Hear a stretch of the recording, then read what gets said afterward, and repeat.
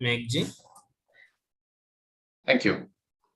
Om Saraswati Namastubhyam Varade Kamarupini Vidyarambham Karishyami Siddhir Bhavatu Me Sada Shruti Smriti Purananam Alayam Karunalayam Namami Bhagavat Padam Shankaram Lokashankaram Purana Nyaya Mimamsa Dharma Shastrang Mishritaha Vedah Sthanani Vidyanam Dharmasya Cha Chaturdasha Ayurvedo Dhanurvedo Gandharvaschaiva Tetrayah Arthashastram Chaturthantu Vidyaha Ashtadashaivatah.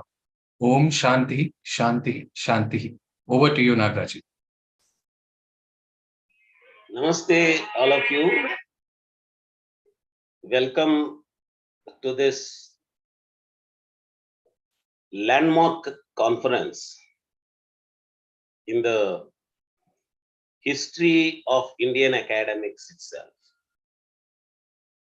I am proud to claim that this is for the first time that in the entire history of Indian academics, there is an attempt to discuss this topic of jurisprudence from the Indic roots.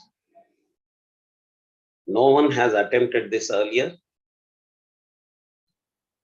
We are proud to announce that Indic Academy or Indica is doing this for the first time ever. As a formality,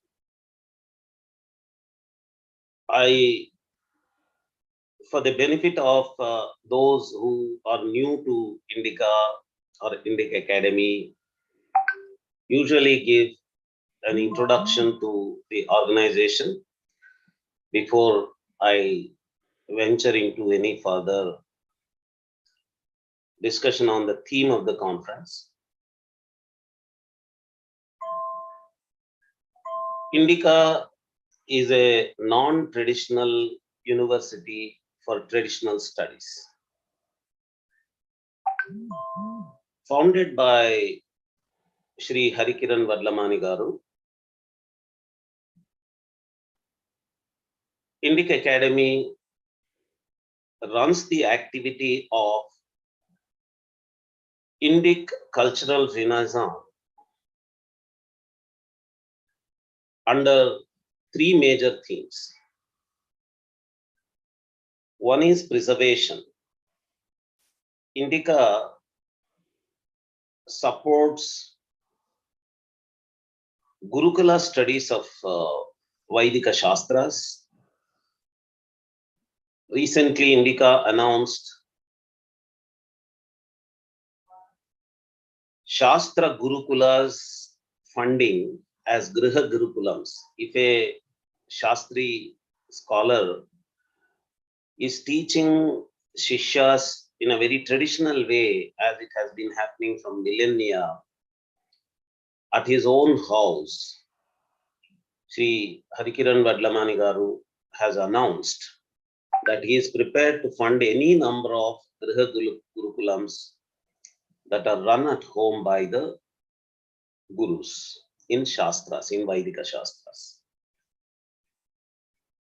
Very soon, Indica is going to launch a Mahagurukulam where all these Shastra Gurukulas are at one place, and apart from that, other classical art forms, martial arts, and other Gurukulams are also accommodated on the same campus, alongside a research center for contemporary studies and a space allocated for the friendly organizations which are participating in the same activity of Indic Renaissance. Organizations like Samskrita Bharati and all that. We have so far conducted 18 conferences several workshops. We are running courses on our platform called Indica courses. We are running an online magazine come research journal called Indica Today. In fact, the papers of this conference are also going to appear after this conference on that online magazine come journal only. We are running platforms of magazines like Indica Facts and so on, several news magazines. We have units like Center for Soft Power, Center for Indigenous and Polytheistic Studies, Indica Classical Library, dedicated for translation publications, Indica Yoga, Indica Moksha. Indica Yoga focuses on the practice of yoga. We have another Center for Textual Studies in Yoga. Recently, we launched a Center for Embodied Knowledge Systems. Indica is a vast umbrella of so many different organizations and units, several activities running perpetually from day in and day out. Our founder, Sri Harikiran Vadlamani Garu, is a highly creative educationist and entrepreneur. It is his educationist and scholarly side that brings these newer and newer topics to us. Every topic, including this topic, comes from his incessant creativity of thinking about what should happen for Indic Renaissance.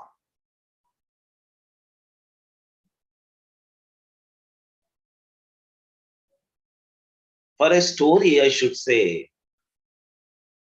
about this conference, that one very senior advocate of Supreme Court of India, who has now become one of the justices of Supreme Court of India, when he was an advocate, proposed that there should be a dedicated center of Indic knowledge systems, especially focusing on the area of law and justice. He and his brother, another senior advocate of Andhra Pradesh, now Telangana High Court,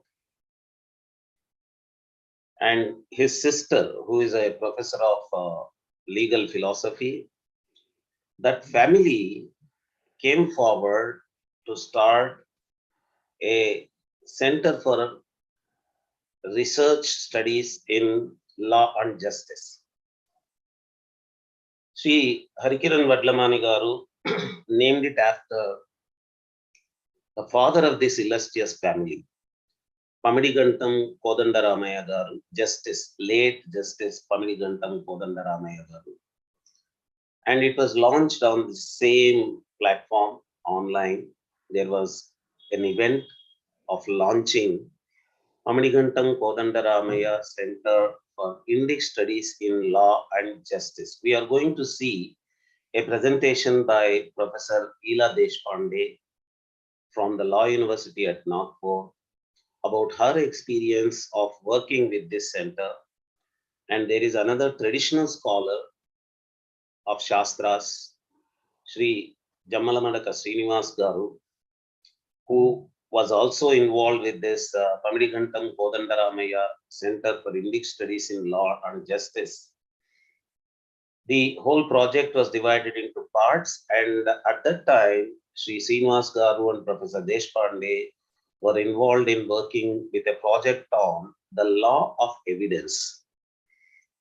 The Shastric sources and material which contribute to the rethinking about the philosophical and methodological foundations of what we today call law of evidence was being done with a team of a few advocates, a few Shastric scholars, and one very senior Sanskrit scholar from Kavikula Guru Kalidasa Sanskrit University, Professor Madhusudan Penna, now the Vice Chancellor of the same university.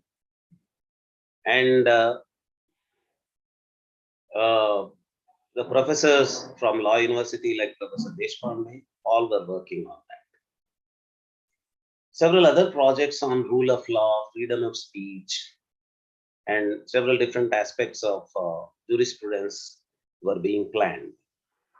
It is at that time that Sri Harikiran Vedlamani Garu came up with a proposal for a conference on the Indic foundations of this area called jurisprudence. For the benefit of those audience who are not aware of the difference between a law study and a jurisprudence study, let me clarify that this conference or the center that is running under the auspices of Indic Academy do not study a particular code or a particular law in specific.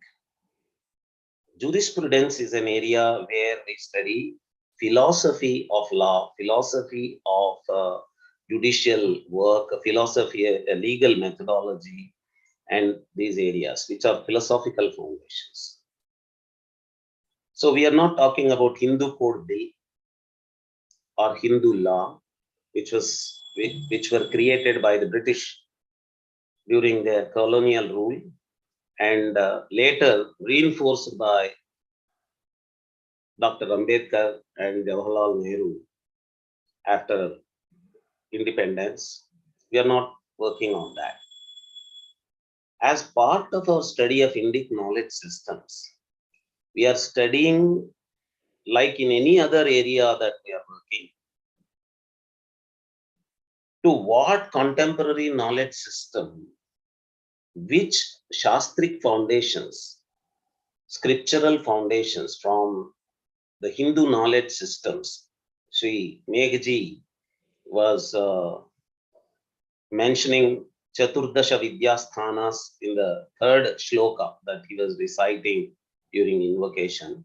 So those Chaturdasha Vidyasthanas, how those sources and various other sources like Itihasas and Puranas, how they contribute to the contemporary knowledge systems to be used by the contemporary academicians inside contemporary university systems, not just of India, but all over the globe, by the entire international university academic system. So as part of that, this area of jurisprudence, how it can be enriched and benefited by the study of our Shastras is being studied. As part of Indic Academy's activities, we do other things like protection, where we counter the distortions created by anti-Indic scholars, promotion. So that makes protection, preservation, protection, and promotion the activities of Indic Academy. But as part of our commitment to a non-traditional study of traditional knowledge systems and bringing our Shastras into contemporary knowledge systems, contemporary academics, this conference is going to focus on the area of jurisprudence. Not only jurisprudence, we included ethics also as a sister discipline. Among the contemporary academic areas of university system, ethics falls under what is called as social philosophy. It is usually the philosophy departments which study social philosophy, and as part of that ethics. When people study ethics, they don't study the ethical norms or ethical code as part of academics. What happens there is what is called as normative ethics. Normative ethics is an academic discipline which studies the theories, doctrines of how to decide ethical and non-ethical, how to decide good or bad, how to decide right or wrong.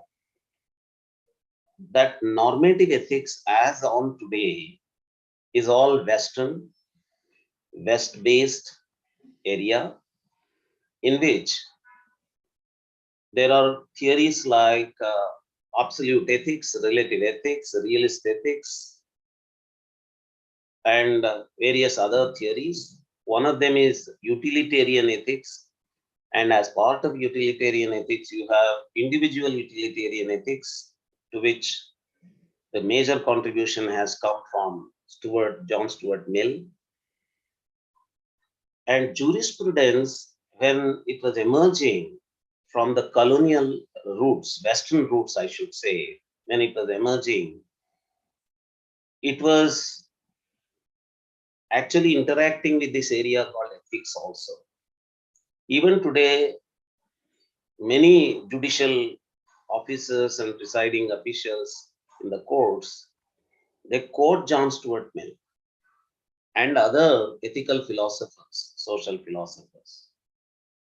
So these two areas of jurisprudence and ethics have even today a very close interaction with each other. That is the reason we chose ethics. And there we thought that we should bring from the Shastras and other sources of our scriptures and ancient literature, what are the thought processes, that is normative ethical doctrines, theories and philosophies, which have been propounded and discussed and debated, analyzed and perpetuated and commented and analyzed by the scholars of Dharma Shastras. Usually Dharma Shastras are looked at as code books which give code. But in the traditional Sanskrit literature, there was a word called Dharmagnya. Dharmagnya was not a code-knowing rishi. Dharmagnya was a philosopher of Dharma. There were Dharmagnyas. And the snippets of this thinking and logic and debate got reflected in Itihasas and Puranas like Ramayana, Mahabharata and other Ashtadasha Mahapuranas and Upapuranas. Repeatedly, statements of that normative ethical analysis of ethics has been reflected. Whenever we do this exercise of connecting the traditional Shastras and the contemporary knowledge systems, this mapping of which source book in what way connects with the contemporary knowledge system, in which way, is a very big exercise that has to be done. So for this area also, that is what we should do. So when you connect jurisprudence and ethics to the traditional Shastras, you cannot in a very blanket way say, oh, this is the Shastra, this is the book that has all the jurisprudence and ethics from the Indic roots. No. So we are in the process of it, we are in the exercise of that concept mapping between Shastras, and all the scholars in this conference are also going to do that. They have that exercise and they have that discretion and discerning of how to collect various sources from the traditional literature, particularly from Sanskrit and Vedas and Vaidika Shastras, how to concept map the ideas there that are available in that literature, and to the various ideas of the specific contemporary knowledge system that we have taken up today called the ethics and the jurisprudence. How to connect this, they are well aware. We have senior Supreme Court advocates and High Court and lower court advocates here in our panel. We have senior professors of Sanskrit and Shastras from the university system. We have traditional scholars on this panel like Sri Jamalamadaka Srinivas Garu. We have Sanskrit professors of Shastras like Professor Gauri Mahulikar. We have corporate background but traditional knowledge system scholars like Sri Megh Kalyana Sundaram Garu, Sri Arvind V. Iyer Garu, Sri G. V. Shivakumar Garu. And we have firebrand contemporary knowledge system scholars like our Dr. Sushumna Kannan Garu. We have advocates like Sri Aradhana Singh Garu and Sri Brinda Karanam Garu, Sujata Balasubramanian Garu. We have a professor of legal philosophy, Dr. Sri Lakshmi Peddada Garu. All these on our panel. So it's a great diversity of various backgrounds of scholarship, erudition, practice in life, like legal practice. This conference is not being curated just by me, like in all other conferences. I am fortunate to have my colleagues joining me in mainly curating that particular conference, a specialist. For this particular conference, the special curator for this specific conference is Shri Megh Kalyana Sundaram Garu. Shri Megh ji.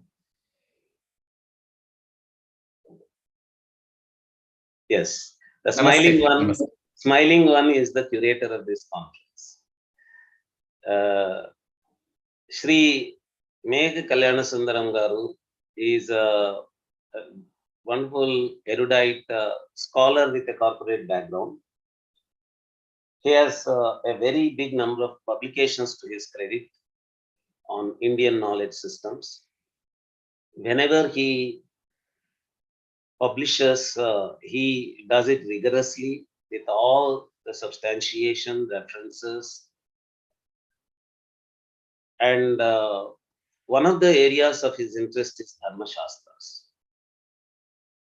When Sri Harikiran Vadlamani Garu found this interest in him, that he is keen about the Dharma Shastras, he allotted the curation of this conference to him. So, if whatever curation you see in this conference now, the guest speakers and the paper presenters, the presentation of selection of topics and sending of the concept note, organizing everything, the whole credit goes to Sri Megh Kalyana Sundaram.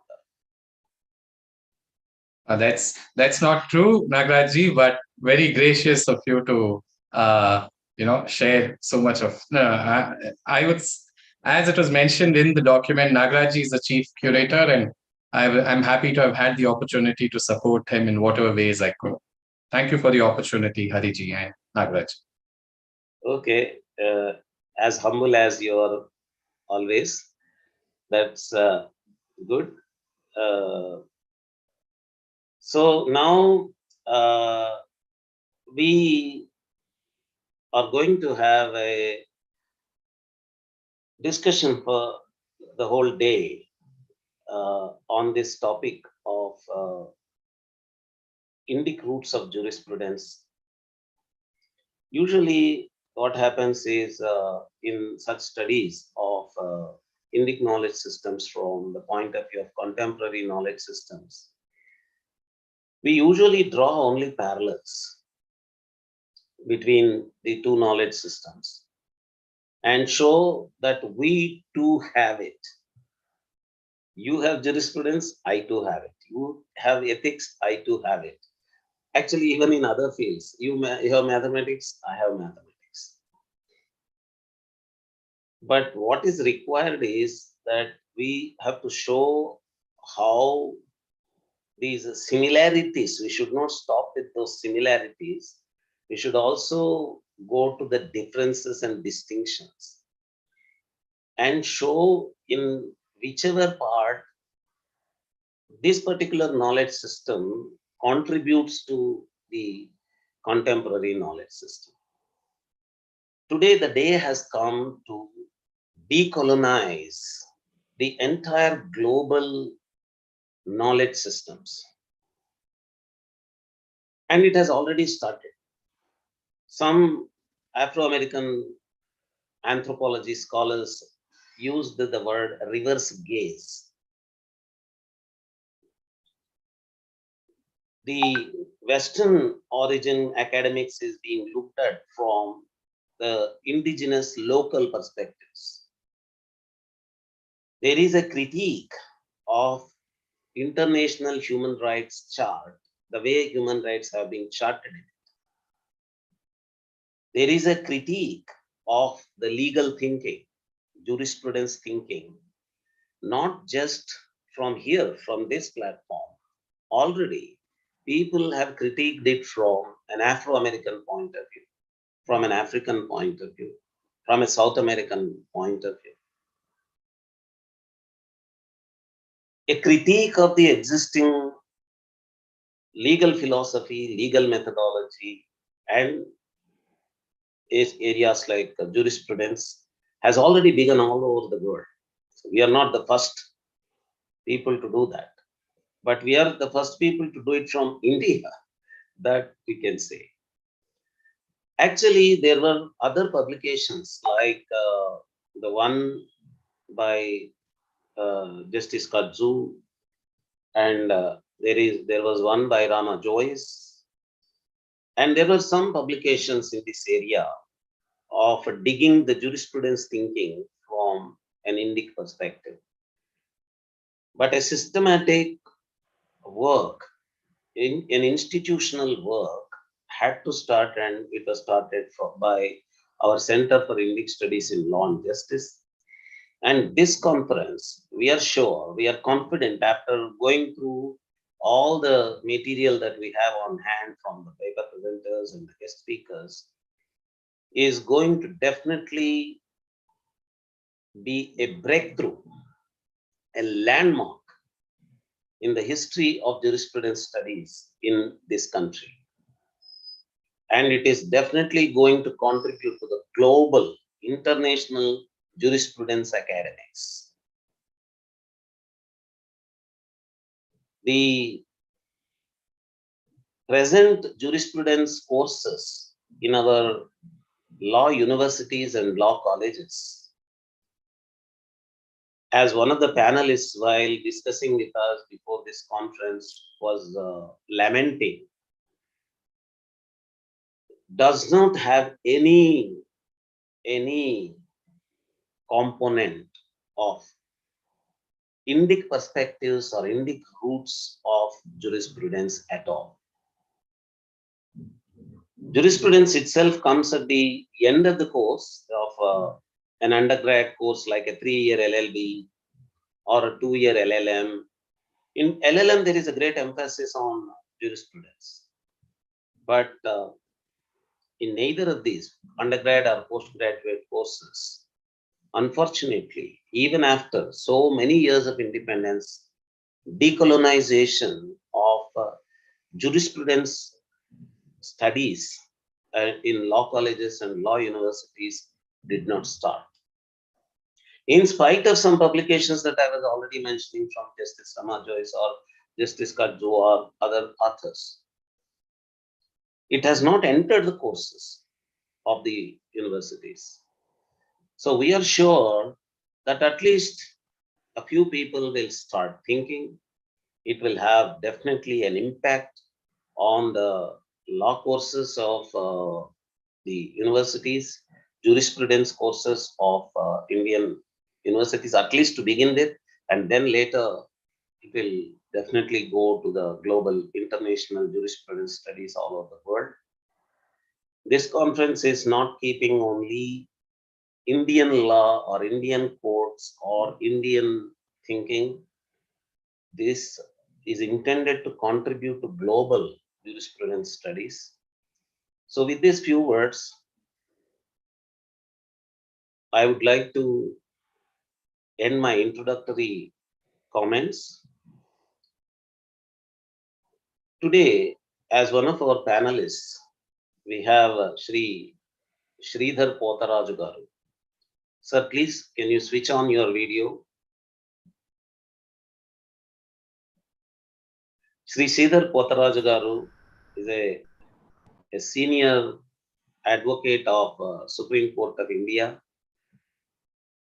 with a long experience in the judicial field. Today we are going to launch his book, Maxims from Mahabharata. This book, Sridhar Potaraj garu compiled from Mahabharata. He collected various sukta or subhashita like shlokas from Mahabharata. We have a very big tradition of subhashitas and suktis in India, in Indian literature.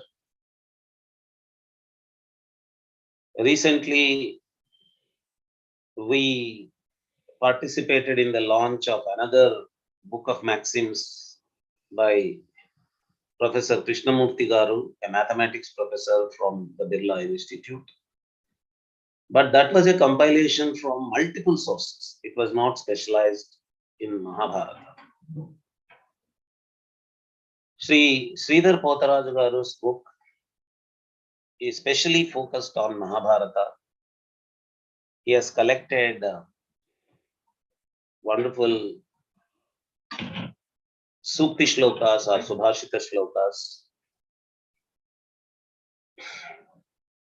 As it is well known, the system of Suktis or Subhashitas can be compared to Proverbs. Both Proverbs and the Suktis are not a scientific knowledge system. It is a collection of wisdom. Sometimes one shloka may appear contradicting to the other shloka. But it is a cream that has been skimmed off a long experience of life. Sri Sridhar Potaraju garu shared with us that his experience in courts made him think that usually it is the Latin phrases that are quoted in courts repeatedly, and Sanskrit expressions usually don't come in. Occasionally, some judges, some advocates do bring in such shlokas, but provided if somebody compiles these kind of resources, that might help the legal practitioners like advocates and judges to at least be enlightened about how much such material is available in our literature. Sri Sridhar Potaraju garu, I request him now to speak a few words about his experience in working for this book and his objectives in bringing out this book. Sri Sridhar Potaraju garu. Namaskaram. I'm grateful to Indica to give me this platform to launch the book, which I've named as Maxims from Mahabharata.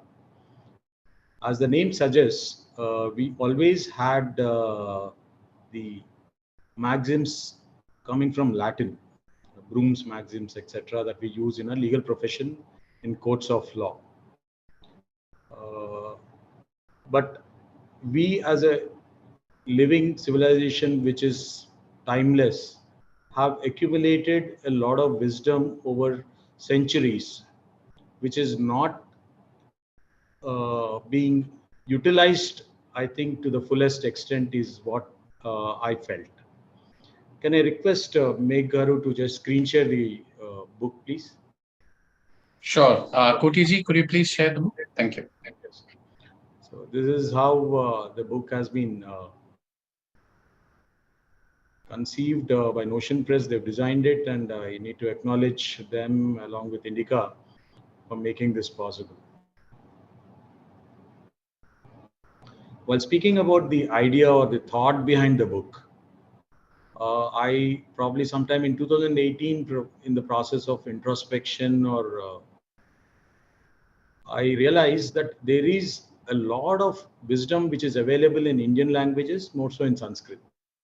That wisdom is available with most of the people who are rooted with their culture and heritage, and definitely not available or not accessible to people who have been successfully colonized by Macaulay's education system. So my generation probably were the last of those generations which survived the Macaulayan efforts to actually erase the memory of our culture and civilizational heritage. Though we were educated in the English pattern of education, which compartmentalizes all subjects, and then there is no link between one subject or the other, which makes us become specialists without understanding the consequences on the other subjects that we are not exposed to. So it is in this context that I started feeling that we have to be having some kind of literature which is useful for everyone in guiding ourselves in our life. Because ultimately, the purpose of our itihasas, which are a part of our heritage, is to bring us out in life along with the characters that we now worship as gods, be it Ramayana or Mahabharata. For me, I believe they were humans who lived on this land and shared their experiences through these itihasas by the authors, where their lived experiences in adversities were actually the testing times when their real characters were revealed. They did not budge, they did not concede space and then compromise. So those people who chose not to compromise become our heroes, and then we have also deified them and then made them as gods. Rama in Valmiki Ramayana is a character which goes through all human emotions, what one would conceive or one would go through living a normal life even now in 20th century. Now, those experiences are beautifully recorded in Valmiki Ramayana. Similarly, in Vyasa Mahabharata, we have the protagonists, the Pandavas and the Kauravas, going through conflicts and layers of conflicts. So in the process, a lot of anecdotal narratives come about which deal with various aspects. Like if you can see the contents on the screen, it can be broadly classified as dharma. What is dharma? How it is to be adhered? What is the consequence? What is truth? What are the principles governing punishment? I mean, it's very easy. In criminal jurisprudence, there was a recent debate as to whether a death sentence should have been or should not have been commuted in the case of a person who was found guilty of murdering after raping a 4-year-old child. So the principles governing punishment were also part of our itihasas. Of course, we cannot be separated from the karma philosophy, which is law of physics, which is cause and effect. Whatever action you do will be met with a consequence. So then hygiene as a good conduct. Now, most of us actually were resisting and then also trivializing certain practices until the global pandemic has made us relook at our hygiene aspects of our lifestyles. I remember, like in my own family, we were not allowed to enter, especially in my grandmother's house, to enter the house with your shoes on. We had to wash our feet outside. We couldn't enter. In our house also, there are certain areas where we don't use footwear. So these are the things which actually taught us about hygiene. And then these practices were then mocked and treated as superstitions, and then we actually discarded them until the pandemic reminded us about their real values. My experience in this space is that most often than not, what we have done is that we've lost the reasons behind certain practices, and the loss of reason has resulted in not valuing those practices and then actually mocking them along with the others who would look down upon us as being people who need to be civilized. So that kind of a outlook has actually reflected in our own approach to our own culture, heritage, itihasas, and places of worship in all spheres of our life. And then ratification from the West or the white man has become the yardstick in almost all spheres of our life. In the last few years, we've reached a stage where probably it's time that we relook at this approach of aping, literally like apes, whatever the West gave us, without questioning it, without discussing it, the pros and cons, and then more crucially, understanding it's relevant in our culture and our civilization. As most of us would know, the civilizational history of India is much older than the West. The Americans actually are European migrants who decimated the locals. So is the case in Australia and New Zealand. In Europe also, there have been a lot of turmoil, and their civilization is also not as nascent when we are talking about the contemporary continuing living civilizations. I'm not talking about the civilizations which were extinct by religious or other invasions.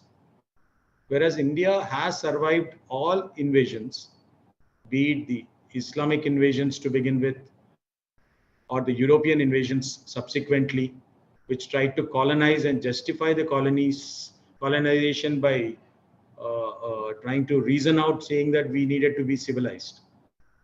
Now that subsequently has been completely followed up by socialist and communist ideologies which have taken over our intellectual space. Though they actually speak about tolerance, free speech, etc., but if you actually test them, it's skin deep. When you question certain core values or core ideas, the intolerance is there to be seen on your face.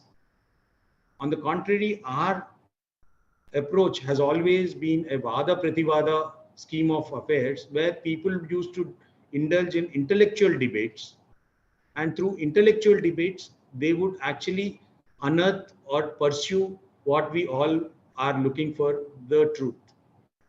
The pursuit for truth in our civilization is a continuing exercise, and it continues as we speak, because there's no end to it until we reveal to ourselves as an individual Atma what the ultimate truth is.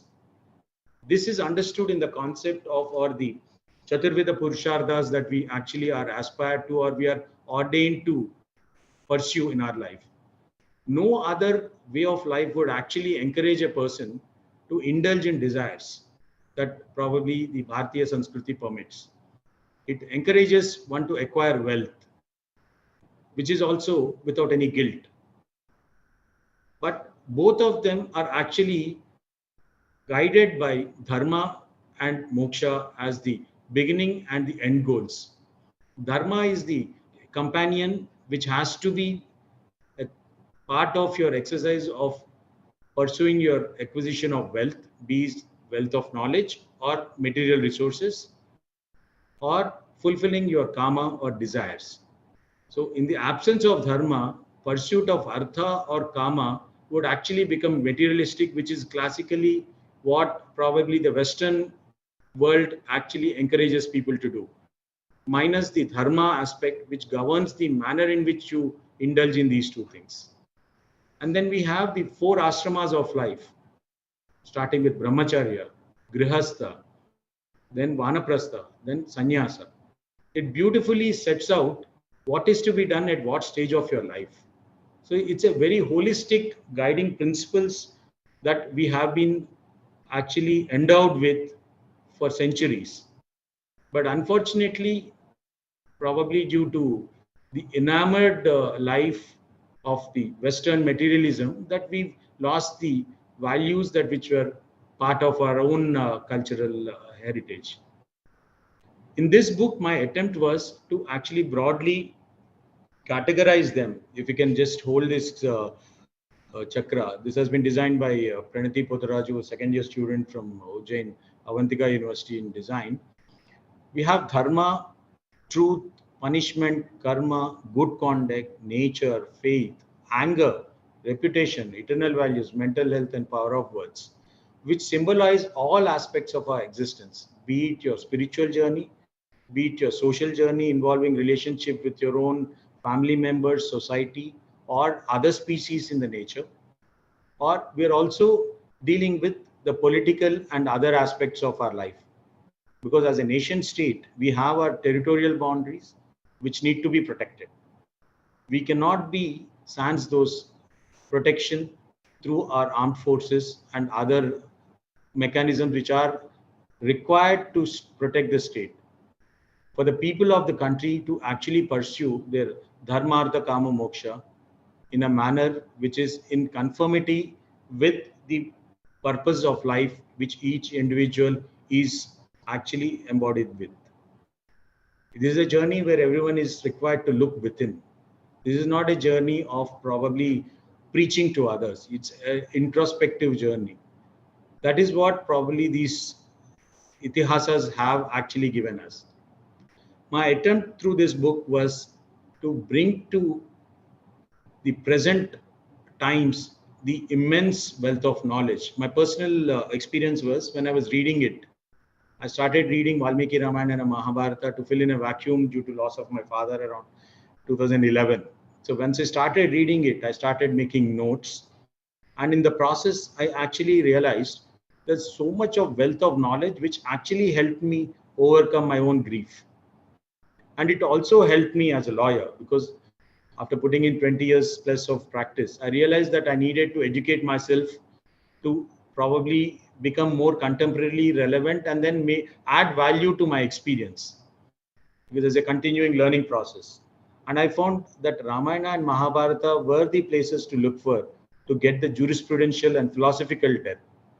Without that depth in our understanding, interpretation of law or application of law dispassionately may not be possible. It is in this context that I started looking for Indian maxims so that it will be a quick shot to refer to things. And thanks to social media, we have access to so many good morning messages which we receive from well-wishers with nice, beautiful anecdotes. But along with them, we get a lot of things which are attributed to certain sources, but no one has any way to verify those sources. So it is there that I realized that it is time that we compose these beautiful pearls of wisdom into a compilation.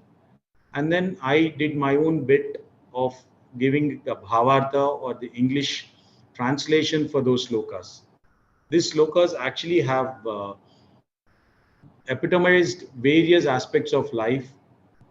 And then they have also given us an insight as to how life ought to be lived and what are the consequences of failing to perform their own dharma. We are a dharma-based society. So therefore, adhering to individual dharma is the utmost duty of every individual, as against a Western concept of a state versus citizen, where the citizen is always at loggerheads with the state, is always encouraged to assert his individual rights against the community interests. And we have reached a stage where the individual rights are raised to a pedestal where the society is made to suffer the consequences of these idiosyncrasies passed off as individual freedoms. As a society, we cannot have peaceful coexistence in the absence of a certain order, a social order, a public order, where everyone is bound by certain regulation as far as their behavior is concerned. It is in this space that one needs to understand what will be the guidelines that one can follow, which are not religious in nature. Unfortunately, the Machiavellian education approach and the followed by the socialist communist outlook which has been injected into our minds makes us think that the Hindu way of life is pedantic, ritualistic, and it only promotes archaic superstitions and has no value. So therefore today to even speak about reading Ramayana or Mahabharata, most of the people are actually not very comfortable.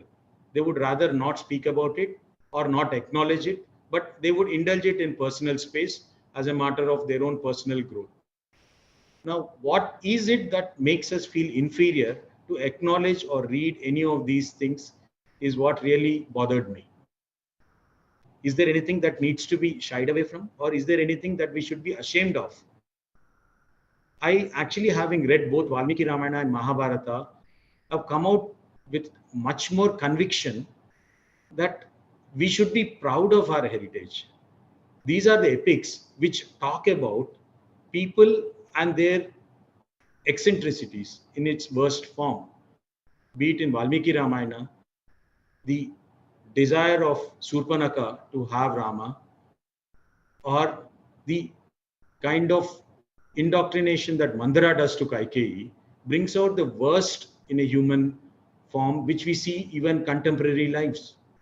Now, how did people live and deal with these situations? And how did they regret for having acted upon the indoctrination, or the consequences of unguided karma of Surpanaka led to the fall of Ravana? So these are the things which were discussed, and then nothing was hidden. It is open for debate. Even now, people debate on the pros and cons of Ramayana anecdotes. Similarly, when we take Mahabharata, the most critiques actually talk about Draupadi. But that is a social reality even till date. So we do not deny the reality of life, but we need to learn from how that society dealt with it, and how Bhishma, having failed in his duty or to perform his dharma, has suffered the consequence of being on a bed of arrows, so that his entire suffering, he actually reflects on his own failings while teaching Yudhishthira about various aspects of learning. Now, Anushasana Parva, Shanti Parva, Vana Parva are the classic parts of Mahabharata, which I would strongly recommend for anyone who's actually going through grief or mental health challenges. So is Sundarakanda. I mean, I actually kept hearing about Sundarakanda being very useful for people when they are going through tough times.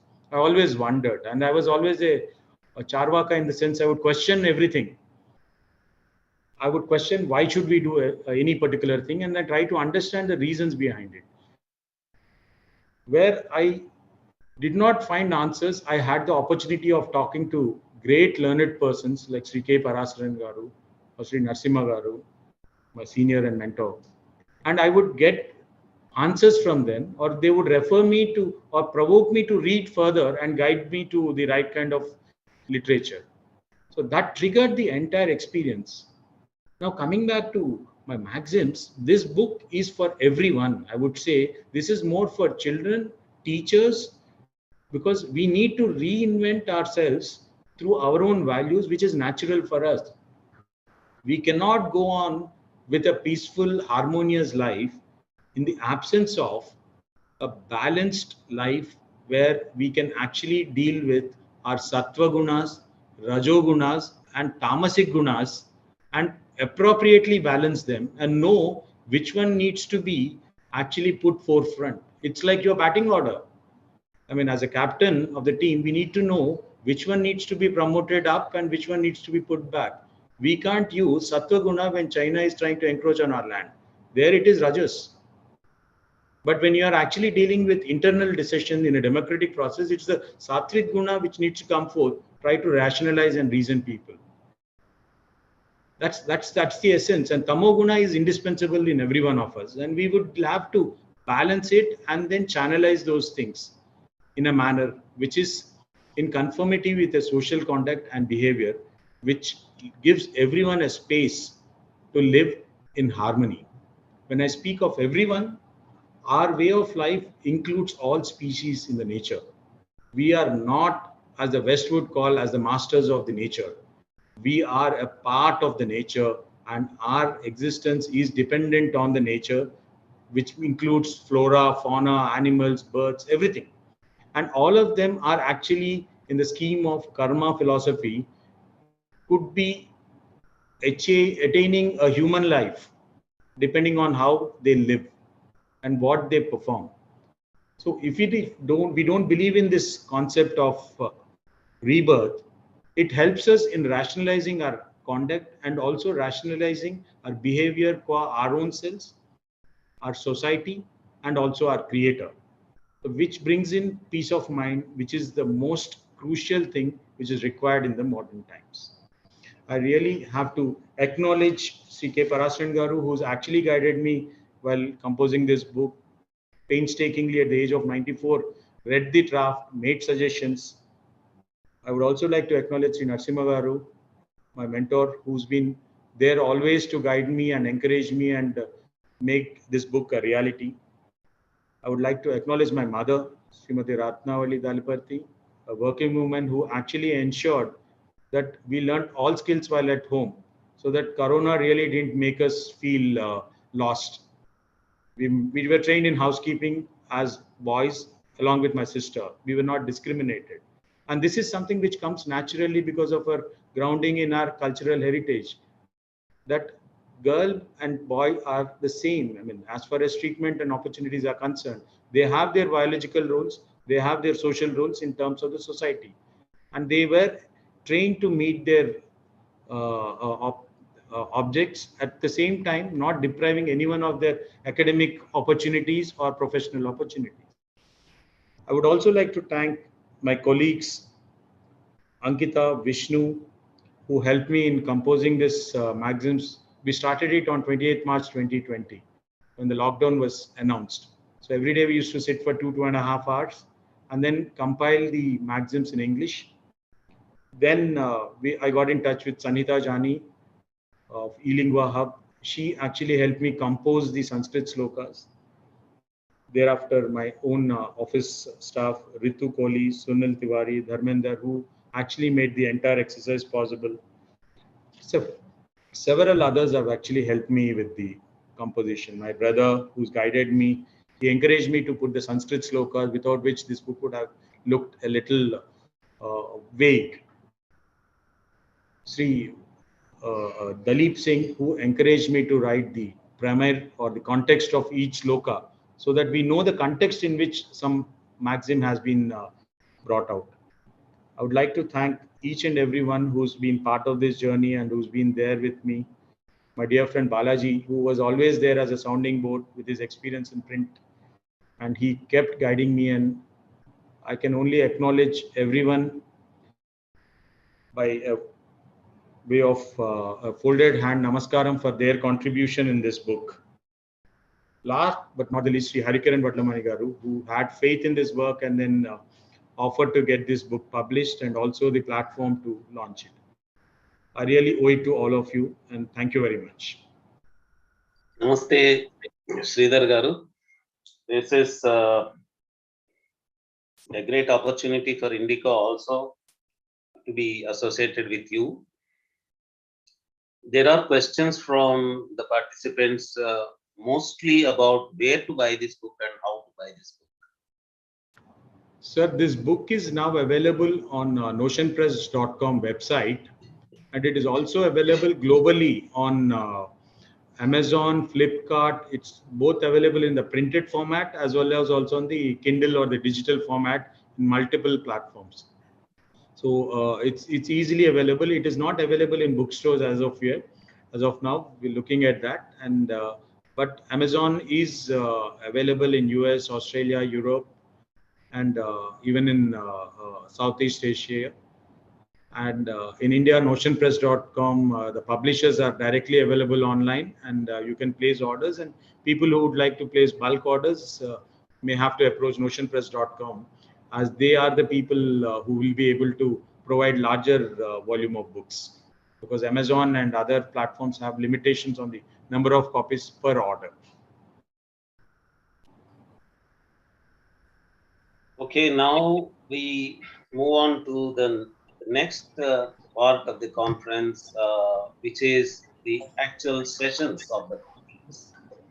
And as part of this, these sessions, we, in the forenoon session of the conference, have guest speakers.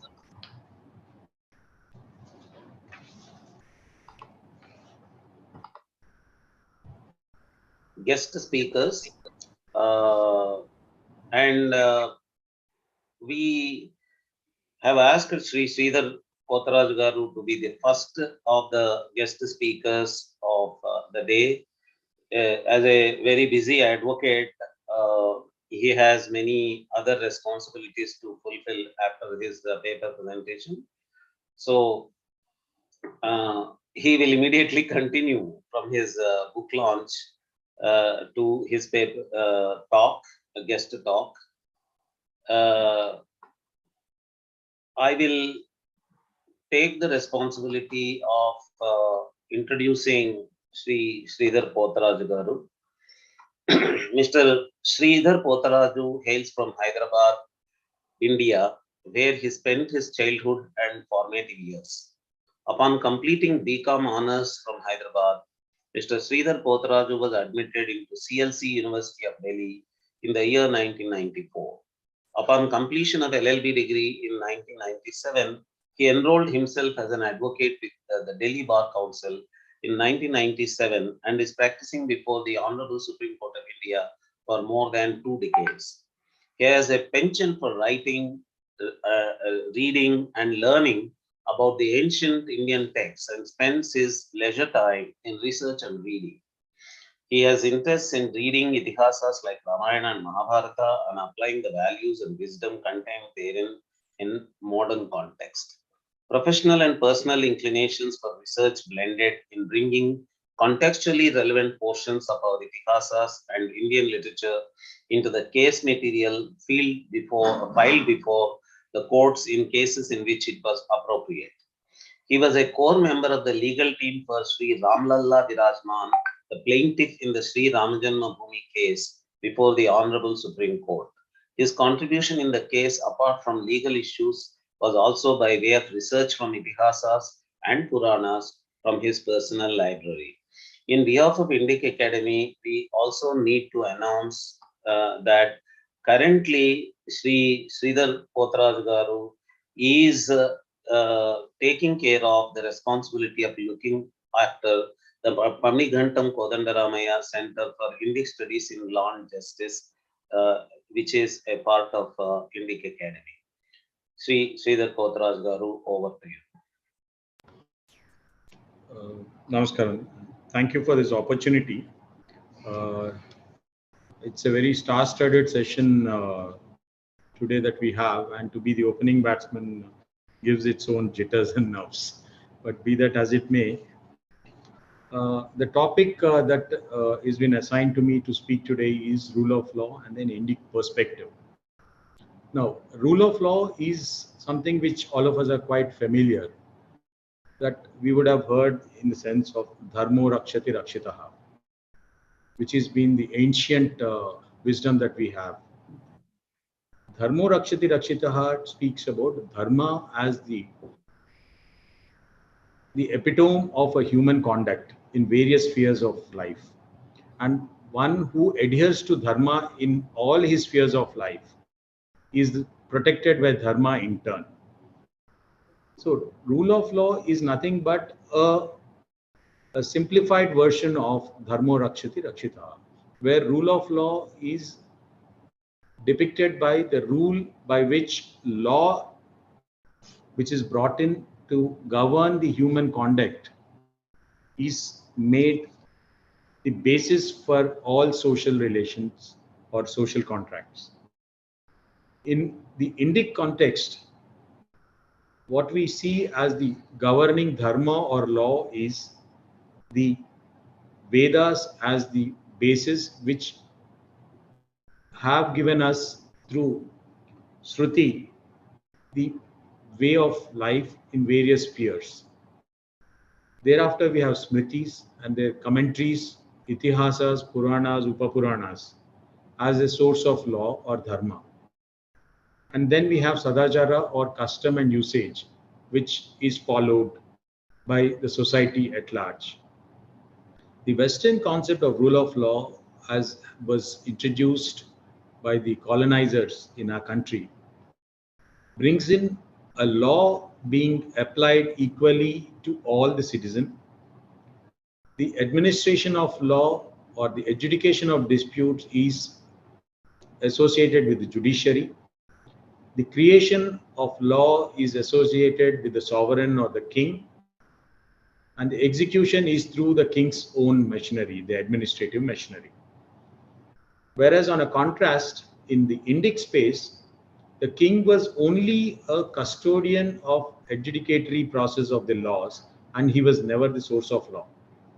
So that is the core difference between the Western and Indic approach towards law, or in this context, I'm using dharma and law as interchangeably because amongst various other meanings, dharma also refers to law, which a person is required to follow or abide by.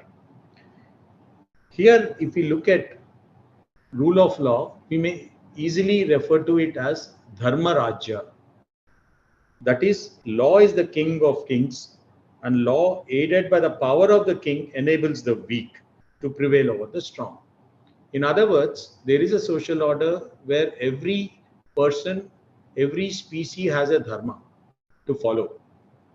And if any species or a human violates this dharma, then the king steps in and uses his might to set things right. In the Satya Yoga, it is believed that dharma was on all four legs, and therefore there was no need for a king at that stage, the initial stages where everyone knew their dharma and then adhered to their dharma.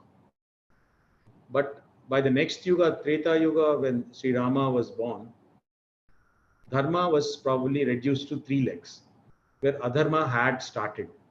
So we see a lot of asuras causing a lot of disturbance to the practices of people, harming people in various aspects of their life, be it the rishis, maharshis performing their yajnas or homas. As we all now get to understand that the rishis, maharshis were the contemporary scientists who would actually espouse the cause of improving the quality of life of the society by performing certain rituals and yajnas. Yajnas are also sacrifices, and then making things happen for the world, be it ensuring proper rains or ensuring dharma is practiced in society by preaching. Those people's practices were getting disturbed by the asuras. So it is where you find Vishwamitra, a powerful monarch himself, chooses to come to the Dasarada's court and seeks protection of the king, that our yajnas are getting disturbed. So kindly use your might and force and then protect us from the asuras. Not that he himself could not have actually killed the asuras, but his energies were preserved for a better purpose. So it is not that all of us actually spend our energies to fight a war defending our country. It is channelized through the state machinery, through the state forces. Similarly, the request of Vishwamitra was recognizing the skills and the competence and the purpose of Sri Rama's birth, to take him along to defend the yajna from all these attacks. In this context, it's very interesting to know where Sri Rama was promised to be taught by Vishwamitra. But Dasharatha, having promised protection, backtracks. He says, no, I will not send my son because he's too young. And then he chooses to backtrack. Then the guru chides him and tells Dasharatha that once you have promised protection, you cannot go back, and that will be actually bringing disrepute to your family and also to yourself. It is adharma, being untruthful. Rama is sent. Now, when Rama is sent, he is required to kill Tatak. So when that question comes about whether he is authorized to kill a woman, because all through our civilizational heritage, even the constitution recognizes the special status of women and children. Now, whether it is proper or improper, whether it is dharma or adharma, is a question that Rama has. And Vishwamitra answers this question. See, we are looking at the conflict between a purported social dharma of actually giving a special status to women and the Raja dharma of actually disciplining or actually killing someone who's causing adharma. It is here Vishwamitra actually encourages Rama, saying that as a king's representative, you are required to perform certain things in order to establish dharma. and then he justifies killing of a woman Tataki. So that actually shows us that the concept of dharma was something which was above King Dasharatha, above Sri Rama himself, whom we believe is an avatara. Virtually from Valmiki Ramayana onwards, if you look at various aspects of Ramayana. Now, when we talk about rule of law, we are also looking about the source of law. The sadachara or the customs are recognized. So now what are the customary practices of each ashrama? So Rama, when he is in the Vanavasa, he is to live like a hermit. So he does not enter any city. He doesn't enter the palace or the city of Sugriva also. That is the dharma of his time for the ashrama that he was following. Similarly, if we look at the other aspects of what he's done while killing Vali, that's a very interesting debate that happens, where Rama is questioned by Vali on being shot at, saying that how could you actually not face me in a combat or not actually come and sought my help to begin with instead of going to Sugriva. The beautiful answers that Rama gives is, I am the representative of Bharata, the king, emperor, and my duty is to establish dharma. You have unlawfully abducted your brother's wife and you are actually living with her, which is not permissible as long as your brother is alive. And two, being an animal, I'm endowed as a Kshatriya to hunt. So therefore, I don't have to come in front of you and then shoot you. So on both counts, he establishes on a principle. Whether we agree or not is a matter for debate. But he asserts himself not because I am Rama and therefore is right. He tries to give reasons and attribute it to a principle which is established and accepted. And Vali actually accepts that reasons and then bows down to Rama. So that's the essence of how our civilization has recognized rule of law. Now, if we move forward, even Asuras or in Ravana's Lanka, when Hanuman actually destroys the Ashokavana, he allows himself to be tied down and brought to the court. Ravana wants to kill him. Vibhishana says that no, he's an ambassador, you can't kill him.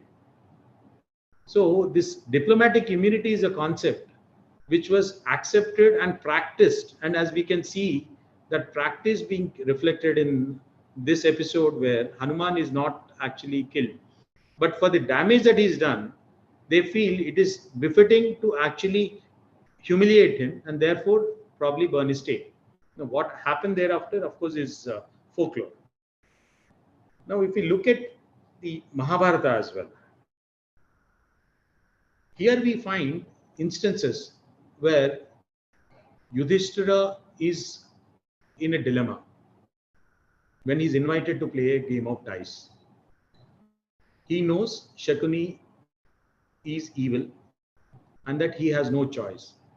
Now, when questioned about his decision to go to the game of dice, he answers by saying this, that I was told after the Rajasuya that in 13 years, I will be the cause for the death of Kshatriyas on this planet, on this earth.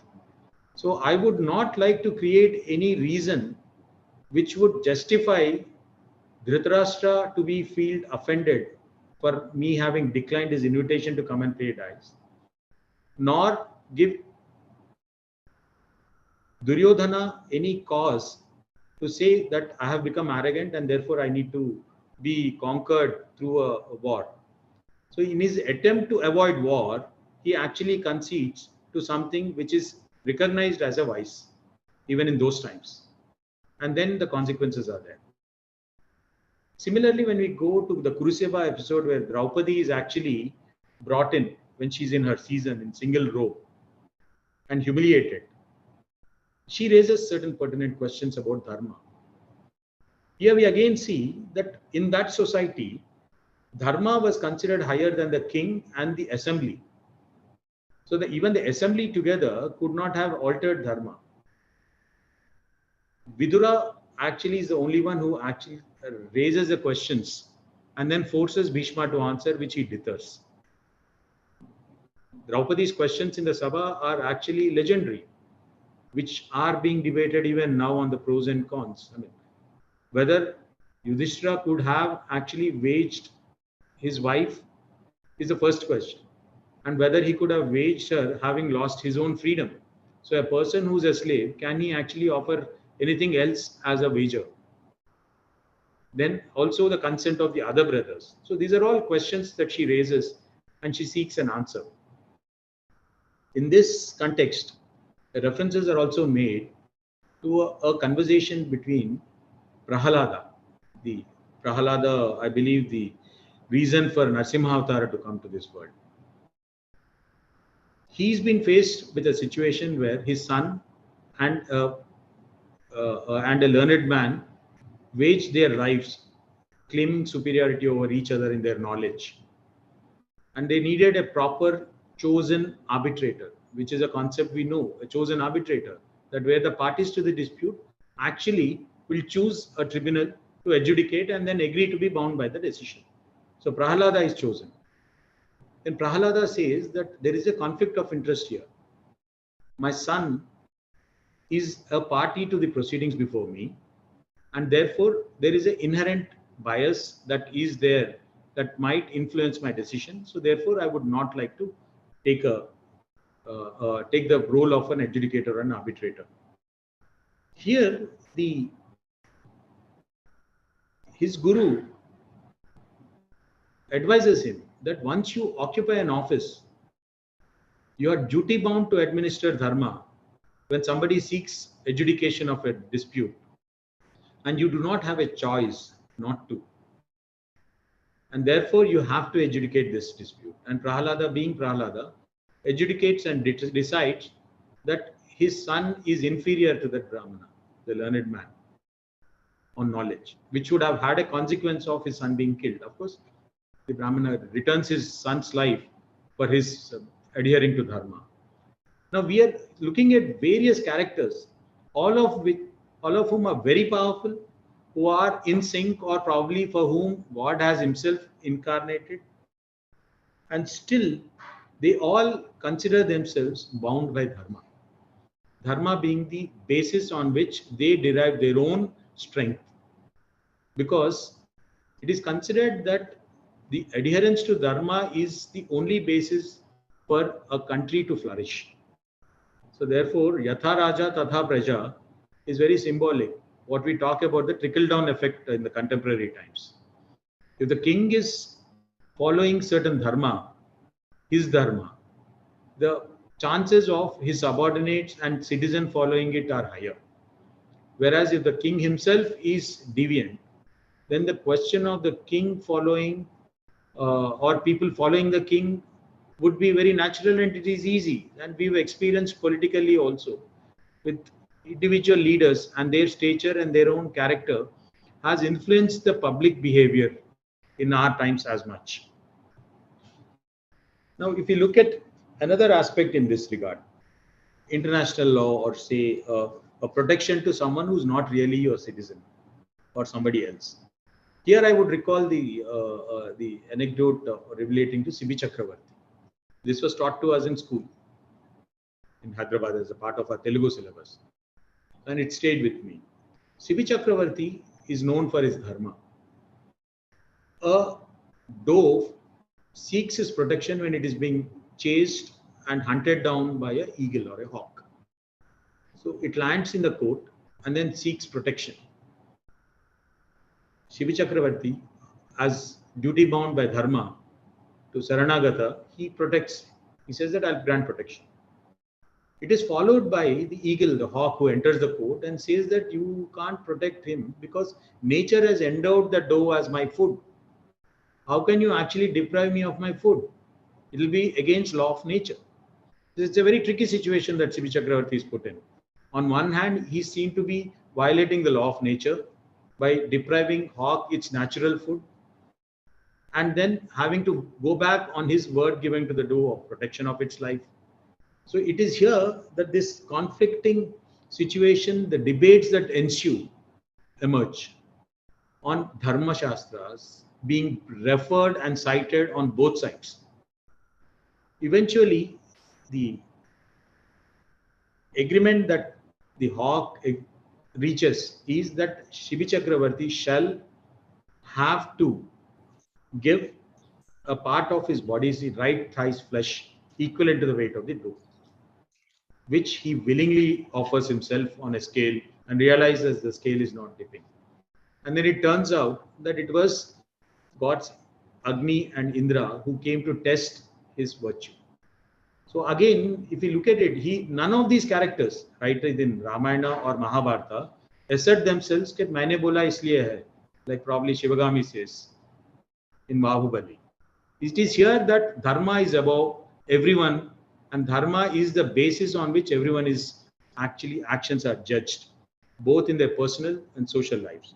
Now, to give a glimpse, I think there are many scholars after me who are going to go into more details on this subject. The guiding principle for interpretation of this sadachara as a custom and usages have developed. See, we were not a static society. Vedas were there. Vedas did not give out much law, but they would only say Satyam Vada, Ahimsa Paramodar, kind of principles. They have been further. I hope you are approaching your conclusion now. Yes, 2-3 minutes. I'm conscious of the time. So I'm conscious of Kala Dharma. So their interpretation is also guided by beautifully referred to as the 3 rinas that everyone is believed to be born with: Daivaruna, Rishiruna, and Pitruruna.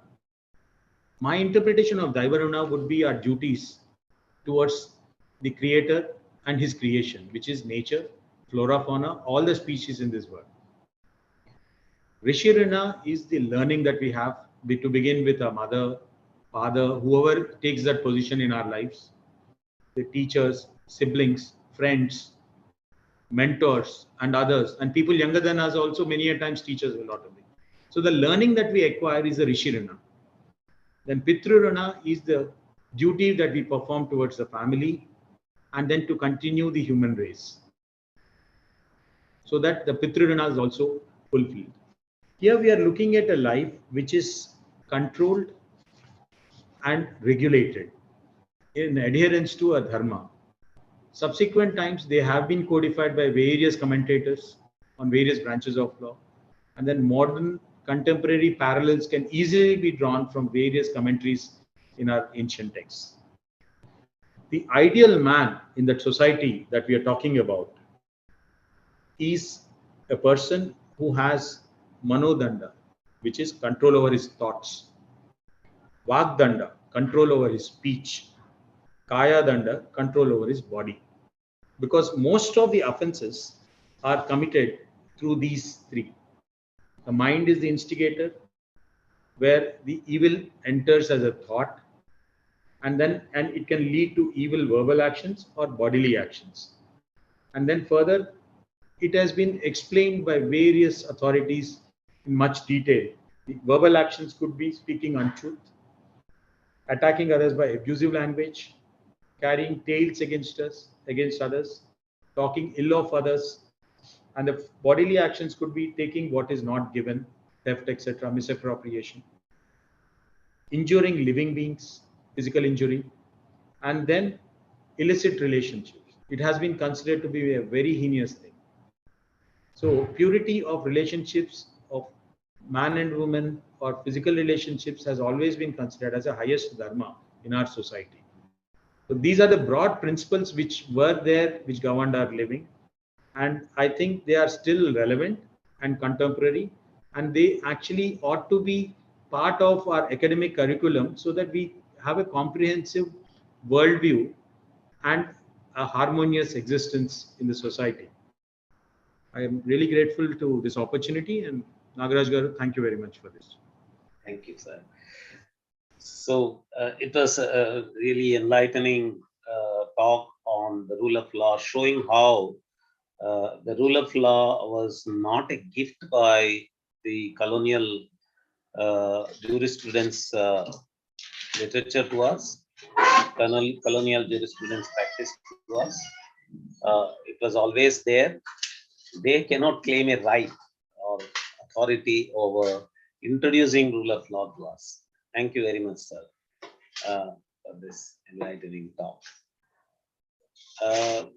We are waiting for Sri Sai Deepak Garu, a celebrity now with his book, India, that is Bharat. But I think we are still waiting for him. While we wait for him, probably we can move on to the next guest speaker, Professor Deshpande from the Law University, Nagpur. Madam? Yes, sir. Namo Nama. Namo Nama. I will introduce Ila Sudami and Ila Deshpande Garu. She is the center coordinator for the Center for Shastra Studies and Research in Law, CSSRL, at the Maharashtra National Law University, Nagpur. She is pursuing her PhD in perceptual witness misidentification, an inquiry into the legal epistemics based on Shastric and forensic parameters. Her deep-rooted interest in the Indic intellectual heritage made her pursue her learnings in Nyaya Shastra informally from her acharyas. Epistemology stemming from Indic knowledge systems has been one of her major areas of research. She has been mining the Indic knowledge base and exploring its possible practical applications in the contemporary field of law. Her publication in this domain includes a research paper on parameters governing percipient witness testimony in view of Pramana theory of Nyaya Shastra. She has been a member of the Board of Studies on Indian Jurisprudence in Kavikula Guru Kalidasa Sanskrit University, Rompek. Apart from this, her pursuit of knowledge is from field of forensic science, specifically in forensic psychology, forensic linguistics, psycholinguistics, and pragmatics. Owing to this, she holds a certificate of achievement in the FIS online peace investigative and interviewing solutions offered by Forensic Interview Solutions, Washington, D.C., USA. She is currently also pursuing an advanced diploma in criminal law and forensic science at the Directorate of Distance Education, Nalsar. She could receive a formal training in the technique of mind mapping by one of the associates of Tony Buzon, the inventor of mind maps. She was involved in the evidence of law research that was initiated as the beginning project of the Pamligantam Kodandaramaya Center for Indic Studies in Law and Justice. She is now going to share her experience with the project. Over to you, Ila Deshpande ji. Yes, sir. Thank you so much for your kind words. And I'll just start sharing my screen.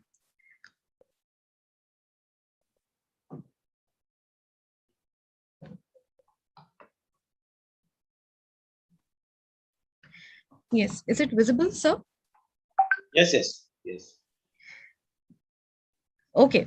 So with my pranams to everyone present here, the panelists, the presenters, Nagraj sir, when Srinivas ji contacted me for this conference, he asked me to give him a topic on which I would be speaking. And the task of culling down on a topic was actually done so rightfully for me by Nagraj sir. And he wanted me to speak on my experience with the Law of Evidence project of Indica Center for Law and Justice. So this, I think, I have taken up a big responsibility on behalf of many, that I am presenting about this project today.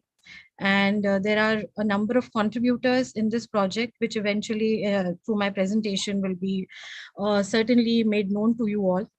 And so with the blessings of Nagraj sir, because he considered me to be fit for giving an exposition about this project, I would like to start sharing To start with, I would like to discuss the background of this project, why this project, and what made Indica Center for Law and Justice take this up.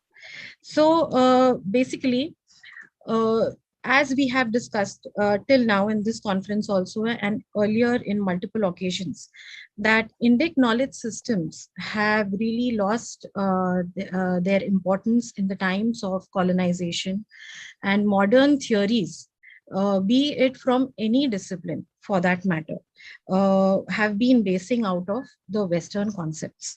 So in view of this, that the Indic knowledge systems, which are actually the time-tested indigenous systems of knowledge, which lost practices in the era of colonization and modernization, and in which in fact are so potent with theories, concepts, methods, and practices which can enhance any discipline, and make the discipline progress in the most logical and effective manner, so as to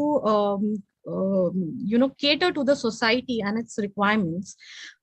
Centers which were based on this interface of study, which specifically relates to law and Indic knowledge systems, such kinds of centers came to be established in our country. This is a very recent development that I'm talking about. So identifying such an ignorance, these Ma'am, centers sorry that to interrupt you. Yes, sorry. Can you please stop sharing and start again? See, we are able to see the side windows also. That's why we are unable to see full of your screen. Okay, no problem. Yeah, can you please You want me to stop sharing and start sharing once again? No problem. And when you now when you click on share screen button, you please take the first one only, ma'am. The screen, the blue one, and then please share. Is it okay now? Yeah, now it is okay. Please go ahead. Thank you. All right. Thank you so much. So realizing the loss of this knowledge base, loss of the significance and importance being attached to this knowledge base, and progressive importance being given to the Western theories, which in their own way should be credited for where we are.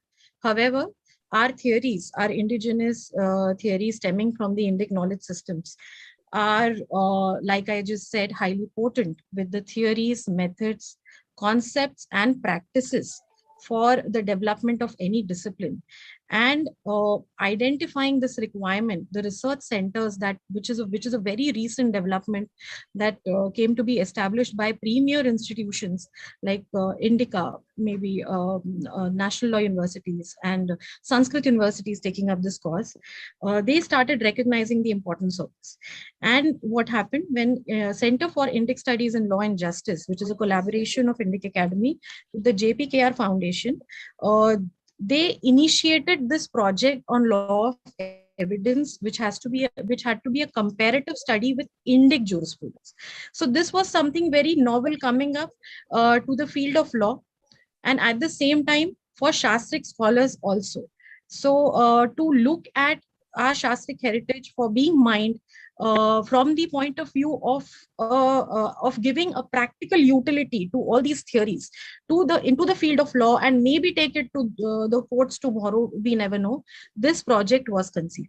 So we started off at a very basic level, like the title itself reveals that this is a comparative study with Indic jurisprudence.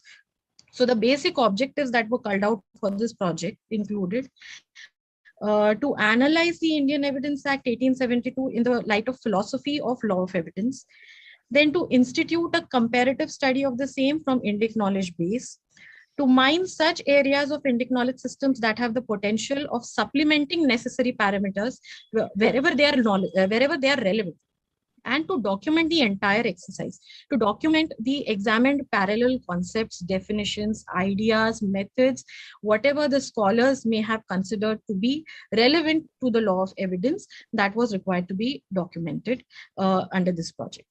So going further, certain centers joined their hands with this project. It came to become a joint collaboration, and for this project initiated by Indic Academy's center, Kavi Kulguru Kalidas Sanskrit University at Ramtek through its PV Khane Center for Indological Studies, and Maharashtra National Law University Nagpur Center, which was envisioned by Justice Bobde, the ex-CJI, the Center for Shastric Studies and Research in Law.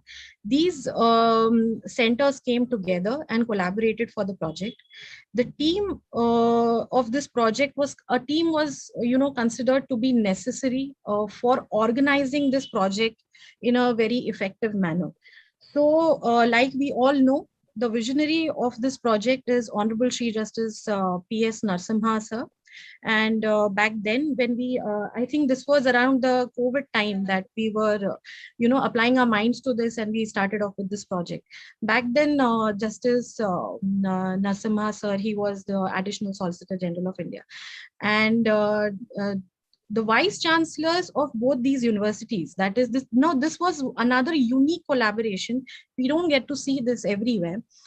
Sanskrit University at Ramtek, that is Kavi Kulguru Kalidas Sanskrit University, the then vice chancellor of this university, Professor Dr. Srinivas Varkhedi, and Maharashtra National Law University at Nagpur came together to patronize this project. So this was a unique confluence of expertise. Then the visionaries and the patrons considered it important to have a team. And we had Professor, like Nagraj sir has already spoken of, Professor Penna. We had as the director of the project was Professor Penna. Additional directors were Professor Himanshu Pandey from NLU Nagpur. We had MIT School of Vedic Sciences, Professor Sai Susarla with us. Members of the executive committee were came from the legal background. They were practicing advocates of Supreme Court, some other high courts, academicians, and some scholars who were correctly identified to be, they came correctly within this interface of study of law and Shastras. So these were trained in Shastric fields also, and were also pursuing their modern legal education. So professors from both the universities, lawyers, and these scholars formed a part of the executive committee of this team. These now the pearls of wisdom coming were from these Sanskrit scholars who did a brilliant job in this project. They were the ones. Was someone saying something? Okay, so the entire task that was carried out in this project upon this organization was done by these Sanskrit scholars, and they were the ones who went back and mined the entire the knowledge base that is available with us and came to us. So what I want to highlight today here about my experiences is the unique format. Now, why this is required to be highlighted. This is a very unique area of study. So this requires very specific areas of confluence of expertise, one, and adopting a format which is to be specially designed to suit the requirements of this project. So we have people coming from Shastric backgrounds and we have people coming from legal background. So both of us are required to understand each other's discipline. Although in my presentation also eventually I'll be discussing how it was easier for the Sanskrit scholars, but for us as lawyers, it was slightly difficult because of the language barrier. So we had to come up with a specific format to effectively carry out this project. So we conducted this in phases. What were the phases? The first phase involved introducing the Indian Evidence Act 1872 to Sanskrit scholars. Now, this was one of the very wonderful, beautiful exercises carried out, envisioned by Narasimha sir, Justice Narasimha. And he was the one, we looked at it from different angles, what to explore, whether to go to lawyers first or to the Sanskrit scholars first. And it was his vision that let us take our knowledge base, let us take the law to the Sanskrit scholars. So we started with in the phase one, where we introduced and we gave an exposition of Indian law of evidence to the Sanskrit scholars, the team that we had on board with us. In the second phase, these scholars, a workshop was conducted for these scholars where they went back with this exposition, and they mined Indic literature for the parallel and complementary parameters for or concepts from the Indic knowledge base. So that was the second phase. And now today we are in the third phase of this project, where we are trying to develop, where we are trying to compile this entire exercise and develop a knowledge product out of it. That is the third phase of this project. So this was a very peculiar format that we took up, and it was highly effective and brilliantly envisioned by our visionaries. So going into the details, I'll quickly go into the details before highlighting certain very important aspects about this project. The first phase of this project, which involved the exposition of Indian Evidence Act 1872 to the Sanskrit scholars, we conducted a series of lectures for a period of 1 week, that is 7 days, and the lectures were delivered by leading practitioners of the Supreme Court, practitioners from other parts of the country, professors of National Law University, Nagpur, and such others. So we had divided the Evidence Act into 7 parts, or these expositions were divided into 7 parts. So these 7 days extensively the Sanskrit scholars sat with us and read the Evidence Act with these experts. So the actual practitioners from the courts came forward to the Sanskrit scholars, and the Sanskrit scholars really applied their mind and tried to understand what our law is today. What is India following when it comes to the practices of leading evidence in courts, and what is the entire philosophy behind this act? So this was done. Apart from this, these are not the only experts. We also had on board vice chancellors of some universities and some other experts from this domain, which our visionaries considered to be important, that they address us as scholars, and wherever they had doubts, those doubts were resolved either by the experts on board with us, or by inviting somebody who would have been more appropriate to help them understand the act. So this Vyakhyan schedule was followed at these Sanskrit scholars, highly commendable that they sat with us for 7 days and they understood the Indian Evidence Act. Going by what I feel today, they may be understanding it more than the lawyers today practicing in the court, because they have applied their mind to this act so brilliantly and so meticulously. So this was the first phase. In the second phase, what we did was we did a topic-wise grouping of scholars, these scholars. So these scholars were divided into 4 groups and topics were allotted to them. In the second phase, they were required to go back and in their own groups, they were required to mine the Indic knowledge base extensively from wherever they could find out relevant comparative concepts. We call them comparatives. Wherever these comparatives are available in our Indian knowledge base, they were required to come up with all references. So this was an extensive survey of literature that they did on specific topics given to them. They sometimes it also happened that they chose topics that they were comfortable with, but at times they were mostly speaking, they were open to any topic coming to them. So for example, the interpretation clause or the definitions of the act were taken up by one group. Then facts, the proof of facts, relevancy of facts was taken up by one group. Then we came to burden of proof, presumptions, that was dwelled upon by another group. So that is how group wise classification was done, and those groups dwelled upon it. How did they dwell upon it?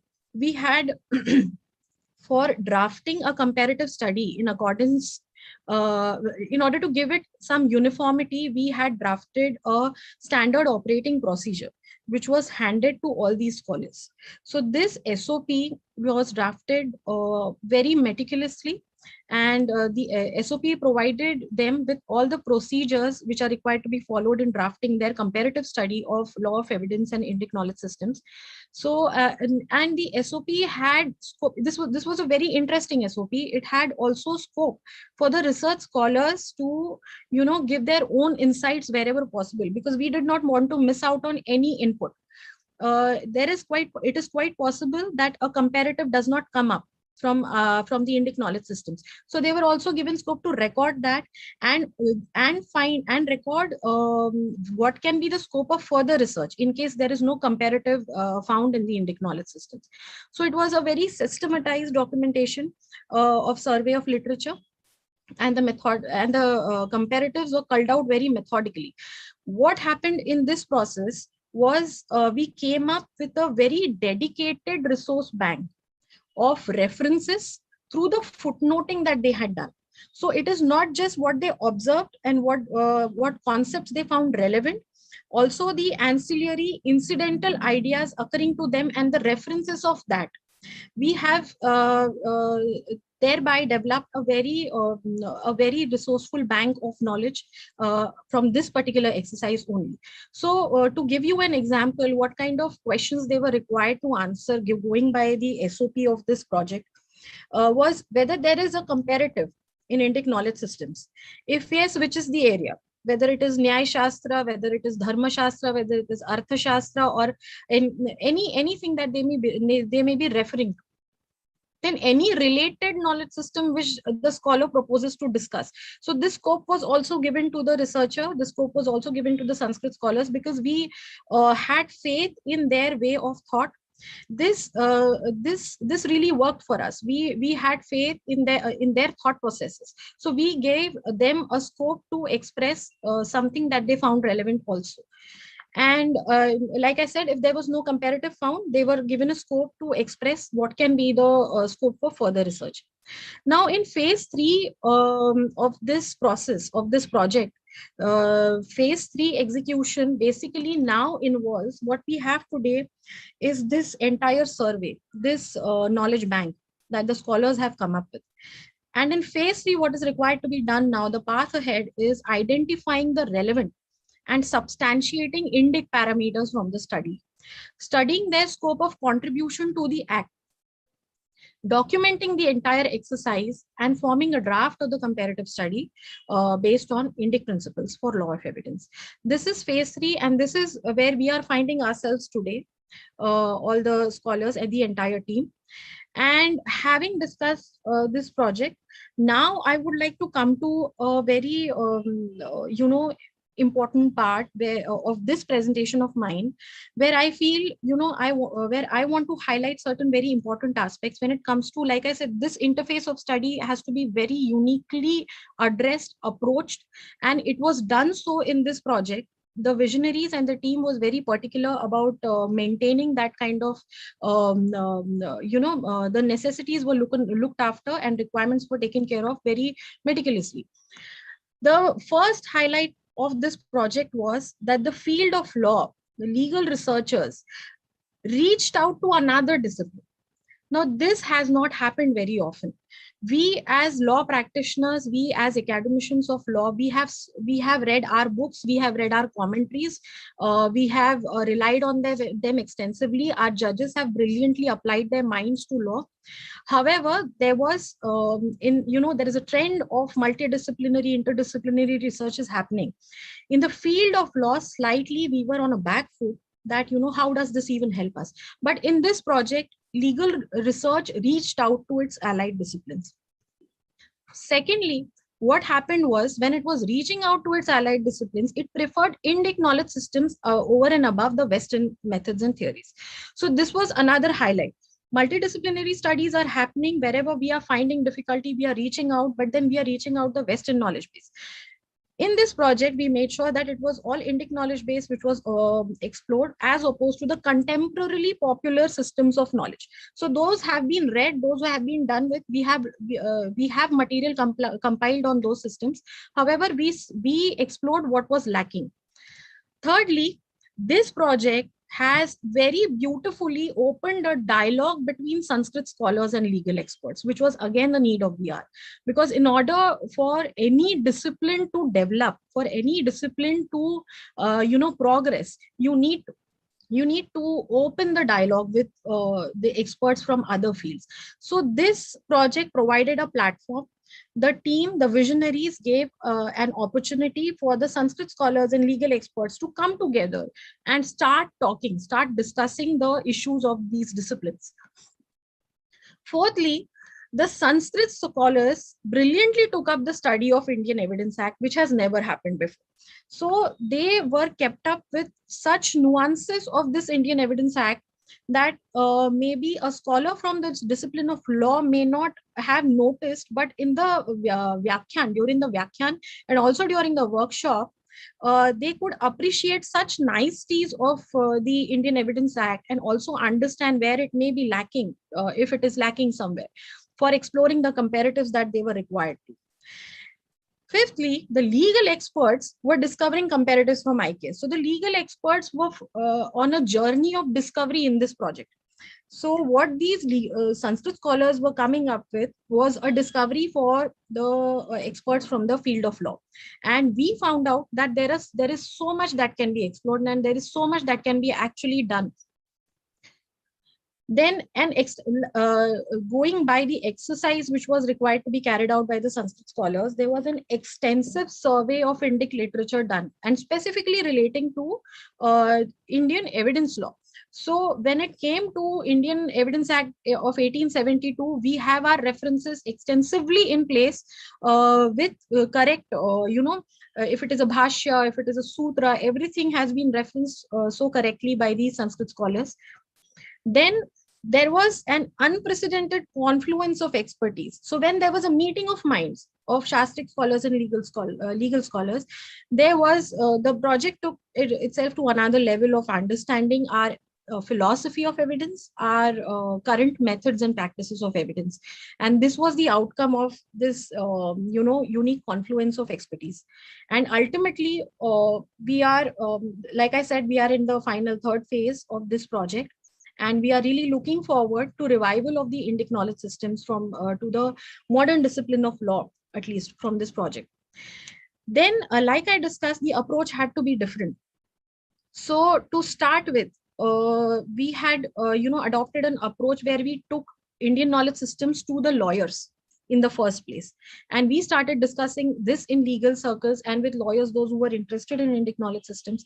They took this idea, very well, and the emotion that was met was with a lot of intrigue, curiosity, that yes, we should do it.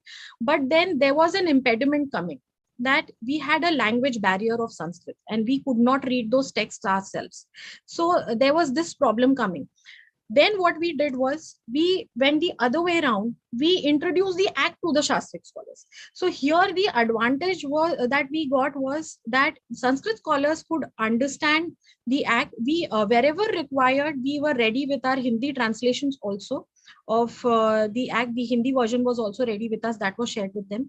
And wherever required, we were, we had translators who were doing the job. But mostly speaking, Shastric scholars understood the act very well, and that exercise kind of worked out, as opposed to taking Indian knowledge systems to the lawyers. This was again a call taken by Justice Narasimha, and that did wonders to this project.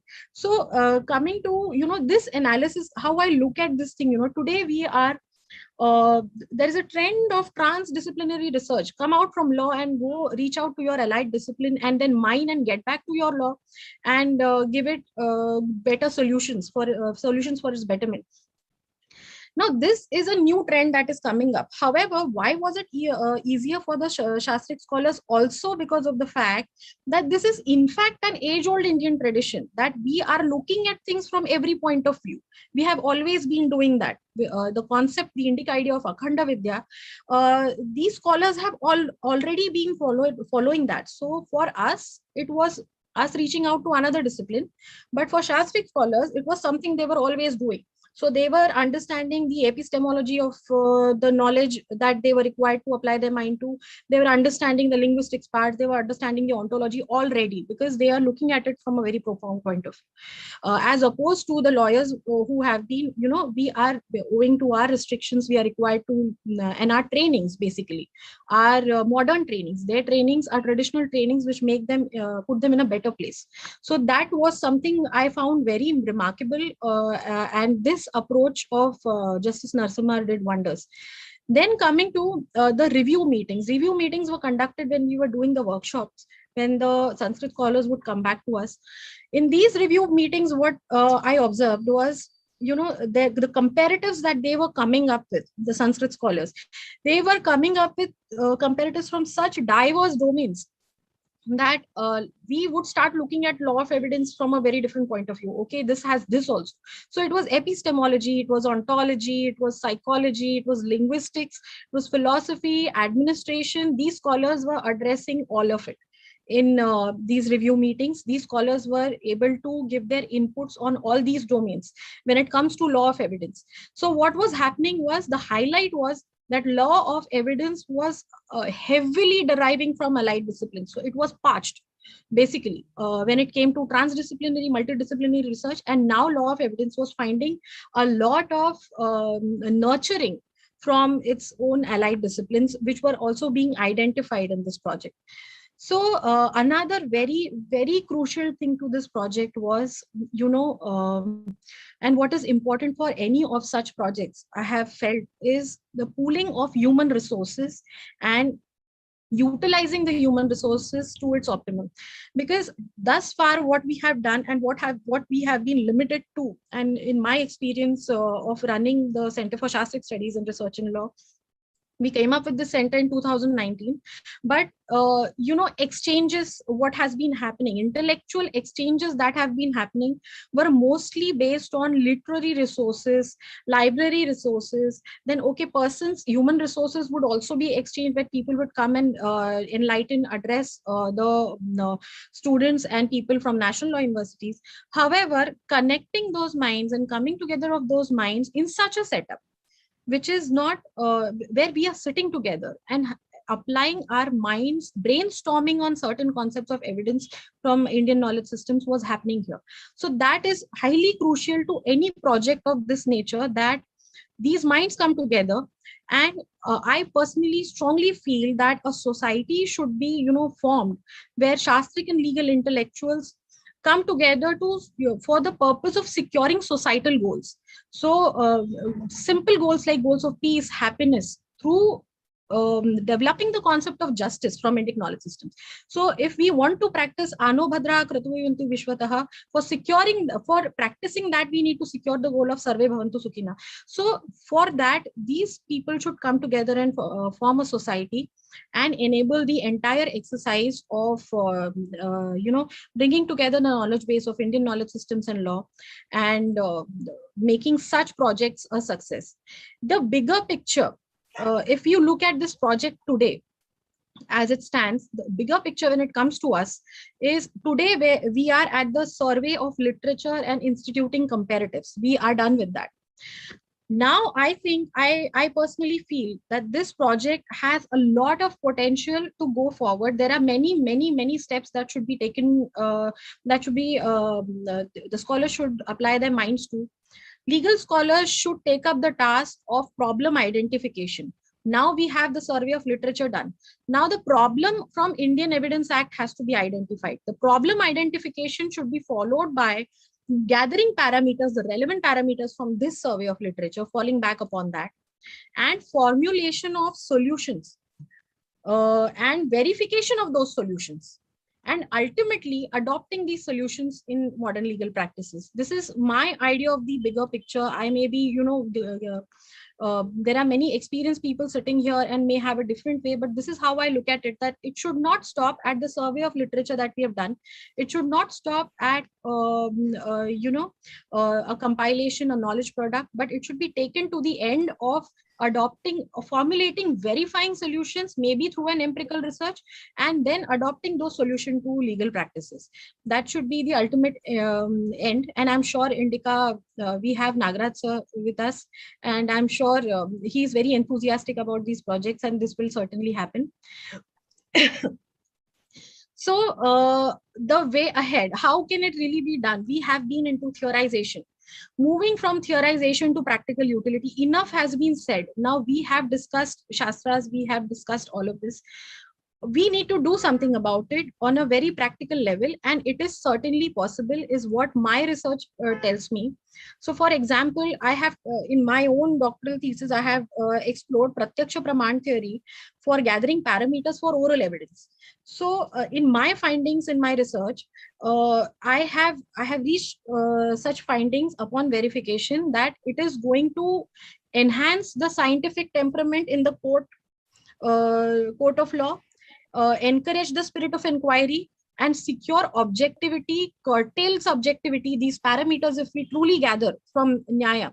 So if we are speaking of Pratyaksha, if we are saying Indriyartha Sannikarsha Jnanam Pratyaksham, then that it should not be limited to this sutra. It should be brought out, it should be put into the courts and trial courts to see if this can really be tested. So this is taking the legal processes from being purely experience based, which they are, to being experience and evidence based. Evidence we are finding from Indic knowledge systems. So coupling the experience of judges, lawyers with evidence based parameters from Indic knowledge system is certainly, which I feel is the need of the hour.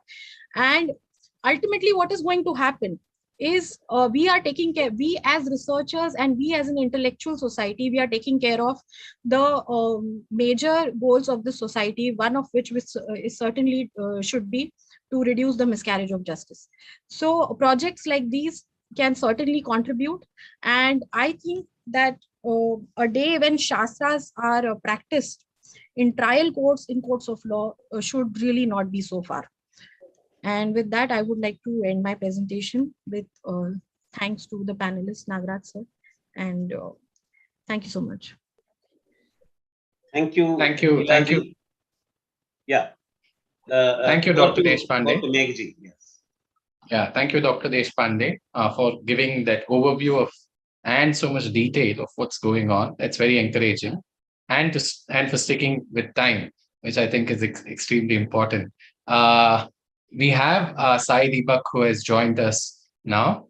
Sai is an engineer turned law firm partner turned arguing counsel. He has a bachelor's degree in mechanical engineering from Anna University and a bachelor's degree from IIT Kharagpur. He has been a litigator since July 2009 and was an associate partner at a leading national capital region-based litigation firm, Sai Krishna and Associates. In June 2016, he founded Law Chambers of Sai Deepak, J. Sai Deepak, and set up practice as an arguing counsel. He is engaged by law firms and individual solicitors to appear on behalf of their clients for the Supreme Court of India, the Delhi High Court, the Madras High Court, the Competition Commission of India, and NCLAT. In close to 13 years of practice, Sai has carved a niche for himself in civic commercial litigation, IP litigation, constitutional law, and competition law, with reported judgments to his credit in each of these practice areas. Sai is an avid legal commentator and has articles to his credit in reputed international journals such as Max Planck Institute's International Review of Intellectual Property Law and Competition Law, and national journals such as the Indian Journal of Intellectual Property Law and Journal of Intellectual Property Rights. As a law student, he won international and national legal writing competitions, such as the 2008 legal writing competition of the International Association for the Advancement of Teaching and Research in Intellectual Property. As a law student, his blog post on the Bajaj TVS patent dispute was cited extensively and relied upon by a division of bench of the Madras High Court to vacate an injunction granted by a single judge of the court, making it one of the rare instances in Indian judicial history where a law student's work was cited and relied upon by a court. He frequently writes for Open Magazine, the New Indian Express, and the Financial Express. In August 2019, he was awarded with the Young Alumni Achievers Award by his alma mater, IIT Kharagpur. He is also the author of the bestseller, India That Is Bharat, Coloniality, Civilization, Constitution, published by Bloomsbury in 2021, the second part of which is now available for pre-order. Sai will speak for about 20 minutes with questions, 15 to 20 minutes with questions for about 10 minutes. Sai, over to you.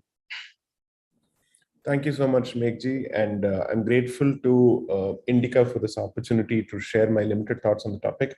In fact, I was listening to Elaji, and it was extremely educative as well as informative as to the kind of efforts that are being invested in this particular direction.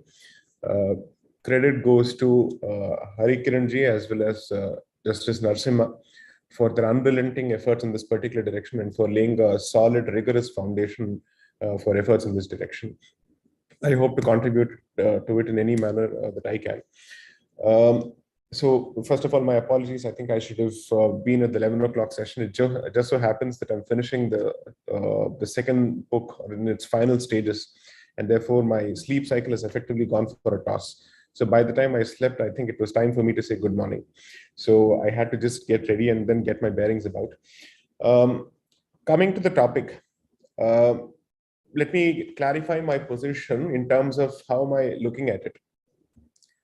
I'm putting myself in the shoes of a practitioner who's been in the profession for close to 14 years now, and who does not have the time for deep and rigorous scholarly research on Indic jurisprudence, but who is keen on somehow mainstreaming it as part of his practice, and who believes that he has the skill sets to pick up the logic behind it quickly, even if he perhaps doesn't understand the language in which it is written, and who wants to somehow bring it into practical application as quickly as possible. And assume for a moment that I operate with that sense of impatience or passion, whichever way you see it. So how do I go about doing it? What are the options available to me? These are the questions that I'm actually looking at. And that's where my presentation comes from. I typically don't go with the PPT, so I hope it doesn't offend the sensibilities of the audience, because I have nothing written to share. I usually don't have any notes which I carry with me for my talks or speeches. Now, the first point is there are three levels in which I think this issue should be looked at. From the perspective of legal education, and therefore, when you're looking at legal education, we are not just looking at specific subjects where Indic jurisprudence and Indic legal philosophies could be mainstreamed as part of substantive laws. I'm just not looking at Evidence Act or the Indian Penal Code, so on and so forth. I think the very first introduction to Indic legal philosophy must be as part of two separate programs. First is that if it happens to be a 3-year program, where there is a significant degree of traction suddenly, especially there's an increased aspiration for joining the legal profession, then as part of the jurisprudence curriculum, there must be a specific section where you don't think of it as just Indic jurisprudence, because when you highlight it as Indic jurisprudence, then it effectively stands out. And in the process, there is a mental barrier that is created for multiple reasons. So when jurisprudence is being taught, it must be taught along with the other Western philosophies that are currently being taught at this point, because I think it is important for students at the formative stage to be able to perform a compare and contrast exercise to understand the basis of law in both these hemispheres, so to speak, in the Eastern and Western hemispheres. Now, the point is, when they do that, I believe that at the current stage, there is also a tendency for students to go beyond jurisprudence and try and understand what is the ontology or the basic epistemology from which this jurisprudence arises. So that's the first level it must come in, and this is as part of a 3-year program. Now, as part of, let's say, the 5-year program, there are 2 places in which it can be taught, because typically a 5-year program is a BA LLB or a BS LLB as on date. So for instance, NLU Jodhpur has a Bachelor of Science and then Bachelor of Law as a combined integrated program. So in those programs, I think it must feature in 2 places. One is the political science and logic and reasoning section, and the other is the jurisprudence section, of course.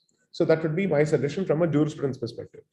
Now, the other 2 aspects or the other 2 levels are policy making and law.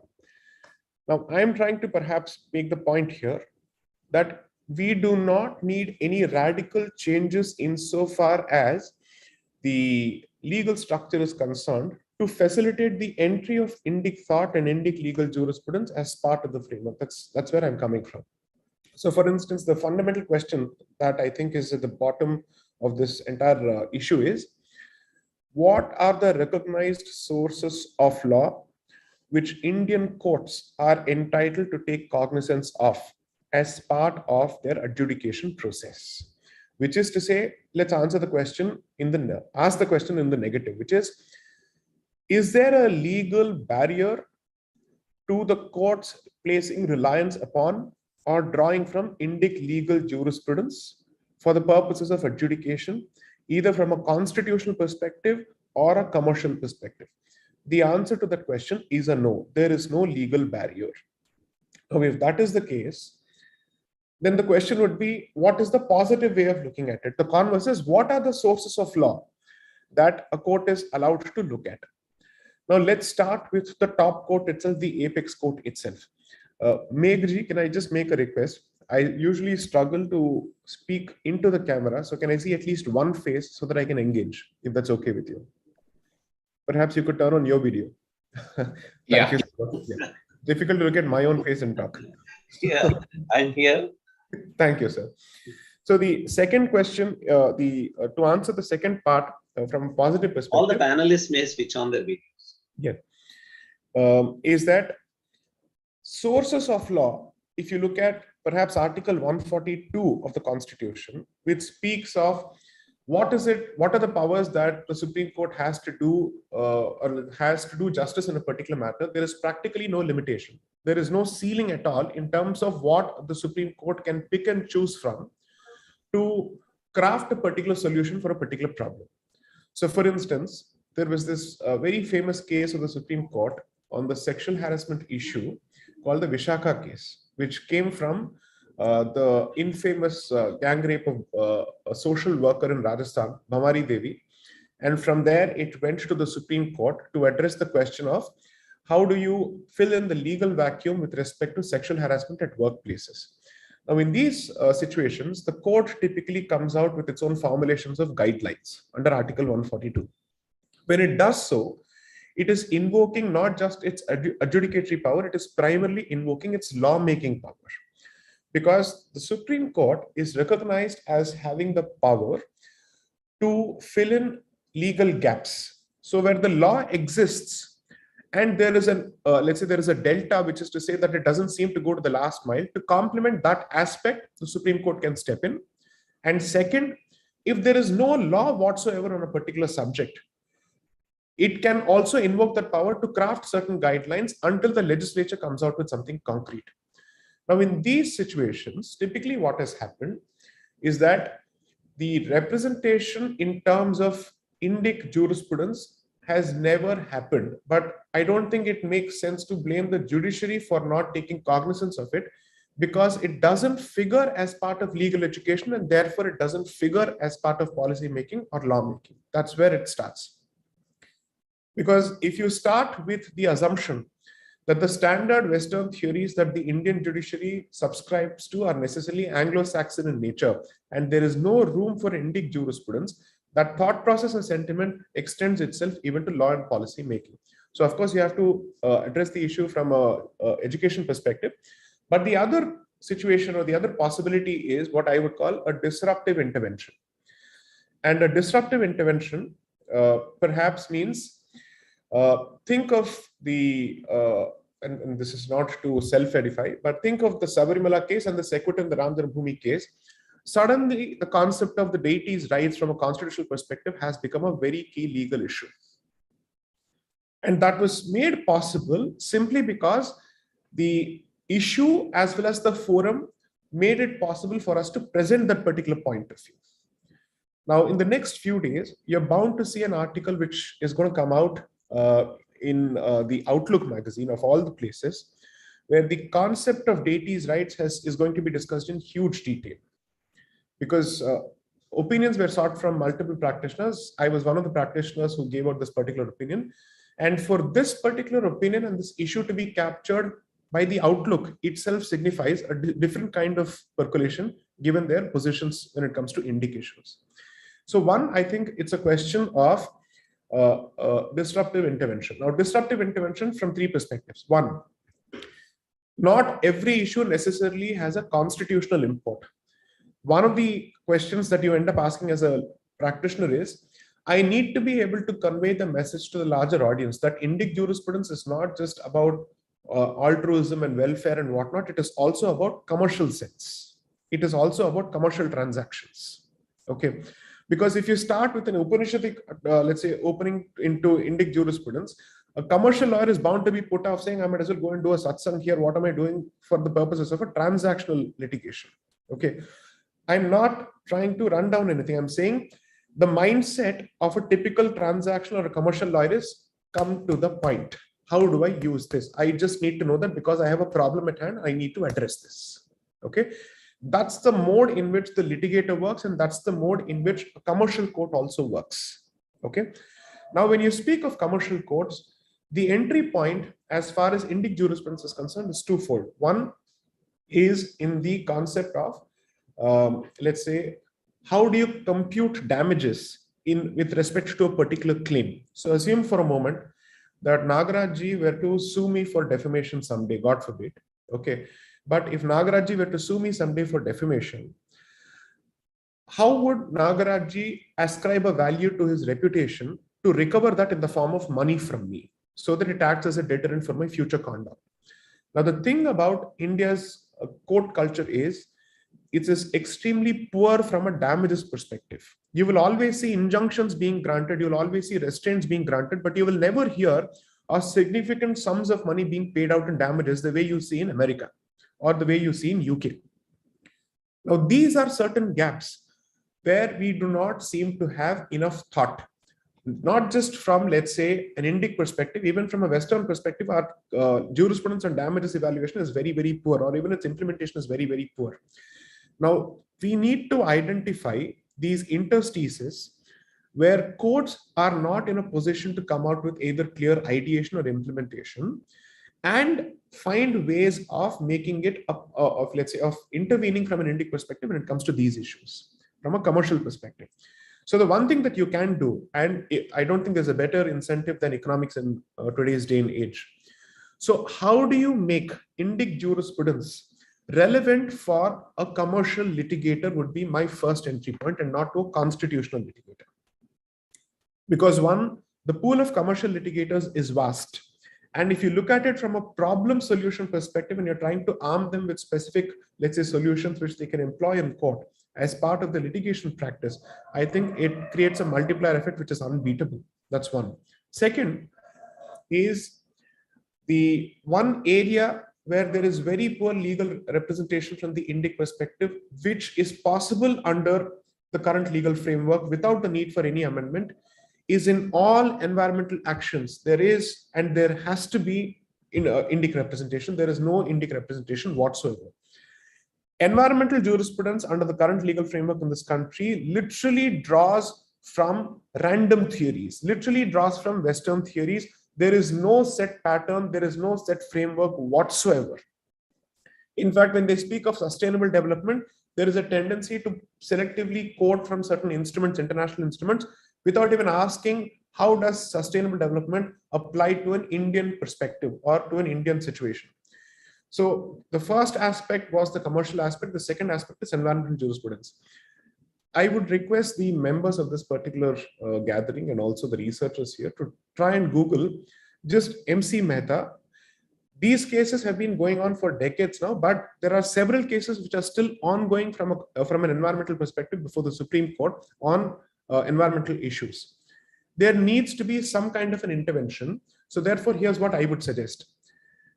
The team or the body that Indica is putting together of scholars must gradually cultivate the culture of filing what is known as amicus briefs in the United States. So amicus briefs are basically interventions which are neutral in nature, which do not take positions from either warring party's perspective, and which present an alternative position to assist the court on a particular subject. Now, sometimes what happens is that a court of law appoints an amicus, which is a specific lawyer who's a subject matter expert, to assist it on that particular subject. But the alternative is also for scholarly intervention. Now, I'll give you a very good example, and I'll make it commercially relevant from my core area of practice, which is intellectual property law. Now, I don't know how many people understand either patents from a pharmaceutical perspective or a pharmaceutical industry itself, but let me try and give you an example so that it becomes clear. Now, in 2005, India chose to revamp its Patents Act and introduce product patents for pharmaceutical substances for the very first time in compliance with its TRIPS obligations, because we had become members of TRIPS. Now, one of the concerns was India as the supplier of generic drugs to Africa and so many other countries. How does it continue to keep that particular business opportunity open? How does it continue to address its own public health concerns and also grant patents for pharmaceutical substances? So what we did is that we came out with what is known as a safeguard provision in the Patents Act, which is section 3D. So what happened there was that we said, if there is a pharmaceutical substance, it will be treated at par with the salts of the pharmaceutical substance, with the polymorphs of that pharmaceutical substance, with the esters of the pharmaceutical substance, unless that polymorph or salt or ester shows a better and enhanced therapeutic efficacy. Which is to say, all derivatives of a drug will be treated as the same drug, and therefore no new patents will be given unless you're able to show an enhanced therapeutic efficacy. This issue came up for adjudication before the Supreme Court in a very celebrated judgment called Novartis versus Union of India. For the very first time on this particular subject, there were academic interventions to understand what is the meaning of therapeutic efficacy for the purposes of a pharmaceutical substance. The reason why I'm giving that particular example is courts, and especially the Supreme Court on such sensitive matters, is open to academic intervention and is open to scholarly intervention. Therefore, my point is, scholars need not limit themselves to the sidelines to merely assist lawyers in terms of knowledge-based building or repository building. Today, we are actually looking at active participation of academics, hardcore academics, in the business of lawmaking in courts through such amicus briefs. So when these opportunities present themselves during the course of these proceedings, so I'll give you one more example. The most recent example was the marital rape judgment. Ideally speaking, there ought to have been an intervention immediately on the Hindu conception of non-consensual sex between spouses. And also, if the spouses or the partners happen to be of the same sex, then what is our position with respect to these aspects? Now, the point I'm trying to make is these are the avenues and opportunities which are currently open and already existing without the need for a change in the system. The third aspect is, of course, so the first one was jurisprudence, the second, yes. And constitution, of course, is a critical aspect. I don't think our interventions must be limited exclusively to temple-related matters when it comes to Indic jurisprudence. So far, we have seen this particular tendency to speak about, let's say, deities' rights, so on and so forth, primarily from a reclamation perspective. However, if you look at judgments, starting from Privy Council judgments, concepts such as deity rights have been around primarily from the perspective of endowment-related litigations, because the question was, who owns this particular piece of property, what amounts to mismanagement of this particular piece of property, what are the deity's rights with respect to a particular endowment-related property, so on and so forth. In these matters, literally, the authorities as well as the courts, what I would, the phrase that I would use to describe their conduct and their attitude is that they wing it. They have no idea as to what they're talking about. At least in this matters, there has to be solid intervention. So one of the suggestions that I made to the Shastra University about 2 years ago was this. Every university which is open to setting up a center for Indic legal research, so to speak, must have also a specific legal intervention team. And therefore, there must be participation from each of these institutions as and when these matters come about. And the first thing is, I think there is no knowledge or awareness of the presence of such proceedings which are going on in different courts. So you need to be able to tie up with litigators or with, let's say, a specific set of interns or whatever it is to keep a watch on what is going on in the court so that your interventions are regular and frequent and periodic. You may be dismissed once, you may be rejected once.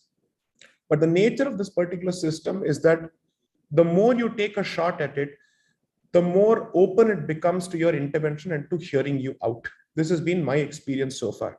None of these suggestions that I've made so far require any kind of legal changes whatsoever. That barrier needs to be busted at the outset. So with this, I end my limited intervention, and I'm open to taking questions.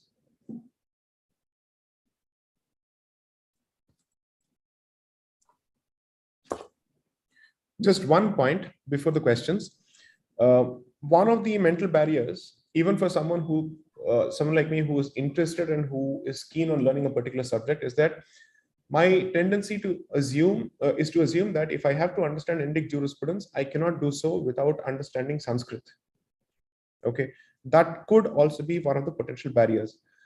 I'm not asking for de-Sanskritization of Indic legal jurisprudence. I'm simply saying a bridge where people can understand these concepts and are in a position to apply them without having to put themselves through the regimen of having to learn Sanskrit in their middle ages, which may not be possible for everyone, especially when you happen to be a hardcore commercial litigator. If I have to go down this path, either I must have that burning passion, and in which case, if I have the burning passion, then we wouldn't have the problem that you're trying to address, and not everybody is going to have that burning passion. So you're looking at trying to cater to the economic incentive of a commercial litigator, and if that approach can be treated as the lowest common denominator possible, then I think it's easier for you to break down a particular solution. So one final parting shot, if I may call it so. One of the things that law teaches you, especially if you happen to be an arguing counsel, is to break down a particular concept in the most simple of terms possible, so that a judge who is unaware of that particular subject can understand it in a maximum of 15 to 20 minutes and not more than that. Because assume for a moment, Nagaraj has been practicing tax law for all his life, and he suddenly is put on the criminal side. He's going to be completely at sea with respect to that particular subject. So one of the things that as a lawyer that I'm expected to do before I get into the facts of this case or of a particular case is to briefly explain the layout of the law and the legislation, and then ease the judge into the topic. Okay, so that is the way that you have to invite the audience to understand it. I'm asking, or I'm making a similar request, which is to say, for you to be able to reach out to the commercial litigator audience, which is both powerful and has a wide base, you have to invite them with a few LCDs without expecting them to spend time on Indic jurisprudence or on Sanskrit. How do you go about doing that? That is where I think the trick lies.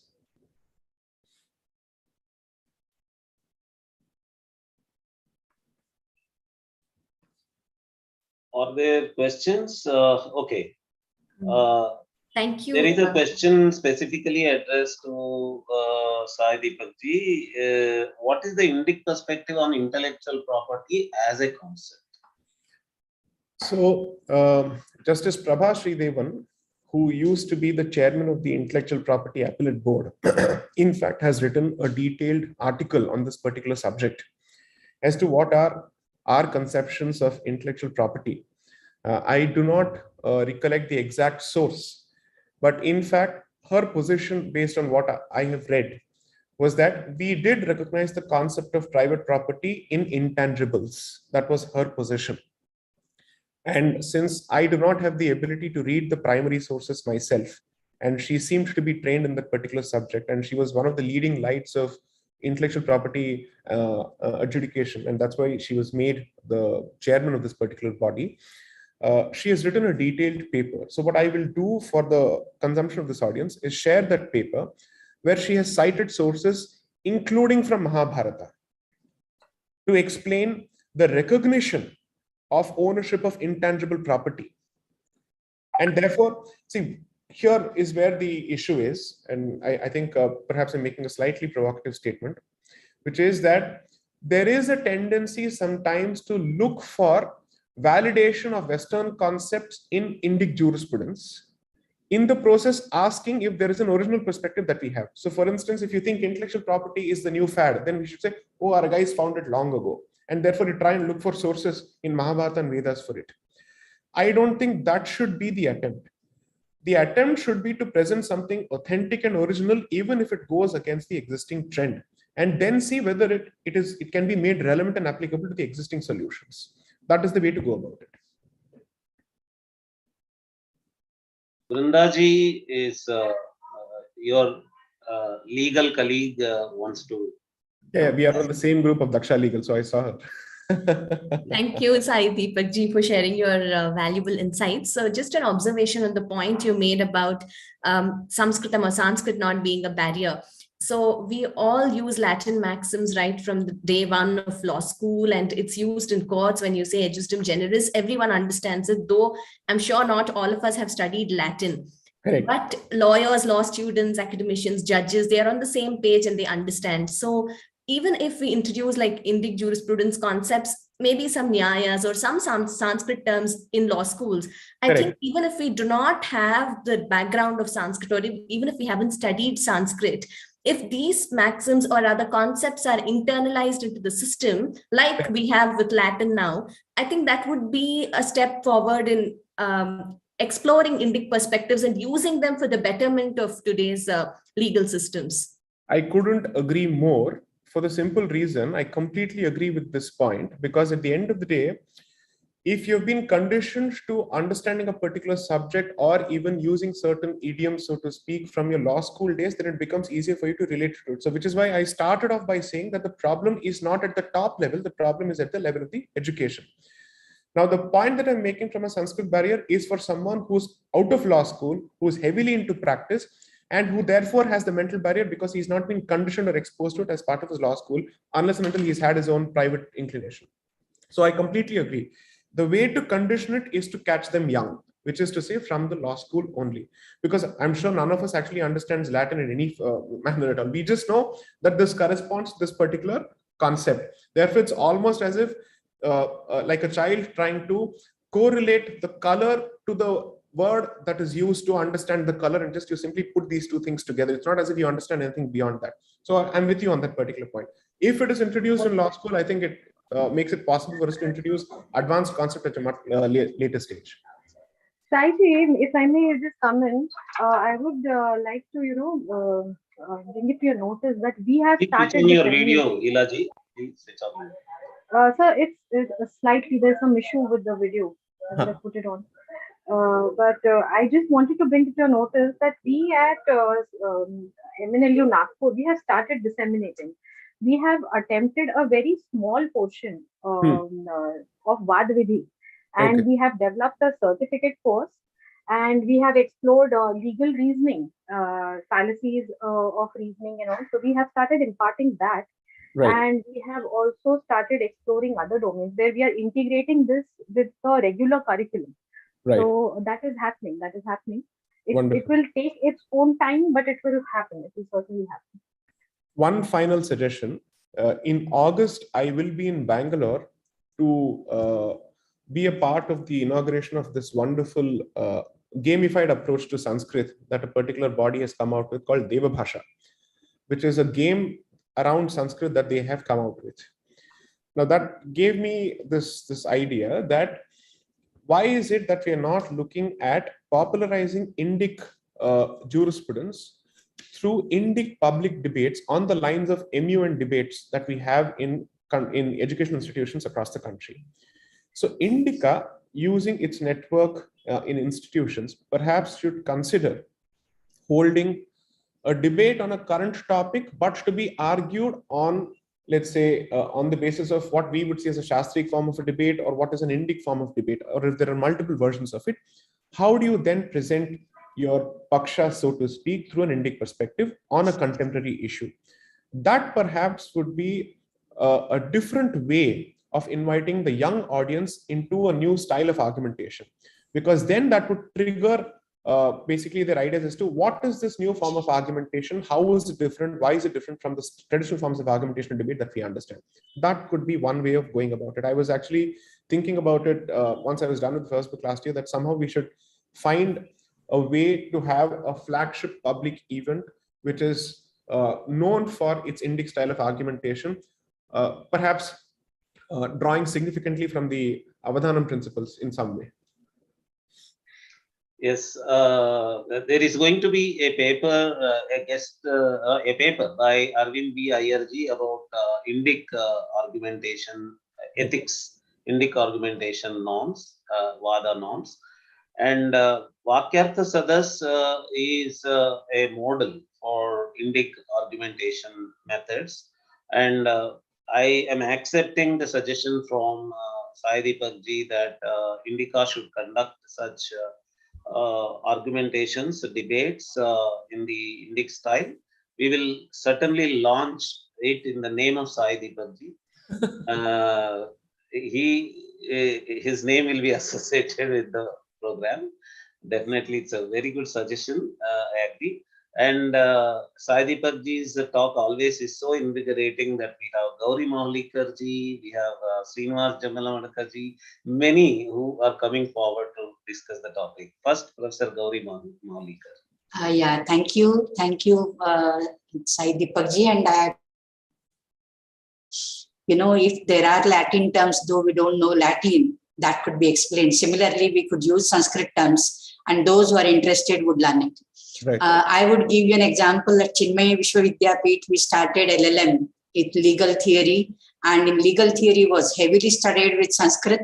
And in fact, we introduced Tarkasangraha for them, and Jalpa, Vada, Vitanda, all these things were discussed. I think Srinivas ji is here. He was one of the resource persons for the NFSI conference, and it was a welcome thing, So unless we introduce that, there won't be any interest. So I feel genuinely that it should be tried.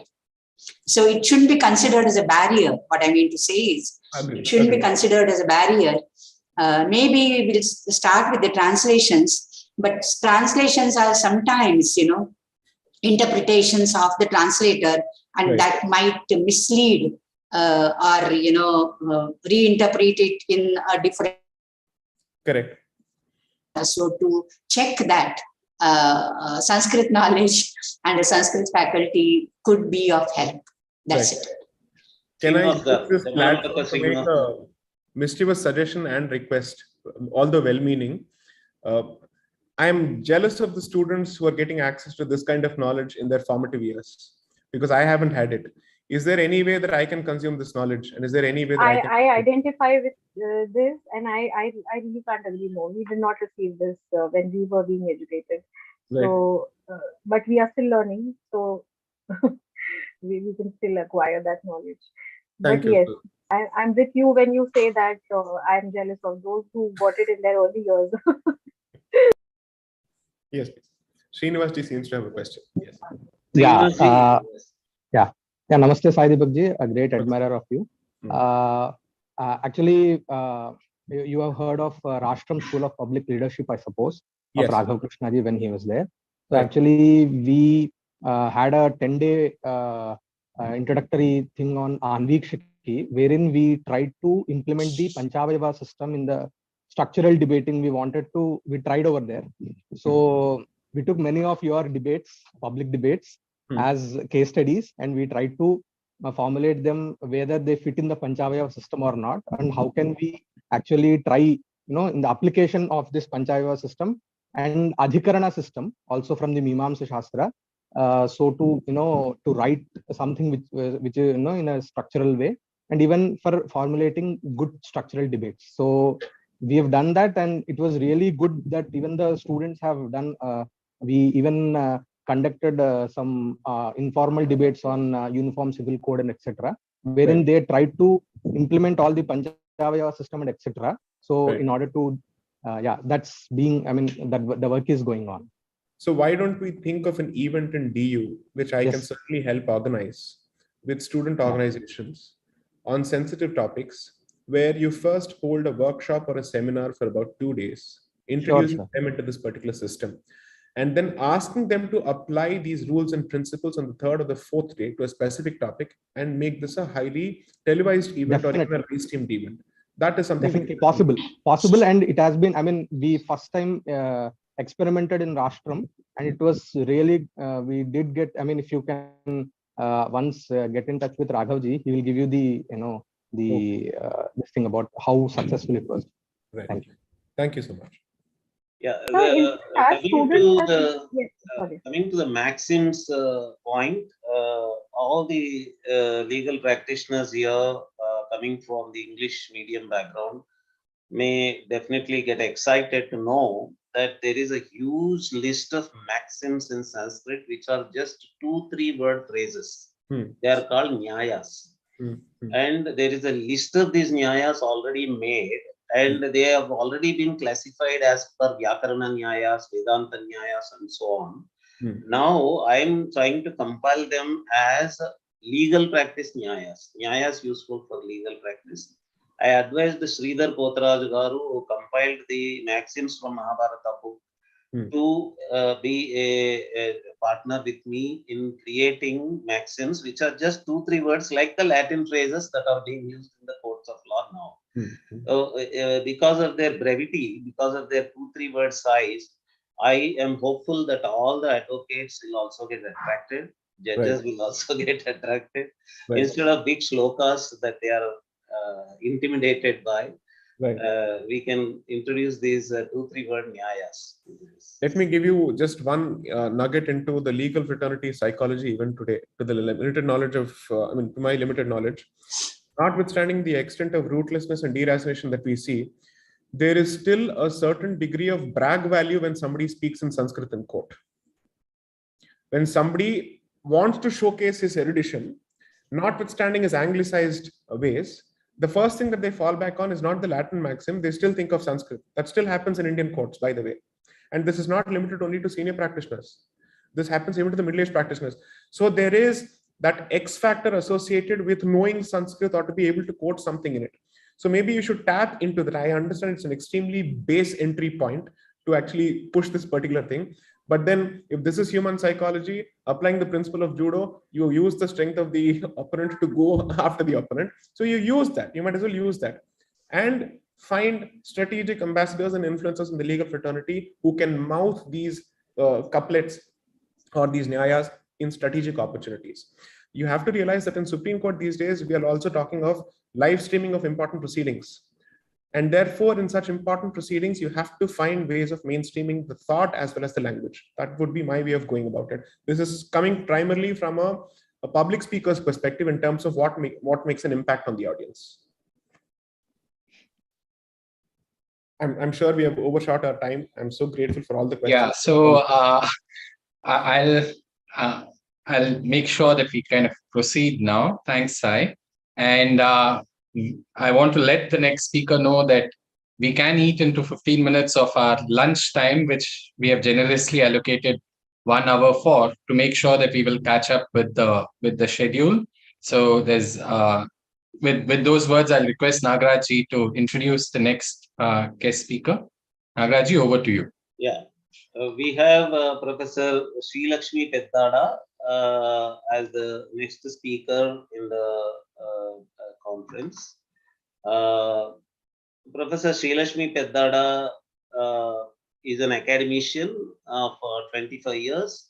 She is committed to the philosophy of continuous learning. She has a deep interest in facilitating and doing research that is interdisciplinary in nature. She has proven a track record.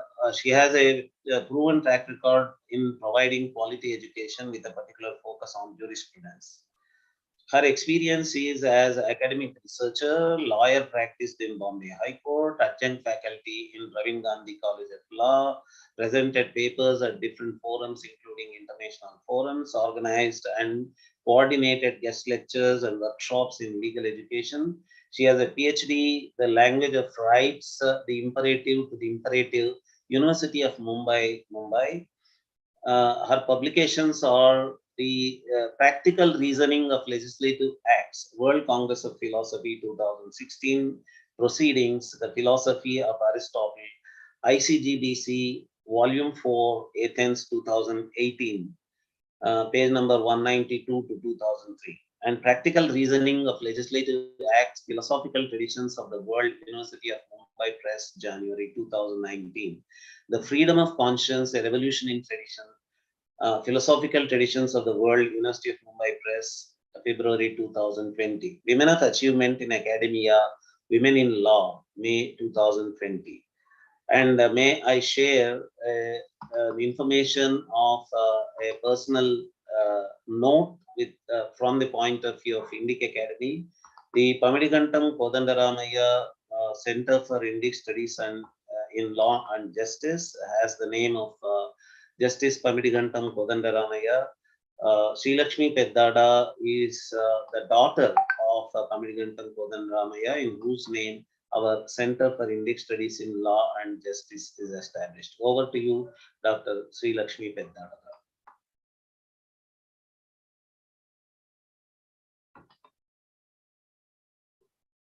You're muted, ma'am.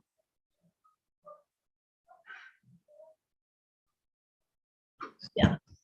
Okay. Namaskar to all the eminent scholars, distinguished panel, and many thanks to Indica for giving me this opportunity. I really wish to congratulate the Indica organizers for creating an environment of continuous learning, which is something which I am quite addicted to. Now, my topic, as you all know, is about Dharma as virtue jurisprudence. It is in continuity to the way Pota Raju has begun with.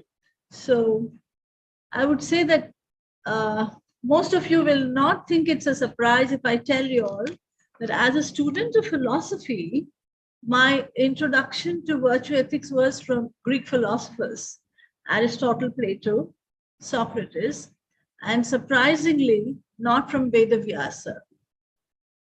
Now, questions like what is good, what is justice, what's the right thing to do, were generally discussed with reference to Aristotle's virtue ethics, arete, and practical wisdom promises.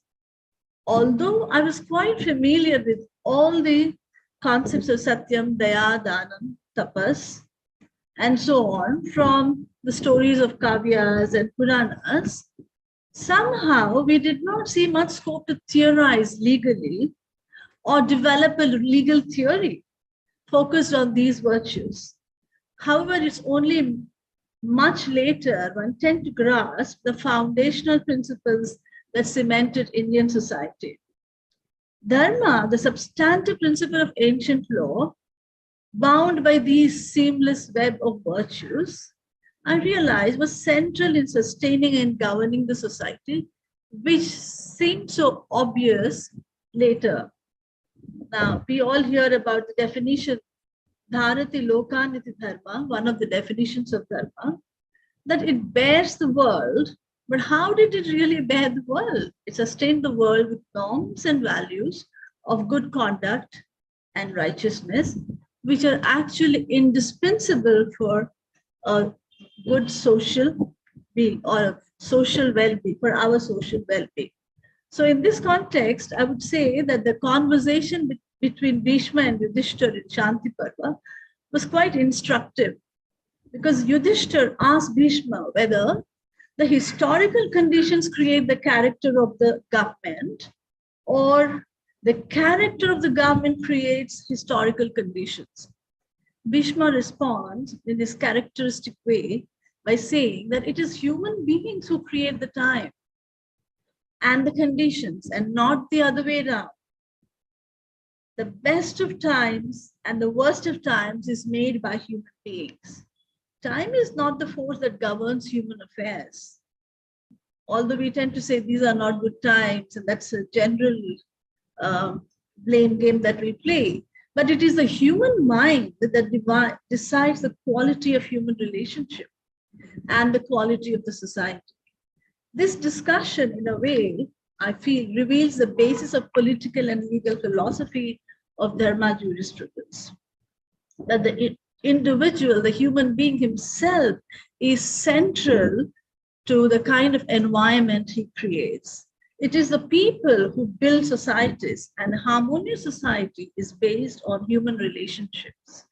Dharma is in karmacharana, performing the required action. So it also says, dakshe vasan nalase, success is in action, and action alone promotes dharma. And dharma doesn't encourage indolence.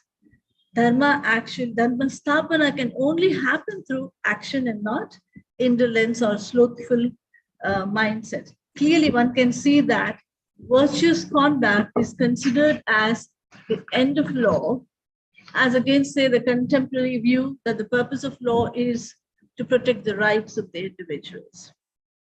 Now, if you go back to Greek time and see how Plato also considered these virtues as intrinsic. The four cardinal principles of virtue in his famous book, Republic: wisdom, courage, temperance, and justice. But he also mentioned that the ruler should be a philosopher, interestingly. Now, the philosopher must be someone who loves truth and must be high-minded and disciplined. And Aristotle follows his guru and taking that virtues are central to a well-lived life. And he goes a step further, saying that character such as courage, temperance is a habit, and that can be cultivated, emphasizing the need to train passions in order to lead a good life. In fact, one tends to think perhaps he must have overheard about the Indian Sadacharas, but I feel when he's talking about character as a habit. If we go to Valmiki Ramayana, where Valmiki says the definition of a ruler is actually axiomatic. Ajitatma narapati vijayete katham ripum.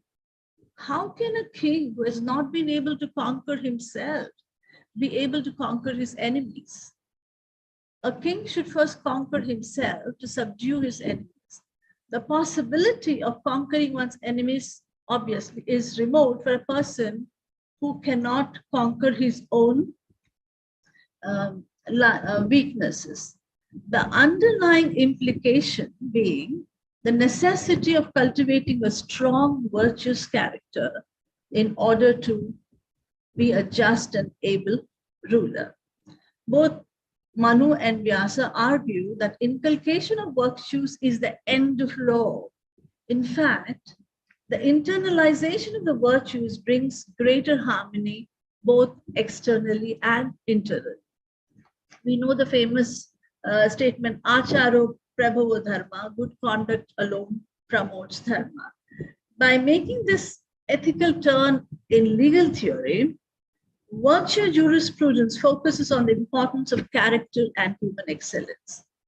Aristotle furnishes practical wisdom as he conceives it cannot be acquired solely by learning general rules. They can be acquired through practice. Since virtues are those habits which can be cultivated, the possibility of valuing the laws can come naturally. Now, even Aristotle argued that virtue was the proper end of law. Now Aristotle's virtue jurisprudence has now caught on in the Western world again. Now the contemporary author Robert George, in his book Making Men Mortal, too argues for promotion of virtue, which seems to be going back into the classical times, where he says promotion of virtue as the end of law. And he's also against the view that the purpose of law is not really the protection of rights. John Rawls also, we know in his famous work, A Theory of Justice, alludes to the possibility how individuals might be brought up in a just state to develop the virtues expected of a good citizen. Now, I give you this background to say how it's now that they have realized the significance of virtue for a just state, but as a student, I was never really academically introduced to Vedavyasa's virtues, which was so intrinsically embedded in a just rule. So we can say that this discussion leads to reiterate the significance attribute to virtues, a right disposition for any effective running of the society. Now, nowhere in the history of jurisprudence have virtues been incorporated into rule of law as elaborately and exhaustively as in dharma jurisprudence. So when Manu, while elaborating on the necessity of practice of dharma, expresses the imperative quality of dharma too as a significant requirement of rule of law. Now he declares Dasyakam Dharma Lakshana, that there are 10 virtues of dharma. I would like to give you a list of those virtues.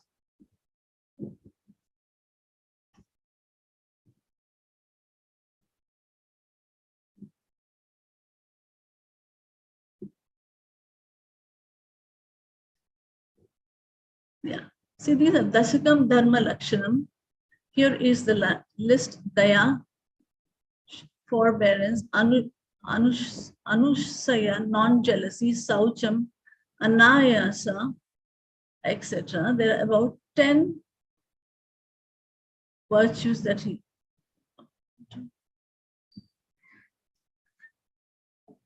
Yeah.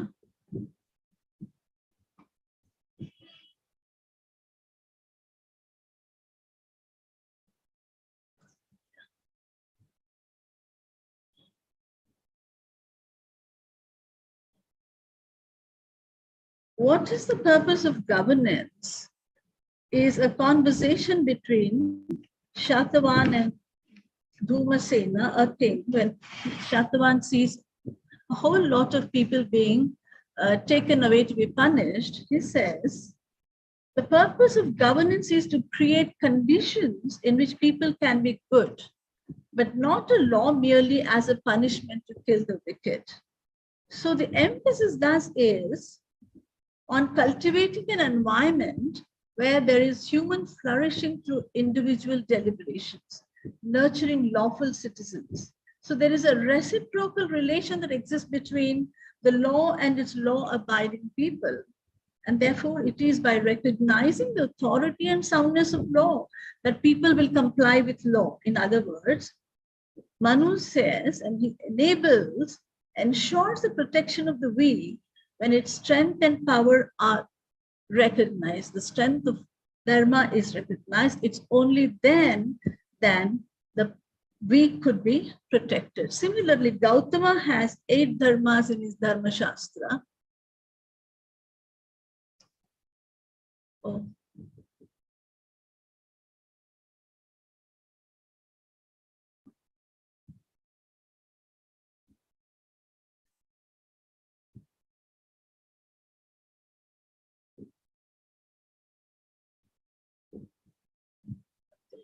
There it is.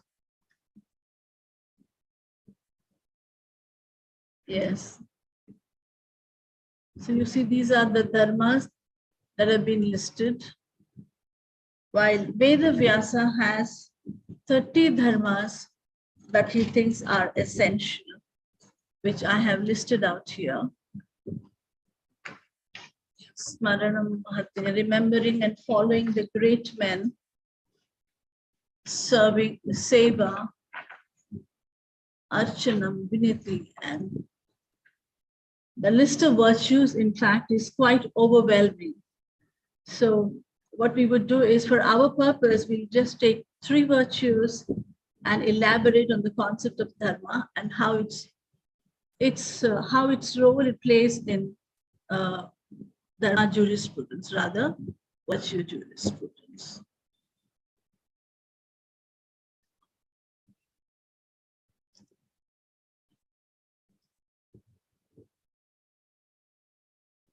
Now, I would say to begin with Satyam, Daya, Danam, Achara. These are some of the virtues which are most commonly, most significantly visible to us. So I begin with Satya.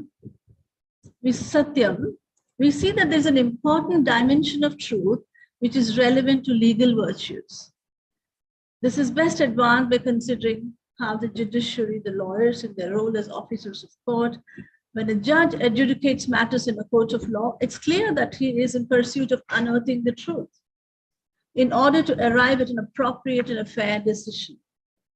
The judge must be unbiased in his approach, exercise self-control, be fearless but compassionate while delivering his verdict, unafraid of the consequences while maintaining his inner coherence.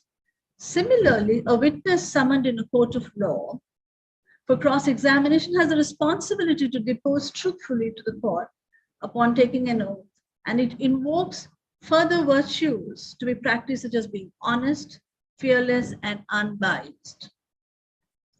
Now, dharma as a legal principle emphasizes on the value of truth and self-control as innate and essential virtue in legal practice embedded in Satya. Satyakara Trayodasaha, truth takes 13 forms.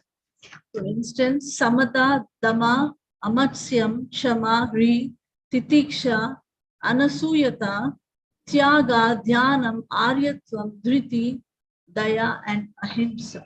So you see the different, how complex and detailed is the concept of truth, the way Veda Vyasa has put forward here.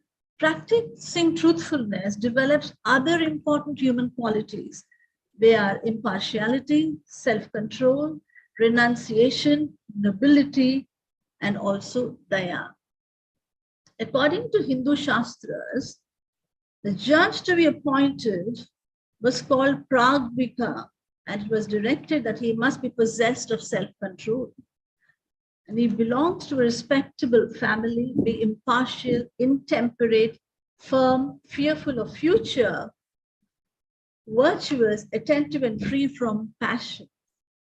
As regards their qualities, it was declared that they should be learned in Vedas, acquired with the sacred law, addicted to truth, and this is really significant, addicted to truth, and impartial towards friends and foe. One cannot miss the emphasis on virtues here.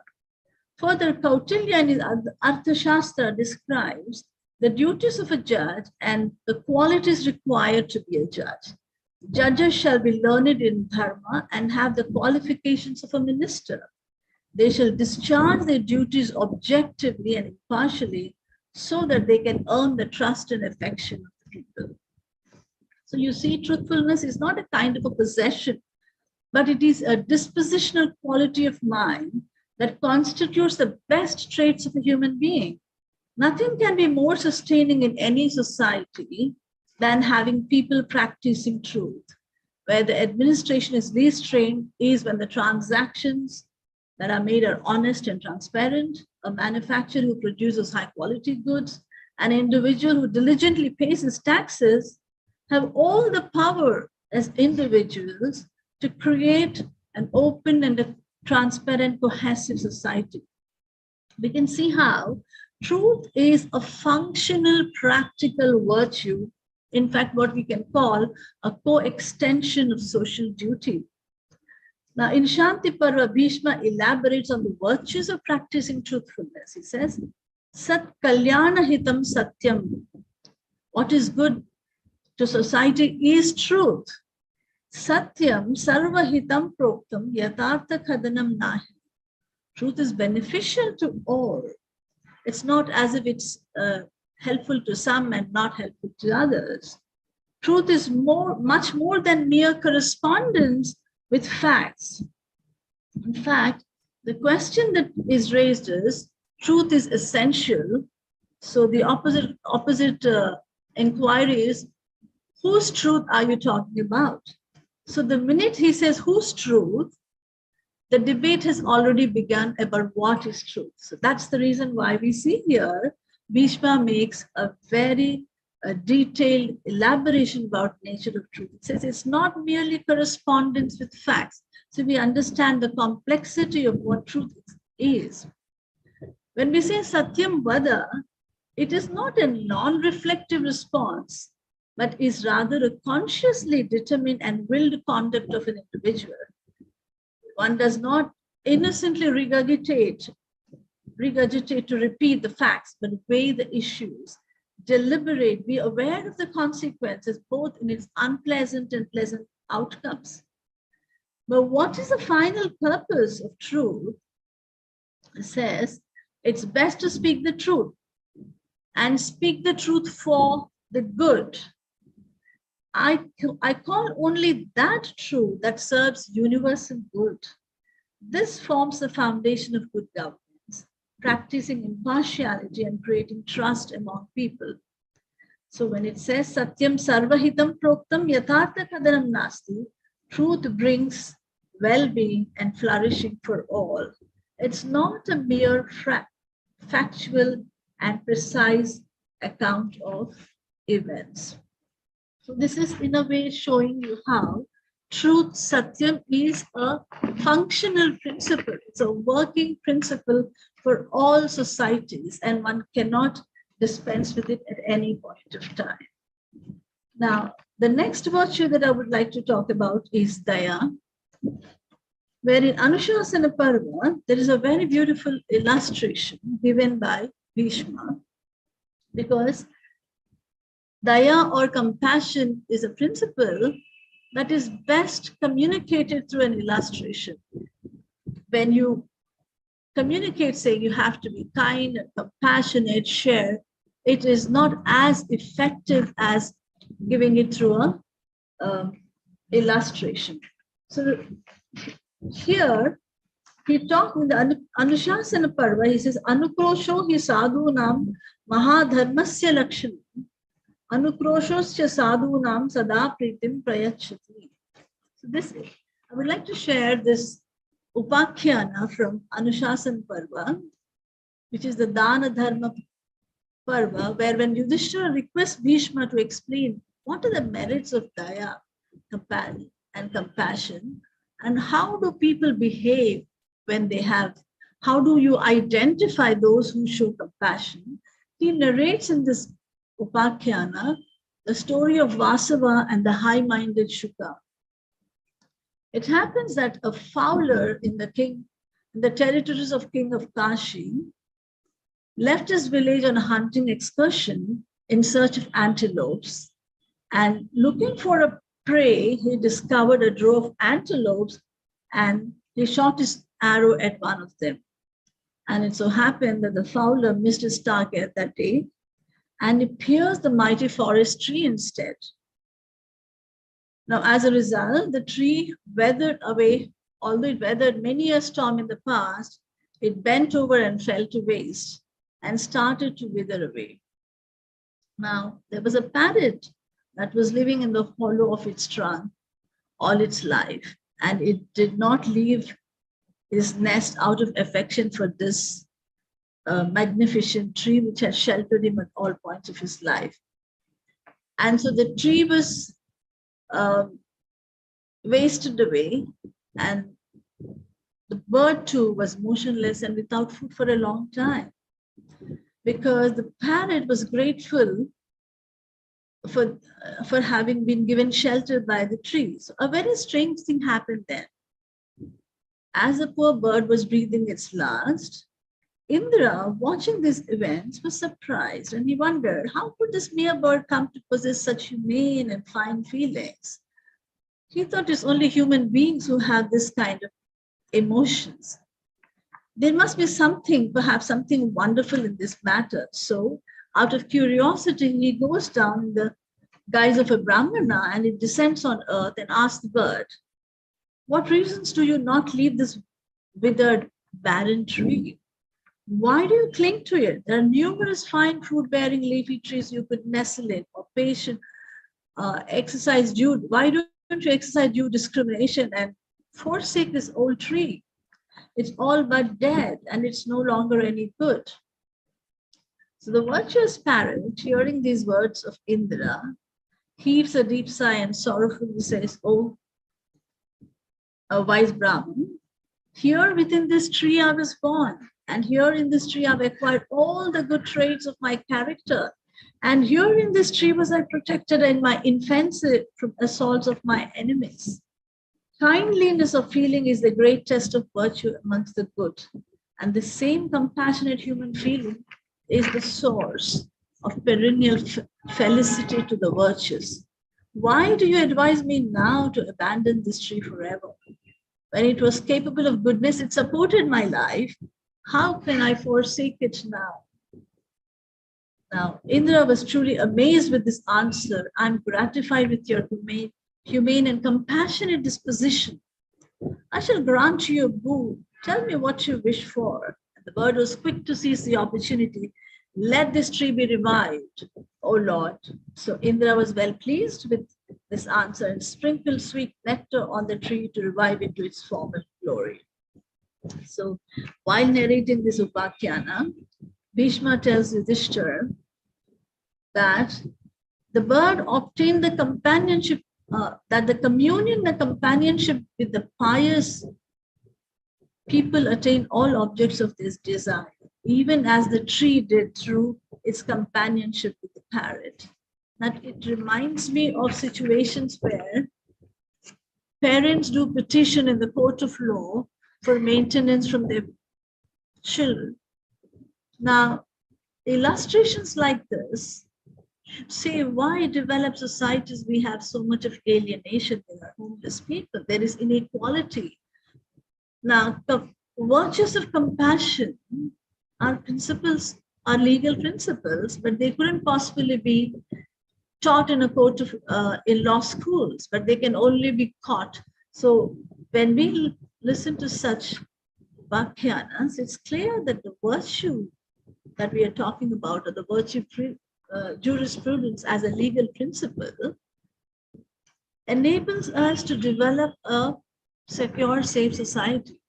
And it is through these virtues that one can continue to maintain that kind of a society.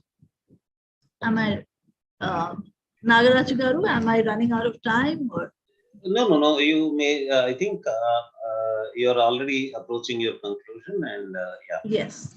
Yeah. So I have one more virtue to talk about and then illustrate it, and that is on Dhamma. It is important. Dhammam is self-control.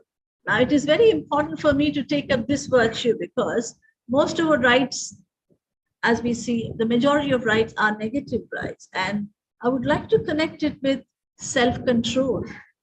Dhammam, the very popular statement of Maryadayam Sitam Dharmaha, Samaschevascha Lakshana. Keeping oneself within bounds is Dharma. Self-control is its essence. Now, Bhishma deliberates on self-control and says that all the legal rules self-control is a primary and a significant legal principles. Now, how does self-control come in a place of legal principle? It is a kind of forbearance. Respecting others' liberties for forbearance is essential in our everyday life. Keeping oneself within bounds can be understood as exercising one's weak rights within the limits of law and not transgressing one's privilege or liberty. This is actually an essential aspect of dharma as Dhammam. Dhammam or self-control can also be called as Indriya Nigraha. The singular reason being that self-control cultivates a strong will that will lead to success. In short, a self-controlled person will have the capacity to resist doing illegal acts.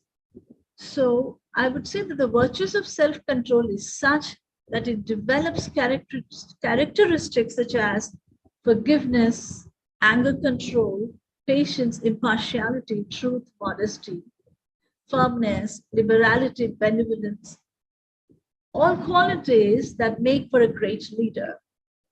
In any society, large sections of people must exercise self-control in order to ensure that the law and order prevail. There is an implicit acceptance of each other's boundaries. A society functions peacefully by exercising self-control in their dealings with others' property. And therefore, I would like to conclude my talk today by stating that the virtues such as Satyam, Daya, Dhanam, Dhammam, and Acharas, the good conduct, unravel its legal consequences. Truth as a legal principle is well described in adversarial systems of dispute resolution. Similarly, the virtues such as truth is not to be confused with moral injunctions, but as the fundamental grounds to maintain the standards and integrity of social and legal institutions. What we call as Jagat Kalyan, freedom or a right must always be understood in relation to others. Dhammam or self-control as a negative right illustrates the virtue of understanding liberty, a right for which there is no corresponding duty.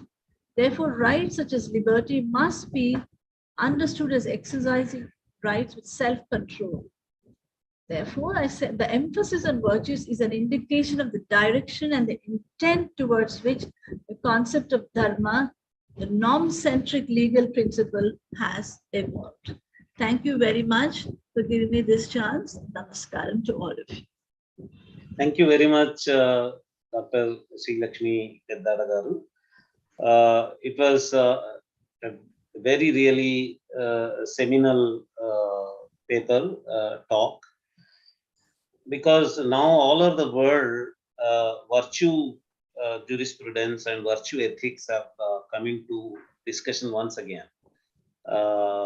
And the colonization of various fields of both skill and knowledge in India have led to the separation of the character of the practitioner and his practice. Right. It happened in the fields of art and poetry also. People started talking about, okay, let us leave the personal character of the artist, let us look at the art. Yes. They started saying, okay, let us leave the personal character of the poet, let us just enjoy his poetry and support him. And then we went on to the area where we started questioning the personal character of the political leaders. Media started highlighting it, and personal character of the judges came into question. Yes. Personal character of the advocates started coming into the question. Bar council started taking cognizance of the personal life and personal character of the advocates. Now the whole legal field, whole judicial practice has come to realize that they cannot just push it under the carpet. Right. Yes. And I think it is timely that you have come up with this topic of virtue jurisprudence, and I hope that the judicial field is going to come closer and closer to catching up with this worldwide demand for virtue legal practice or virtue jurisprudence. Thank you very much, ma'am. Thank you.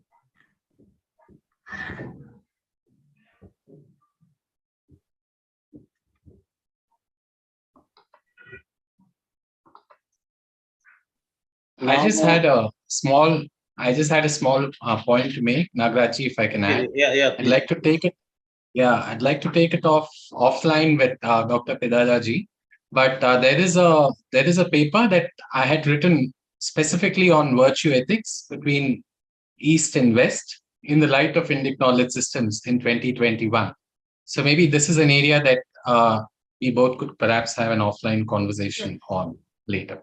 Yes, that would be wonderful. I look forward to that. Yes. Yeah, thank you. Thank you. Thank you very much. Now we move on to the next talk of the schedule, which is actually from me. So I invite myself to present this talk. This usually is an in-house talk coming from the in-house person. It was planned when we were actually waiting for more guest speakers, and then I wanted to withdraw in favor of those guest speakers who have come in later, but I was asked not to withdraw and continue with my intention to present this talk. So let me just get into the presentation of my talk. The topic I chose, I worded it as what can contemporary jurisprudence learn from the equation of Satyam and Dharma in the Hindu thought, in the Vedic thought. Let me just sequence my talk as follows. First of all, let me tell you how we translate Satyam and Dharma for the contemporary students of jurisprudence. Satyam can roughly be translated as truth. Dharma can roughly be translated as law. But law not just as a law made by a sovereign, a command of the sovereign. Law in many other senses also, like laws of nature, laws of various sciences and laws as they operate in creation. So in such sense, in such general sense of law or property or characteristic or feature, dharma gets translated as law. And there is a whole debate, historical debate, historicist debate about the use of the word Satyam and Dharma and their interrelation in the ancient Indian scriptures and literature. If I say equation of Satyam and Dharma just off guard, people might not agree with me. It is true. I should also say that Satyam and Dharma are two different entities. In most of the literature, you have Satyam and Dharma as two different words, two different concepts, and two different entities. True. And on the contemporary jurisprudence side, is there an equation between truth and law? Is the question that we need to take up. But on the ancient Hindu thought side, is there an equation between Satyam and Dharma? Yes, there is the categorical answer. There are statements which amount to Satyameva Dharma. Satyam itself is Dharma. But it does not mean that that is an all-pervading principle, that is the all-pervading maxim, or that is an all-pervading or eternal essential statement of the Dharma view of Hindu thought. It is true that Satyam has been mentioned in various sources as one kind of Dharma, as one of the Dharmas. And second stage, we can see, not in a very chronological or sequential way, but when we classify the occurrence of the words of Satyam and Dharma, we can see the presence of Satyam along with Dharma as Satyam being one kind of Dharma. Second, as a word and concept paired with Dharma, Satyam, Dharma coming parallel to each other. Then there is the third level, third phase, where you see the equation between Satyam and Dharma, where it is said that Satyam and Dharma are one and the same. Satyam is Dharma and Dharma is Satyam. Then if we go to Satyam as one kind of Dharma, Satyam as one kind of ethic, Satyam as one kind of code, Satyam as one kind of principle, then we are talking about Satya Vak, speaking the truth. And there, when we are talking about speaking the truth, we have two kinds of speaking the truth. Speaking the fact as it is known to the speaker at the time of speaking. Articulating the fact as known to the speaker at the time of speaking. There is the other side. Speaking, making a statement and executing the statement after stating it, which also translates to promise keeping. When you are doing promise keeping has been described in ancient Indian scriptures as Satyavak. Then the question comes, what is Satyavak in promise keeping? Is the fact first or speaking first? Sequentially, which is first? in the sense of making a statement of a fact that is known to the speaker at the time of speaking. Fact is first and speaking is next. But truth, when it is translated as promise keeping, statement is first, speaking is first, and fact comes next. Both these, fact first and speaking next, and speaking first and fact next, both are considered to be truth speaking only, Satyavak only. If you are going to this aspect of promise keeping, what is the position in contemporary jurisprudence for that promise keeping?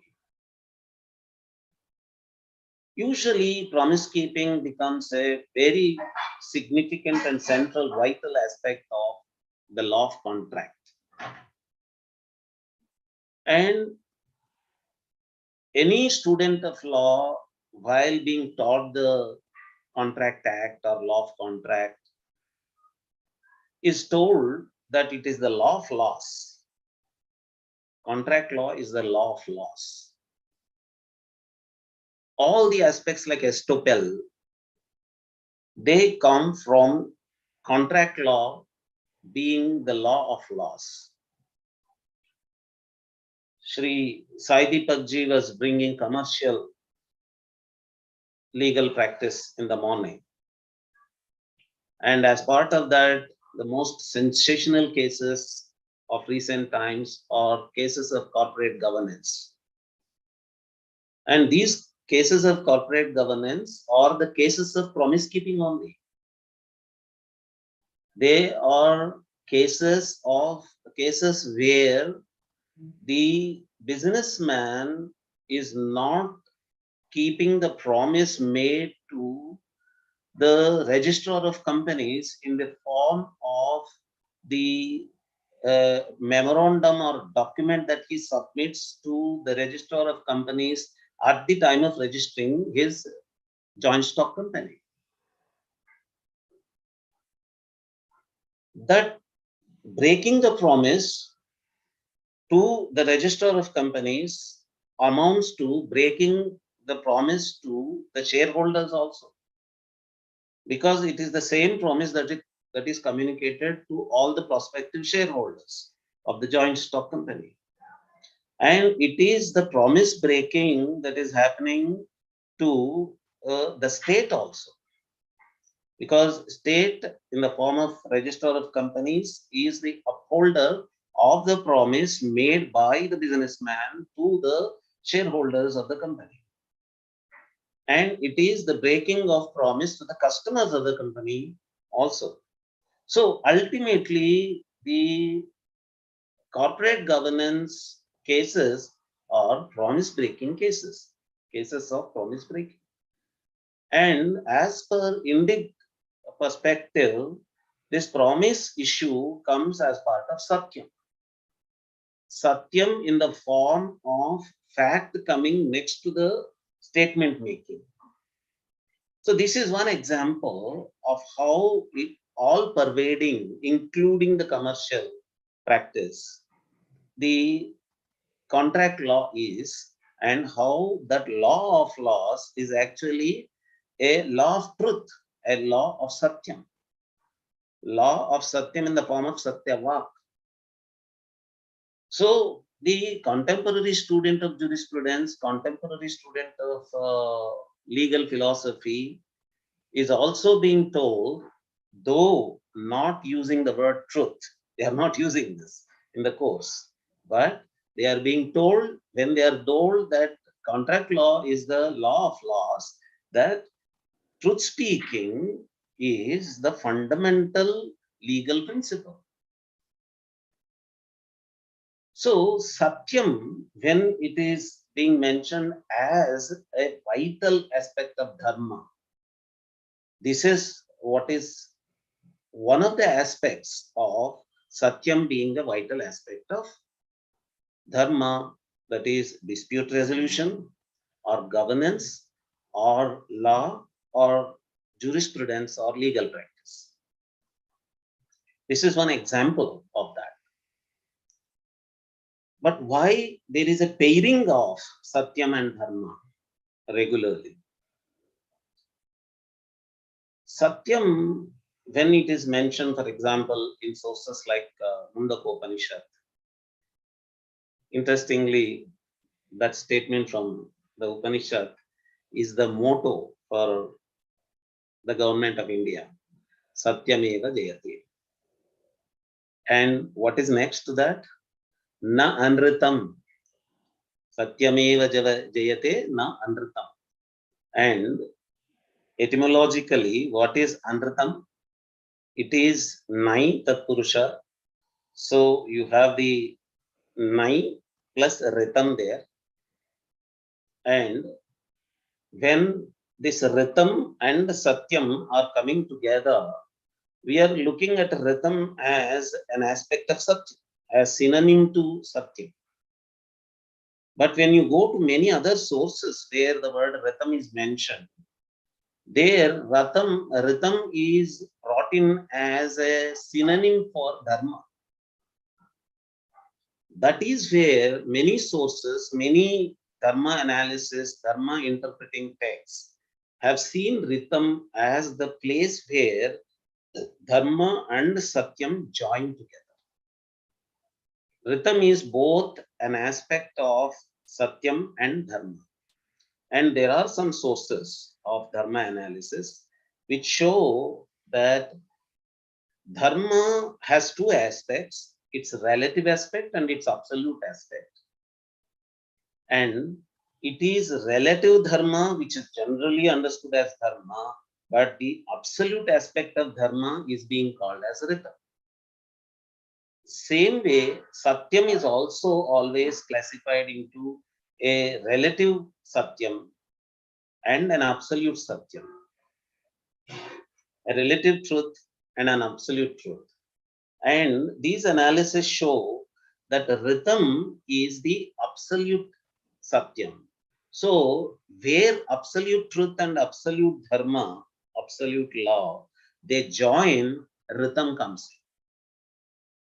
So, it is argued in the Dharma analysis that that absolute level where the truth and law, truth and Dharma, Satyam and Dharma join, there Ritam is the word to be used for Satyam and Dharma together.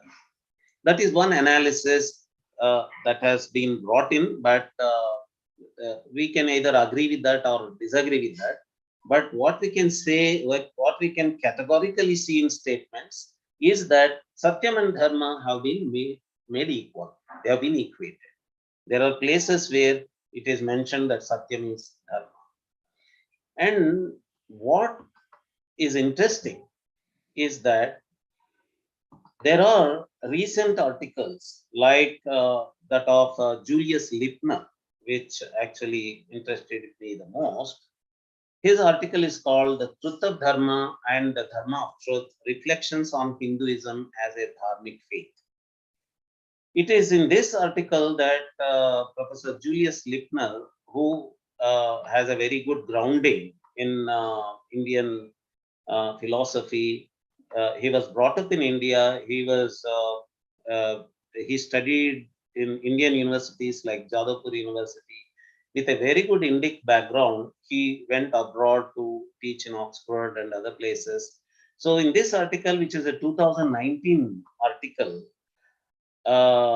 he says this article discusses what it might mean to characterize traditional Hinduism as a dharmic faith in relation to the concepts of truth and its opposite Amritam, without, however, expatiating on supposed contrasts between Hinduism and Abrahamic faiths. The argument is conducted by recognizing two senses to Amritam, namely non-truth and falsehood in contrast to Satyam, and the method used is inductive, in that a historically well-known episode of Mahabharata, the story of Kaushika and the bandits, and its authoritative interpretation by the deity Krishna in terms of Satyam and Amritam, are analyzed heuristically to indicate how dharma is viewed in the tradition qua ethical concept. The conclusion is drawn that Hindu dharma is understood as that whose objective is ultimately to bring about the welfare of the world, Loka Sangraha, in relation to truth, and its opposite, materially, Dharma is invariably contextual in connotation, in contrast to what might be a Kantian or absolutist reading of moral imperatives, whereas formally, at the hands of one commentator or other, not least in modern times, Dharma is that which defines what it means to be Hindu.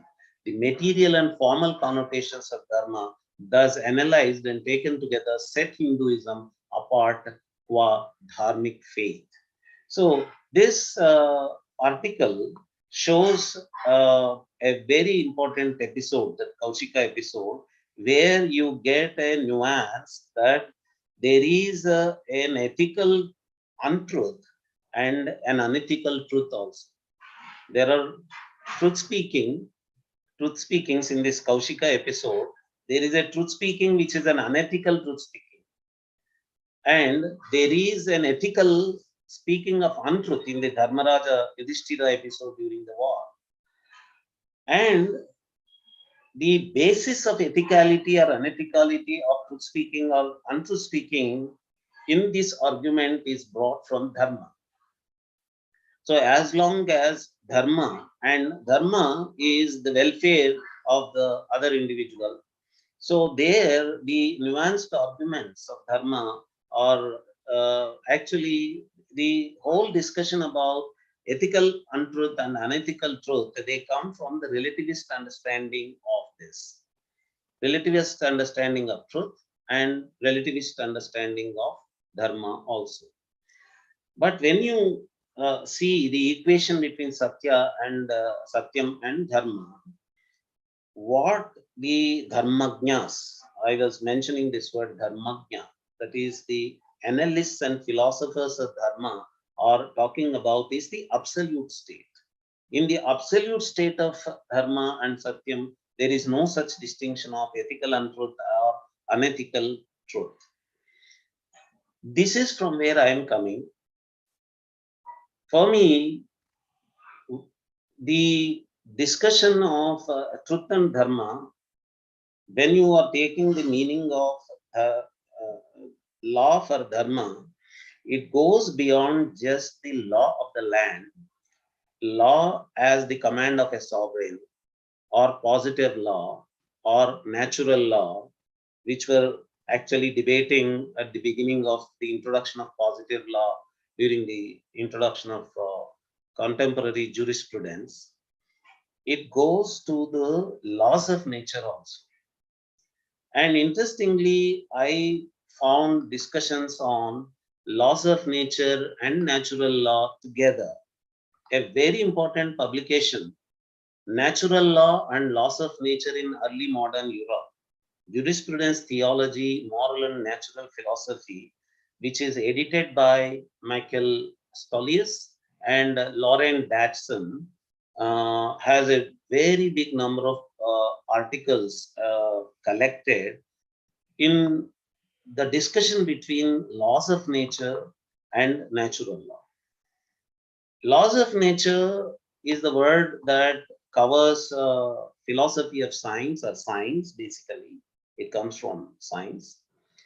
And this volume is discussing, the Stollis and Datson volume is discussing the relationship between laws of nature as discussed in sciences and natural law as discussed in philosophy, in contrast to the positive law as positioned in natural law, in legal philosophy.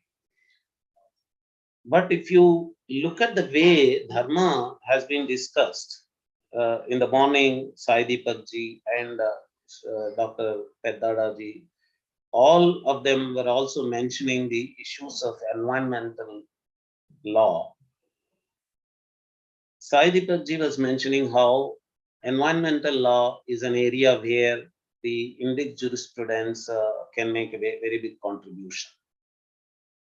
And repeatedly, speakers of the day have been mentioning how in the legal philosophy of India, in the philosophy of Dharma, Sridhar Pothraju Garu was mentioning this, The distinction is not made between human and the other creatures. It is not anthropocentric. Legal philosophy of India is not anthropocentric. It takes into consideration all the creatures of nature.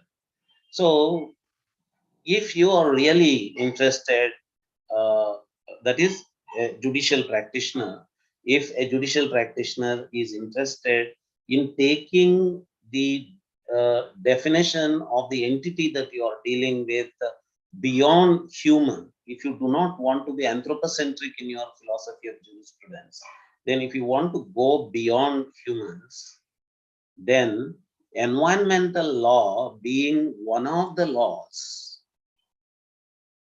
is a lopsided view. In my perspective, environmental law has to be made the law of laws.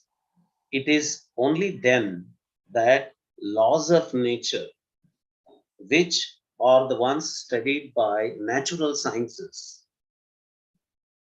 unlike the pre-environmental awareness days, where the worldview of science investigation was controlling nature, dominating nature, gradually the movement inside sustainable development, eco-friendly science investigation. One of the science organizations in my city has a motto called science with human face. So if you want to do science with human face, then what you're doing is an eco-friendly, nature-friendly science, then laws of nature investigated with an approach of sustaining nature, then laws of nature or environmentalist laws of nature. Then you are coming to an environmentalist science, and then the laws of nature investigated from that perspective. It is these laws of nature which should become the fundamentals of lawmaking. And the Indian perspective with regard to dharma is that it is not to be made, it is already, it already is. The laws of nature are dharma. There are n number of occasions where, for example, Sridhar Potarajugar was giving an example, and others, Dr. Sri Lakshmi Peddada was also giving an example, where a wild creature, a carnivorous creature, claims that its carnivorous habits are its dharma. Dharma not just as a characteristic, dharma as a duty. So all properties of all entities in nature are the duties of that entity, because all the natural characteristics of all the entities of nature, all the components of nature are contributing to the self-regulatory and self-sustaining sustenance of nature. This basic principle makes the property analysis of sciences into a deontological analysis. It makes the characteristic of an entity to be the duty of that entity. So this deontological analysis of dharma, it is the point where you are joining both the characteristic, the meaning of dharma as a characteristic and meaning of dharma as duty into the same. Then when you are realizing this, then you are able to join the laws of nature as the law with uppercase, law. And this law is not the command of the sovereign. It is the command of nature. It is the command of creation. And there is a number of discussions in legal philosophy, in jurisprudence about kinds of truth. For example, legal truth and substantive truth have been contrasted. And in those publications, in those articles in jurisprudence, where they have contrasted the legal truth and the substantive truth, most of the authors keep repeating that if legal truth is moving away from the substantive truth, there is a dissatisfaction coming from the clients, and that culminated dissatisfaction leads to a rebellion against judicial system. So as far as possible, the legal practitioners have to make their legal truth closer to the substantive truth is the argument. Where is this substantive truth? It is not just the substantive truth of the case on hand. It is, if you go beyond this, it is the substantive truth of nature. And if you don't realize that the substantive absolute truth that is governing nature as laws of nature, on all the claims of scientists that they are investigating the truth, scientific truth, it is that the truth which is in the form of laws of nature.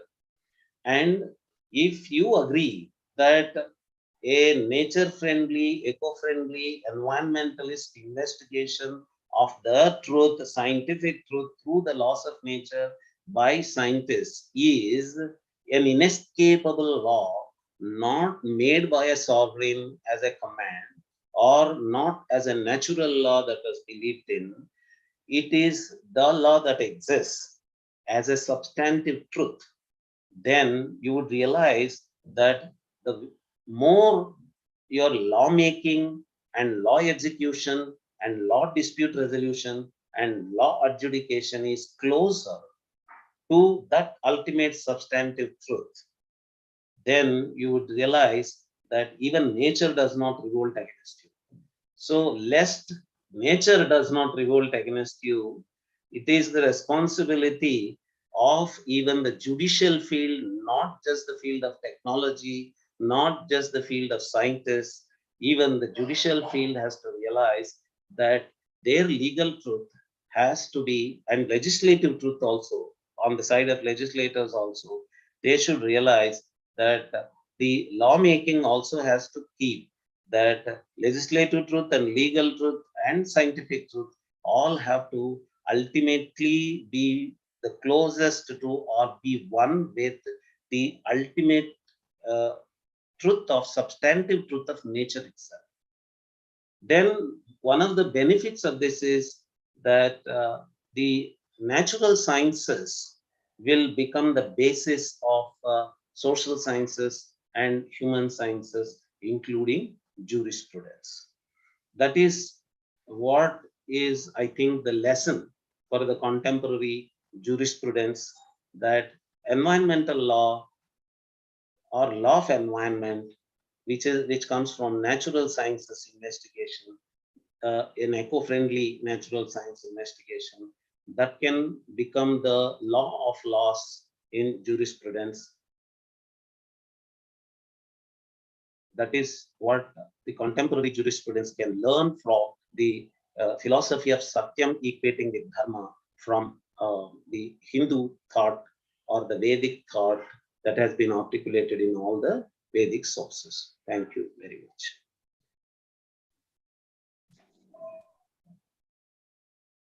Thank you.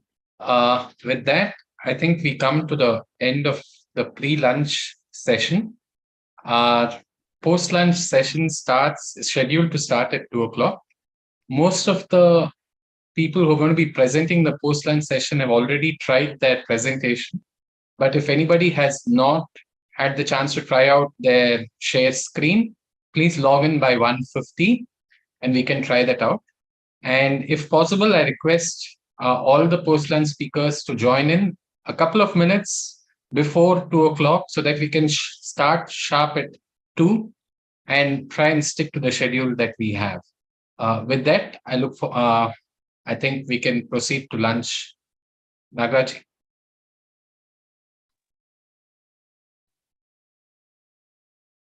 Yes, we can proceed to lunch now. Okay, yeah. Thank you.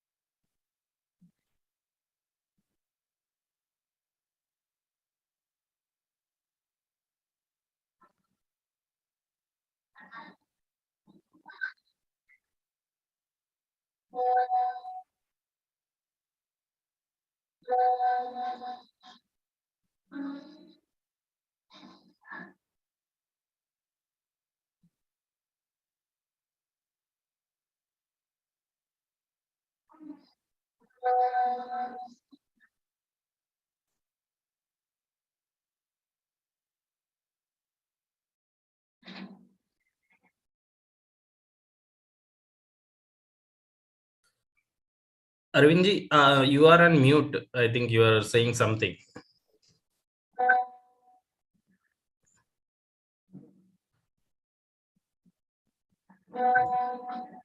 Were you addressing me? Yeah. Oh, I just happened to have my video on when I was rehearsing, I guess. So I didn't mean to say anything. Okay. Okay.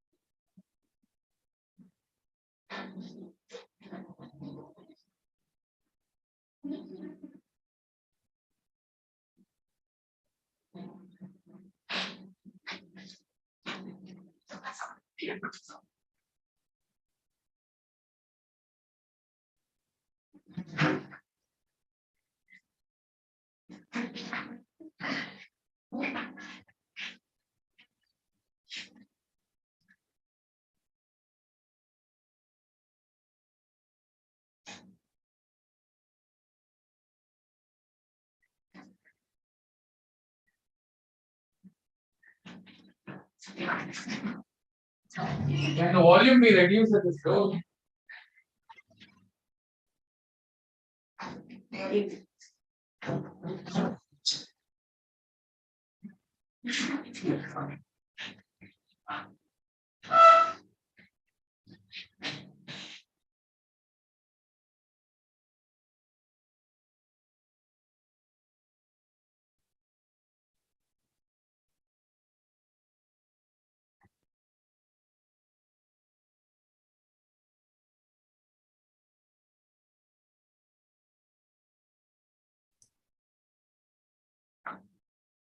I see Arvind and Srinivas ji. That's wonderful. Namaste. Namaste.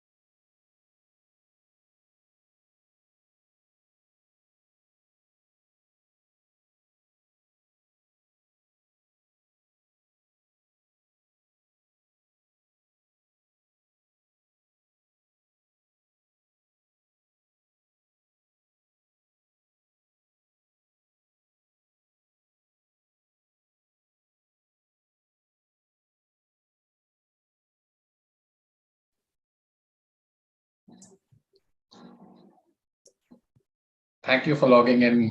Yeah, right in time. Yes, absolutely. Thank you.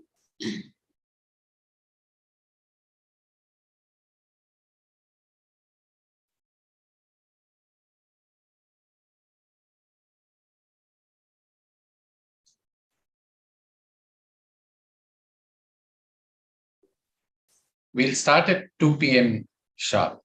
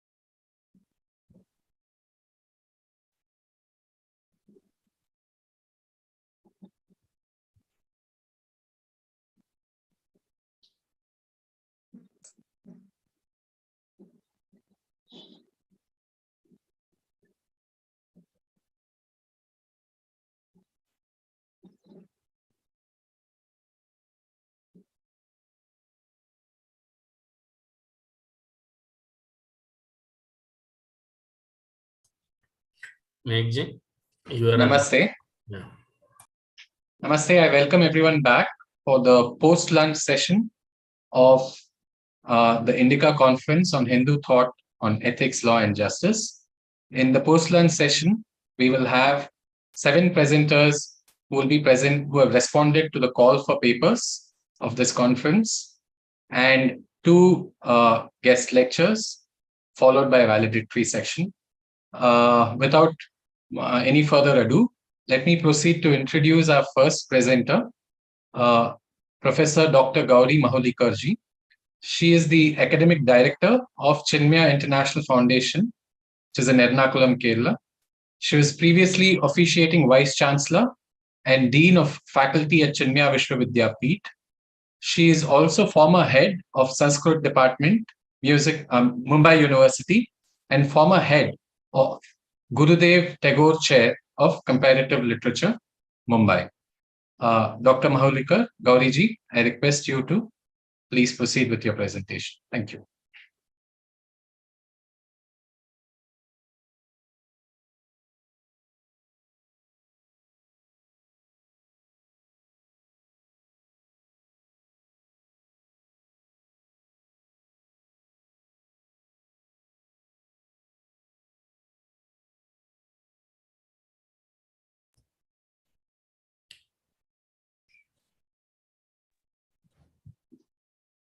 Ma'am, in the bottom, you have opened the PPT also. Right now, we are able to see your browser.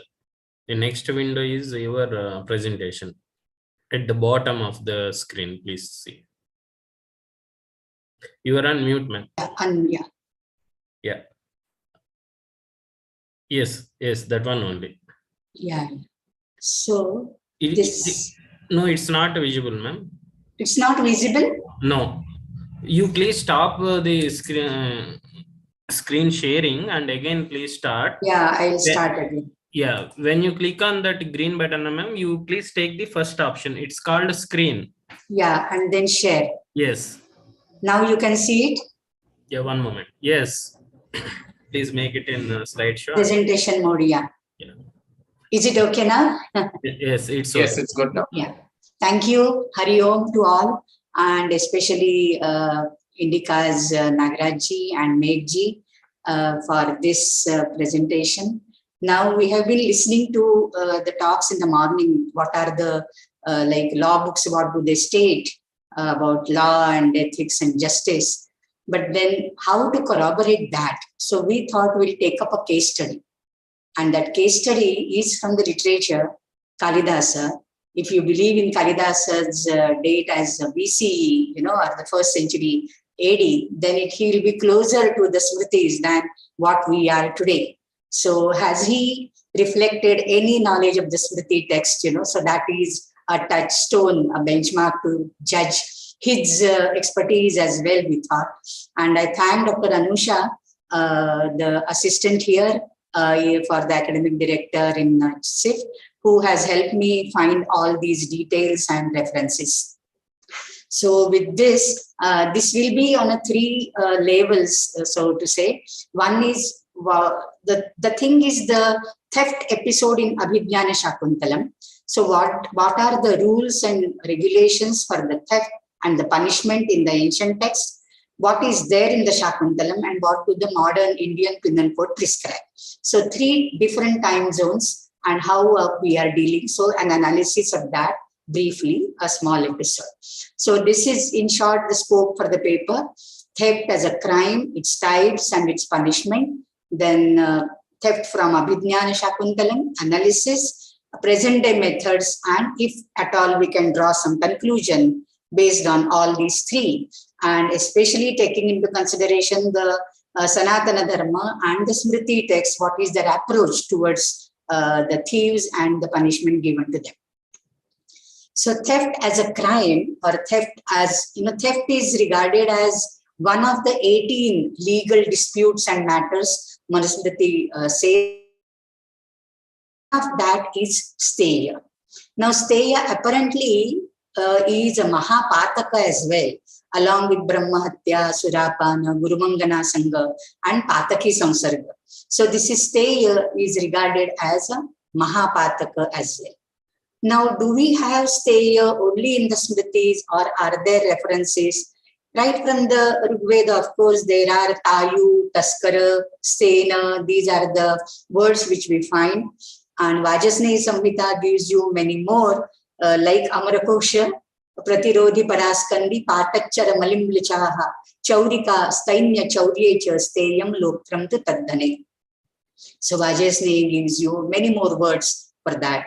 So what is steya? Basically, it is unauthorized, unjust possession of another's belonging, wealth, another's cattle, another's woman, anything which belongs to other person.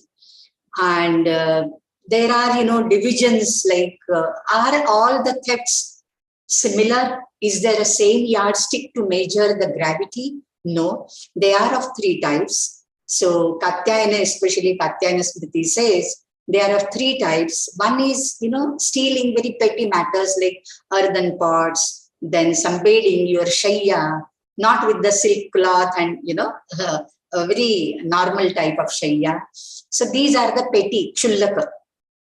Then there are madhyama type of stealing, which include clothes other than the silk clothes and animals other than the cattle. Cattle, of course, is a Mahapataka. Stealing cow or buffalo of somebody is a Mahapataka. And a grave, very heinous crime of stealing is stealing gold, silver, precious stones, gems, jewels, silk clothes, cattle, and women of somebody. So these are like a Maha. In the stain also there are 3 categories. And of course, the stay or the theft definition according to Indian Penal Code Article 378, thanks to Google Swami, whosoever intending to movable property. Movable property. Indian Penal Code has added that movable property, though in Katyayana we do come across all these things which are mentioned are movable. He is not mentioning about the vastu or immovable property per se. So possession of any movable property dishonestly, so that is called steya, that is called theft. And so, the Hindu law text and the Indian Penal Code are on the same bench as far as the definition is concerned. Now, after seeing what is theft, what is the punishment given to the theft? Of course, the punishment will vary as the criteria or the type of theft will vary. So Manu prescribes capital punishment for stealing, but that capital punishment is not for stealing the petty matters. Of course, when it's considered as Mahapataka, there is corporal punishment, not otherwise. For petty thefts, there is a fine, danda. And that fine could be, 5 times the object stolen. For Shudra, for Vaishya, it is 18 times or 24 times Kshatriya, and then for Brahmana, it is 64 times. Higher Varna, thief, if a thief belongs to the higher Varna, the more higher Varna belongs to, the fine would be more and more. And for that, the Katyayana and Narada, especially Narada Smriti, they are Vidya Vibhushita. They must know what to do and what not to do. If they don't know it, then they deserve punishment to a higher degree. And therefore, their fine is higher. So this he gives in appendix. More learned people, they have to give more fine. Then Katyayana says, for if the Brahmana, suppose he is a Brahmana, highest Varna, then confiscate all his wealth if he is physically weak. Confiscate all his wealth, brand him on some part of his body, and just let him go. But on the contrary, if he is a very healthy person, then there is a rigorous punishment. He is jailed and is made to work for the king till the end of his life. So it's not only the thief who is punished, but one who helps the thief, either to hide the booty or not to divulge any knowledge, any information. If he knows about the thief and where he has gone, which direction, this, that, and if he doesn't say that to the police officers, then it is as good as helping him in the planning, and therefore he is also punished. So whosoever commits theft according to IPC 379, the thief, one who commits theft is punished with imprisonment of either description for a term which may extend to 3 years, 5 years, or with fine or with both. So there is imprisonment, fine, or both, depending upon the. Now, after this background check of the Hindu law and IPC, let us turn to the case study proper, the Abhijnana Shakuntala theft incident. Now, this has a little background. The theft incident occurs in the 6th Act, but it is necessary to see the 5th Act from the Kanavishar point of view, and to judge that theft episode and the significance of the theft episode brought by Kalidasa at that particular juncture. So the 5th Act begins with Hamsapadika's song, which makes Dushyanta very sad, very despondent, and long for someone, and he doesn't know, he can't figure it out, he can't articulate it, what exactly is the cause of his restlessness, but he does suffer from that. And then Dusyanta's, his mind is stirred up, and then Shakuntala comes, and then the Shakuntala Parityaga, that incident happens. So the 5th Act, very much of happening, but still at the end, it leaves us all with a shade of, dejection and disappointment, and, like very painful it is how Shakuntala, who is pregnant, and his fortune has walked to him, and king could not recognize that, and he just discarded and repudiated her. So this theft episode, immediately after the 5th one, and that too the Praveshaka in the Prakrit, and the police officers having conversation with the thief, and the chief also intervening in between, and the entire conversation brings a total relief from the agonies of the 5th Act. So this is a reliever, emotional reliever, so to say. So it has its own poetic justification as far as Kalidasa's drama is being appreciated here. And then this leads to the climax. So this is a very, very important. Of course, I'm not going into how Kalidasa has invented this ring episode and all that, how his genius. This is not a platform to discuss that. But what is the significance of the Dhivara episode, that I think has to be judged on the background of the 5th act. Now the actual 6th act, the Praveshaka starts. The fisherman Dhivara is caught red-handed while attempting to sell a ring. That ring is a Rajamudrika. If those who have read Shakuntalam, they know that in the 2nd act, Deshpande has given the 3rd act. Deshpande has given his ring, which has his letters engraved on that, and he promises Shakuntala, assures rather her that you concentrate on each letter, and within 3 days I will send for you a big retinue and all that stuff. So that Rajamudrika, the Dhivara finds while cutting a Rohita type of fish, and from its belly, from the belly of the fish, the ring comes out, and he just wants to sell it off. While selling it off, the police catch hold of him.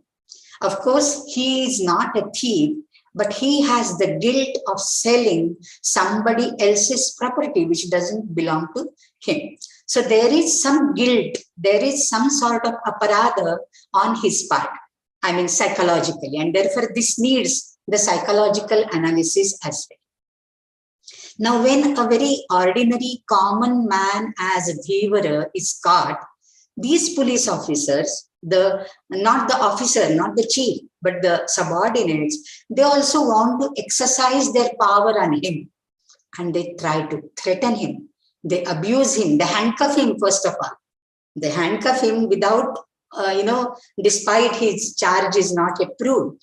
They handcuff him, abuse him, and threaten him that Gridhrabalir bhavishyasi shuno mukamba drakshasi. You will be thrown, your flesh will be thrown for Gridhra, for the vultures and the wild animals and birds to be eaten up. Or shuno mukham drakshasi, will be buried, till your face, and the wild hounds will eat you up.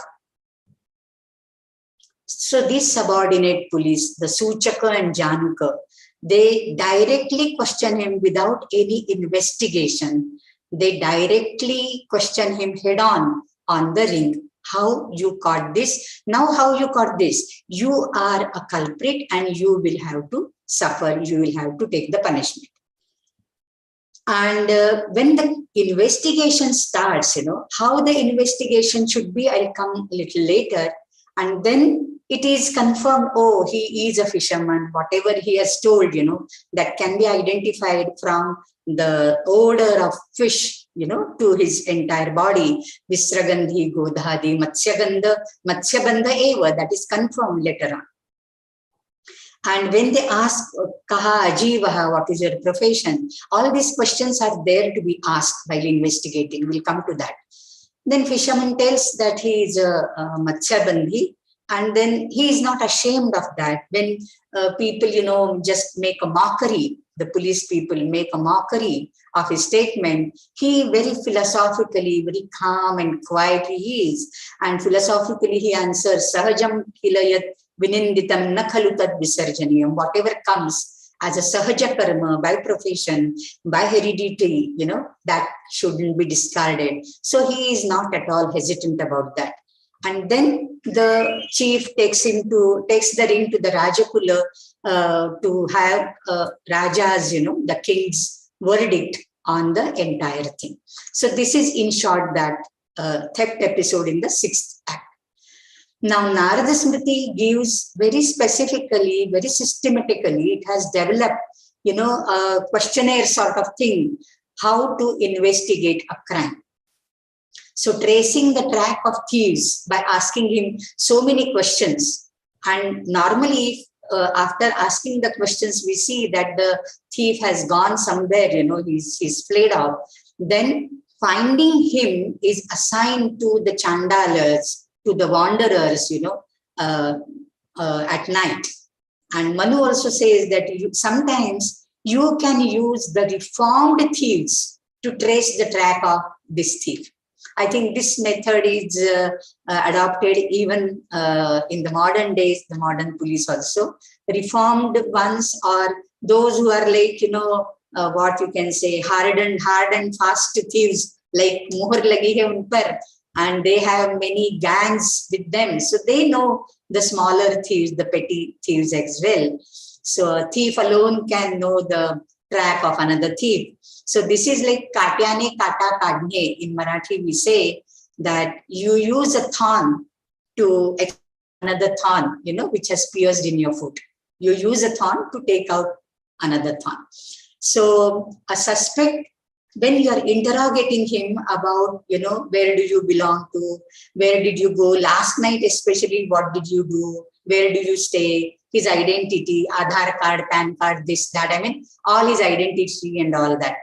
So while answering those questions, if at all that person falters, his color of his face changes, then the statements, whatever he has stated, those could be put to test. The color of change, the Varna Vaisvarya or the Varna Swakara Veda, Samsaditu, Anivedanat, etc., you can make out that he is a liar or he is speaking the truth. Now, as far as this Dhivara episode is concerned, Dhivara is not at all hesitant about his profession, I said, and he doesn't falter even a single moment, while answering the questions. So one who is really innocent one, who he will not falter while being interrogated. In the presence of the victim and the witnesses, the suspect should be interrogated, because only the police and the victim, then it is not, proved to be authoritative. That has to be done in the front of magistrate. So he should be asked about his identity, location, livelihood, his movements, especially the previous night, etc., etc. And the suspect can be released if the statements are in unison with, if other people, surrounding in his area, they are also questioned. And if there are witnesses and their statements and the suspect's statements, they tally, they are in unison, then he is released. Otherwise, he is put to torture, a third-degree treatment to extract the truth.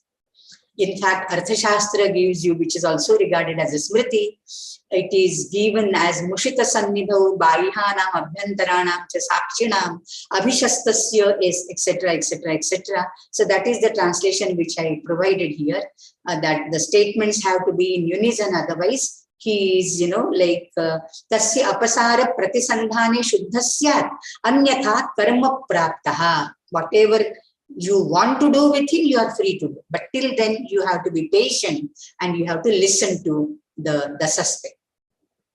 While analyzing the theft episode in Shakuntala, on the lines of this interrogation style, do we find any variation, or is it in coordination with the smritis? See, first of all, the man is brought handcuffed, he's taunted, he's abused. So that impatience of the subordinate police is seen throughout. Nowhere they have followed the interrogation style.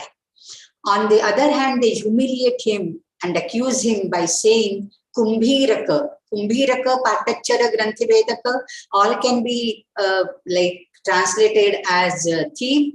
These could be used as the synonyms, but they have different meaning, variation of meaning. Kumbhiraka, for example, is, Kumbham Bheti, like Kumbha is a wall. He breaks the wall. So he is a burglar, you can say. Patachara, Patayan Charati iti, he is a robber. And Granthibedaka is a cut purse. Granthibedaka is a cut purse. So there are different variations in these, and these police officers, the police subordinates, they accuse him and they hit him despite any evidence and all. Just to have a shortened summary of this, the rules and treatment given in Shakuntala. Good knowledge of the law of land has to be there with the police department, and that perhaps Kalidasa has reflected, because Manu says, Mukhyanam Chaiva Ratnanam Harane Vadhamarhati. So he is found with the Mukhya Ratna, that to the Anguliyaka, the ring of the king.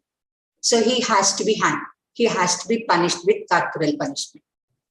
That perhaps they know very well. But clarity of the legal procedure, the investigation and all, there is none here. The grasp of validity of evidences, the chief later on feels the necessity to interrogate him, to intervene. Hearing the victim, or hearing, not the victim, hearing the suspect is very, very essential, which is done at a later stage.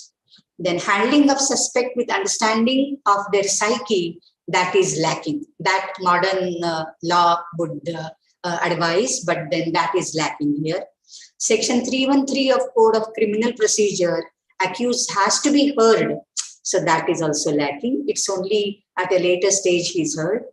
Then even today, when this is the situation, can we judge it on the modern scenario? Even today, the scenario hasn't changed much despite the rules and regulations for that. A commoner, especially a dhivara, because he might be illiterate, he is good at his profession, but not an intellectual person, and therefore such people are treated in a very humiliating manner even today by the police. So this is somewhere to exercise their power over the weaker ones. So he is weaker in a sense, not physically, but weaker as the strata of the society also, and therefore the impatient police would even now try to harass such weaker victims. So this leads us to the police conduct or misconduct. It's then and now, it hasn't much changed, accountability for police, it hasn't much changed. So this misconduct and the failure, this is taken from the internet. So, there is the widespread belief that the police functions with impunity and officers are rarely held to account for their acts of omission and commission is breaking the faith of the public in the police. That is so very true even today. So perhaps, through that fear for the police, the dhivara also, kept a very low sort of position, and he was not at all aggressive or assertive. So modern law does not prescribe torture or third-degree treatment, and Mitakshara on Yajnavalkya says none should be punished merely on the doubt. You should investigate and before penalizing the innocent. I'm reminded of the story of Animandavya Katha, which comes in the Mahabharata. So, without any fault of his, he was severely punished by the king, and for which he had to suffer later on. So punishment to the innocent person, this involves, this is really that portion where the ethical conduct of the ruler, of the jurisprudence, the system as such, it is held accountable here. So, and it was Animandavya again, who later on, he was told that because of some crime in his earlier birth, when he was just a bala, he had, harassed one, the butterfly or, caterpillar. And that is the punishment which he got in this birth. So it was like the karma law, but then he changed that. So it is very revolutionary that before 14 years of age, the crime should not be considered as a crime and it should not be punishable crime. So that is the juvenile jurisprudence also in that matter. Animandavya Katha is very, very important. On the other hand, see, the innocent person should not be punished, but the person who is really has committed the crime, he should not be released just because he pleads he's innocent. So both ways, the law has to take care, the via media of that. So humans, and because, it's very human quality, humans are Daiva Asura Sampat Vibhaga. They are equipped with Daivi Sampat as well as Asuri Sampat. Every one of us has Asuri Sampat as well. And the power brings out only the Asuri Sampat to the forefront, like in the case of Januka and Suchaka. So the police, to provoke the suspect in many ways, Purato mama hastavasya vadhyasya sumanaso badhum, he will be taken to the gallows now, and I am, my hands are throbbing like to garland him with the red flowers which were customary, So the suspect, however, doesn't lose his composure, his calm, even in those troubled situations. And that could be to avoid further assault, physical or verbal. And secondly, he knows that he is innocent. So here comes that psychological aspect for which the Smritis have prescribed divyas. Divyas is one such part which touches directly to the psyche of a person. So he knows that he is innocent and therefore he is not afraid. And secondly, to avoid further verbal assault and all, he is keeping his composure. And when the Rajakula, the chief takes the ring to the Raja, and Raja, gets very moved by that and offers some prize money. And when the chief offers that prize money to the Purusha, to the Dhivara, he on his own wants to share it, half of it. So that also shows that though poor, that is his contentedness. He is happy. He doesn't want all that booty for himself. He wants to share it with his newly acquired friends. But sarcastically though, he would ask now one question, Bharataha atha kidrisho me ajivaha? How do you feel my livelihood now? Earlier you were criticizing that I was just a fisherman. Now how do you find my livelihood, my profession? So that sarcasm, any man is not, devoid of such sarcastic comments at the proper time. And then he says, Bhattarakaitaha ardham yushmakam sumano mulyam bhavatu. Now the word sumana, a very characteristic of Kalidasa to have used very appropriate words in place. Sumana means flower. Sumana means good mind. So you are such good people. See, if the chief had willed, while coming back from the Rajakula, he would have taken half of the amount and in his pocket before he offered that prize money to the Dhivara. So this is Sumano Mulyam, for your good will and for your good mind. And Sumana, whatever Sumana you wanted to tie as a garland in my neck. So this is that Sumano Mulyam. So there is a pun on this word. And the Adhyatmika, or this what psychological element I have been saying, so change in the behavior of the two subordinate policemen before the interrogation or before the prize money was given to Dhivara and after the prize money is given, there is drastic change, lot of difference. So first of all, they are threatening him, Gridhra Bali Bhavishyasi, Shuno Mukham Vadrakshasi and all that. It's all a power play on their part. They feel they are superior and he is inferior and weaker compared to them. But now, yes, I'm coming to end this and the last now. So, but after the prize money is given, Esha Yamasadanam Pravishya Pratinivrittaha, they are envious of him. Oh, he has gone, he has as if touched the Yama's place and has come back. And from Shula, he has been taken down and he is mounted now on the elephant back. So they are a little bit, envious of his fortune. So Asuyaya Pashyati, that is typical human nature. And and now, when he has got that money, everybody wants him to share. I mean, though without words, the Dhivara also can make out, he can read their minds that they would expect some share from that booty, and therefore, because success has many fathers. So when he is released ceremoniously with that prize money and all that, they would like to share something from them, from that prize. So coming to the end, I wanted to integrate in this manner that all our text, be it on ethics and law or Veda and Vedanta, and take any Vidya for that matter, it is always aimed at the human welfare on three levels. It is Adhyatmika, Adhidaivika and Adhibhautika. How Adhyatmika, Adhidaivika and Adhibhautika could be, like traced in this theft episode. I'm just saying it. I mean, this could be far-fetching, but I thought we can have a solid conclusion to this matter. The Vyavahara sections, Achara, Vyavahara, Prayashchitta are the 3 sections, right, of the law books. So Vyavahara sections of all the Smriti texts, they address all these 3 Adhidaivika, etc.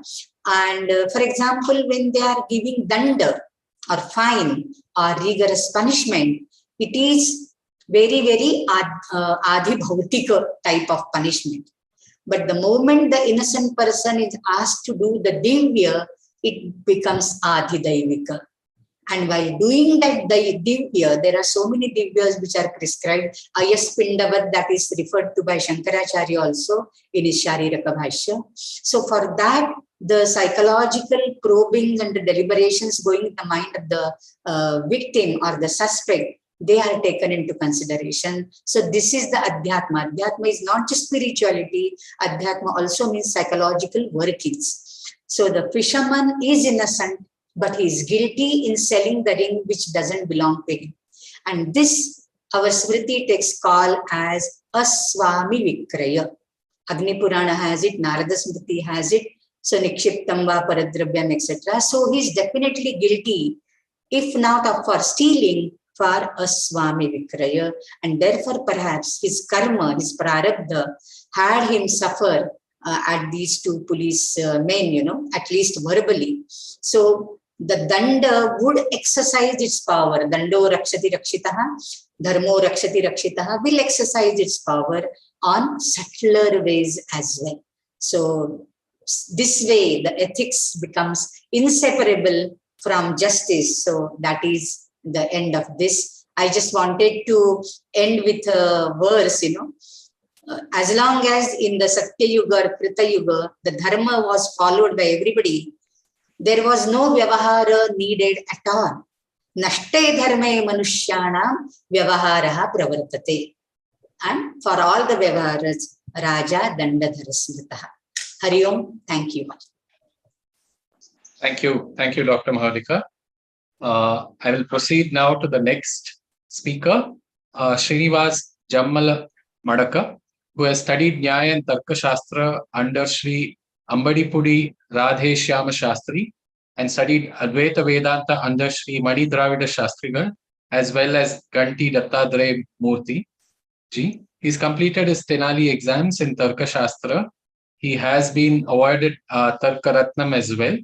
He currently teaches as an assistant professor in the School of Shastric Studies, Kavi Kulaguru Kalidas Sanskrit University in Ramtek in Maharashtra. Please take it away from here, Srinivasji. We are 15 minutes behind schedule, so I request all speakers to make sure that we stick to the 20-minute schedules. I'm sorry for stealing this time. No problem at all. But Srinivasji, please go ahead. This is also stay here. Stealing time. Yeah.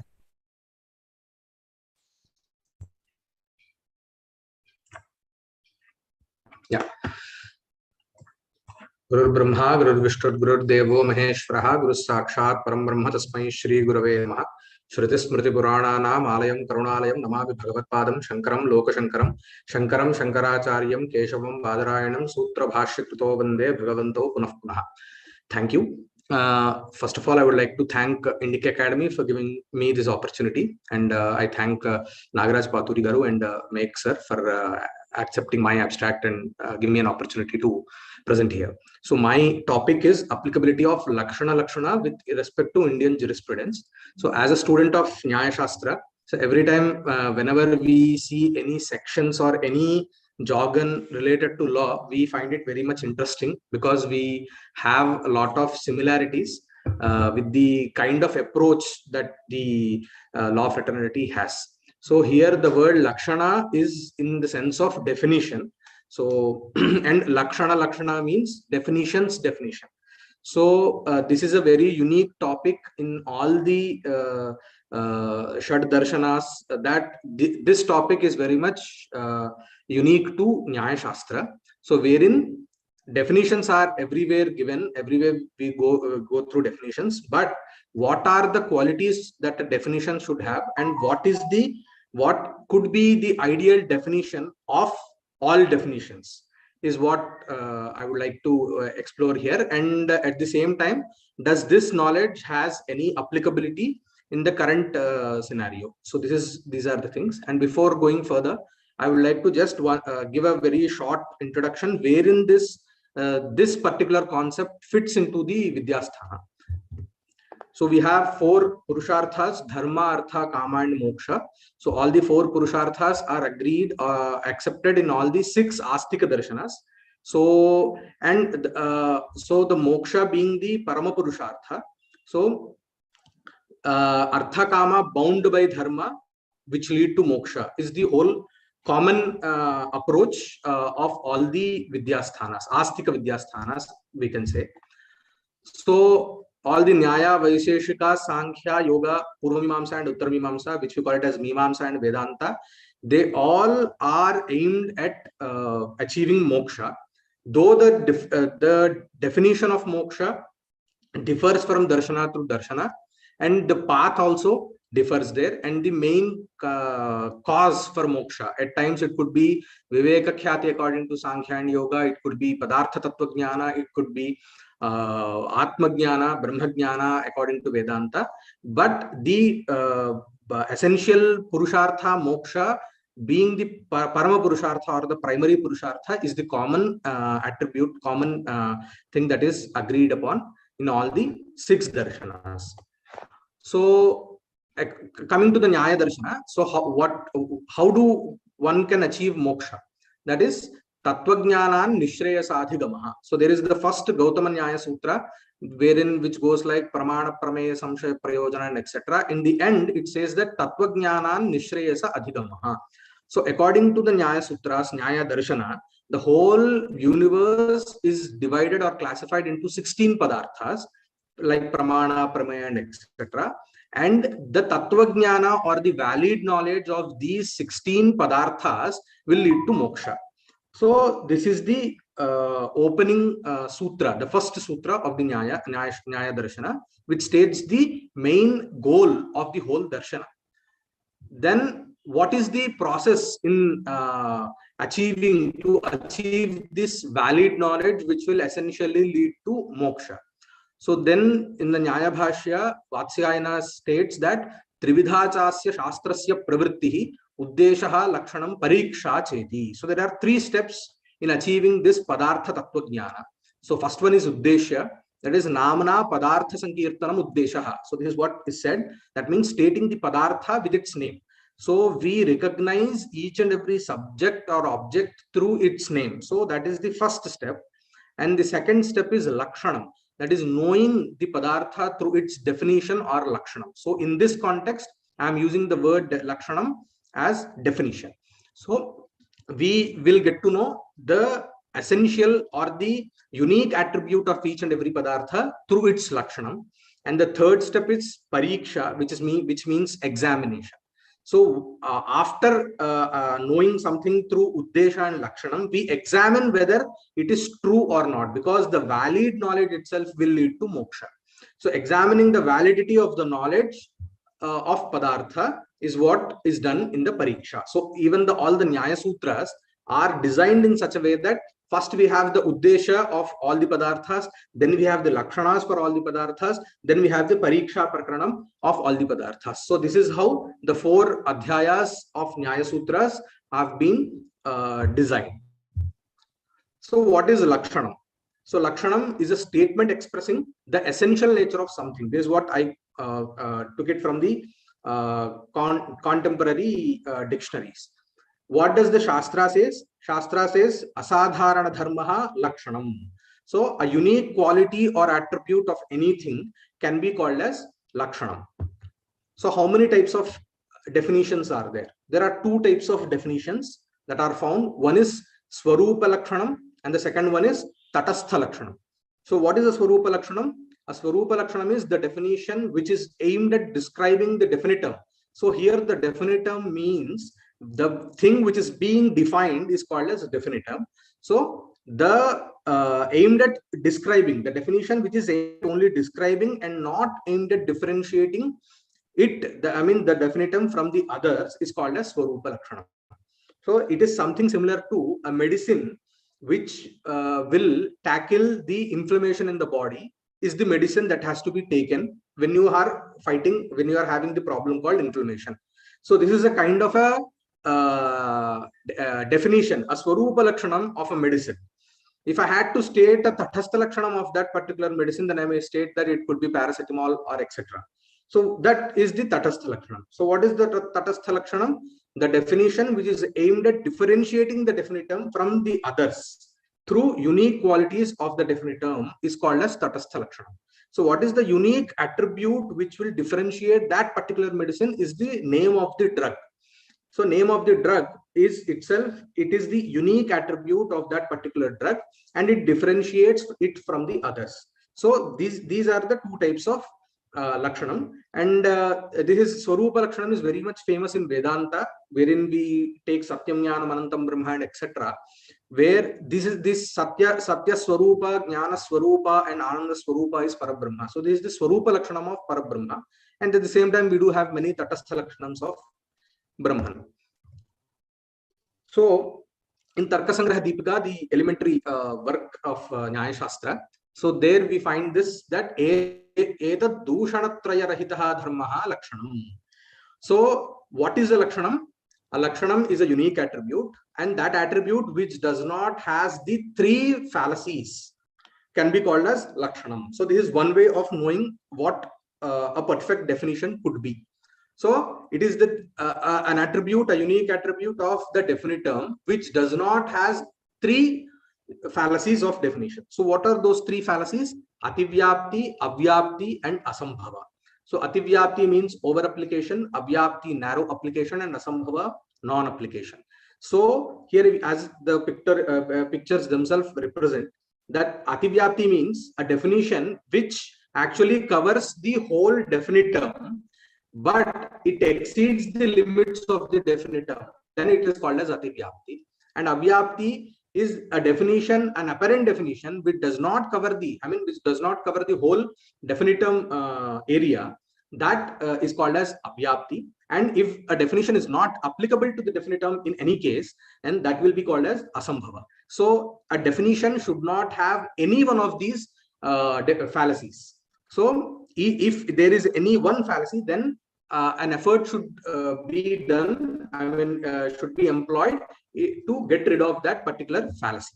Then taking a small example. So if a definite term is cow, if I have to define cow, if I define an animal which has horns is cow, then we have this fallacy called Ativyapti, because my definite term is cow, but having horns does cover the definite term area, but it even exceeds. Even other animals other than cows also have horns. So I cannot state that having horns, a creature which has horns is cow. And at the same time, if I state that an animal which is black in color is cow, so there may be black cows, but all the cows are not in black in color. So the definition is only applicable to one part of the definite term, and not the whole spectrum of definite term is being covered. So there we have the fallacy called Avyapti. And if I state that a creature which is having one hoof is the organ which is there in the foot of cow and other like horse and etc. So cows have two hoofs and horses have one hoof. So having one hoof, if I define a creature which has one hoof is cow, then it cannot be applied to any entity of the definite term, that is the cow. So hence, these three cannot be the definition for a cow, because these have, each and every one has some or the other kind of a definitional fallacy. So what could be the perfect definition is having a dewlap. Dewlap means the sasna, or the skin which actually is there in the area of the neck of the cow. So here, this does not has any of the fallacies. This is the unique attribute for this particular animal. So it covers all the spectrum of the definitum. It does not exceed, and it is applicable to the definitum. So in that case, it does not have all the three fallacies. Hence, it could be the perfect definition for a cow. So till now, we came to know what are the fallacies that a definition should not have, and what is the quality that a definition should have is the next thing which we have to cover. So again in Tarkasangraha Deepika, we find this Saeva asadharana dharma ityuchyate. Saeva, the same attribute which does not have the three definitional fallacies, is called as asadharana dharma, and that can be the Lakshana or the definition. So what is this asadharana dharma? What is this asadharanatva or the uniqueness of that particular attribute? So that is again defined. So this is called as the definition's definition. Lakshana, lakshanasya lakshanam, which we call it as, that is lakshyatavachedaka samaniyatattvam. So this is a very typical, very what you call nyaya paribhasha. I mean, it is a very jargon language that is being used here. So the quality or an attribute which has equal invariable concomitance with the definite term can be called as lakshyatavachedaka samaniyatattvam. To put it in very simple text, I could say if my definitum is a cow, then the cowness, or which we call it as a gotvam, wherever there is gotvam or cowness, there is this sasna or dewlap, and wherever there is this dewlap, there is this cowness. So this is what is called as samaniyatattvam or equal invariable concomitance. So here, this is another thing that we have to see whether the definition is having or not. So this is the definition's definition. Then coming to the application part of the whole concept of Lakshana Vichara. So I've taken some examples. One of them is section 299 and 300 of IPC, which deal with murder and culpable homicide respectively. So if we see the wordings of the statutes or sections, we find that in the murder, in the section 300, an act by which the death is caused is done with the intention of causing death. I'm not going through the whole this thing. I've just taken some of the part which was relevant, I thought relevant for me. And in the culpable homicide section also, the same, I mean not the same, but a similar wording is being seen, that an act which with the intention of causing death, that can be called as culpable homicide. So here if we see, we cannot differentiate culpable homicide from murder based on the wordings of these sections. So that is why a lot of efforts go into differentiating these both, and many judgments and case laws are referred to and quoted, and then they come to a conclusion. At the end, they state that wherein the intention can be substantiated, then that can be called as murder, and wherein the intention cannot be substantiated, that can be called as culpable homicide. So if we actually go through the only the wordings, the summary would be something like an act that leads to death with the intention of causing death. You know, if I had to derive a definition of culpable homicide from the section, this is the gist of that particular section, and I can call it as a kind of a definition. Maybe I cannot use the word definition here, but if I had to describe what a culpable homicide would be, that could be an act that leads to death with the intention of causing death. If this is my definition and my definite term is culpable homicide, this has a fallacy called ativyapti or over application, because this even can be even applied in the case of murder also. So we have a fallacy in here, and hence we refer to many judgments and etc. And at the end, they come to this conclusion that wherein there is no intention, that will become culpable homicide. Wherein there is intention, that becomes murder. So at the end, they are trying to evade this over application fallacy by maybe subtracting some of the parts of the section, maybe here the intention part, so that this is even done in the other definitions in the Shastras also. And so if we see here, if the definition of culpable homicide is same as murder, then the definition of culpable homicide has the over application fallacy. The reason for the confusion is the word intention mentioned in both the acts. So the acts do not directly differentiate one from the another, which is against the formulation of two different acts. The conclusion of differentiation is based on one important factor, that is intention. So therefore, an act with the intention of causing the death which shall lead to death is murder, and an act that leads to death wherein the intention cannot be established is called as culpable homicide. So these are the what you call the things from the whatever I've seen in the net. I got this kind of a interpretation for both. And coming to the second example. 2 minutes, Srinivasji. Oh, fine. The second one is definition of fact from the Evidence Act, that is anything, state of things, and etc. So here actually the word anything itself is enough to define what a fact is.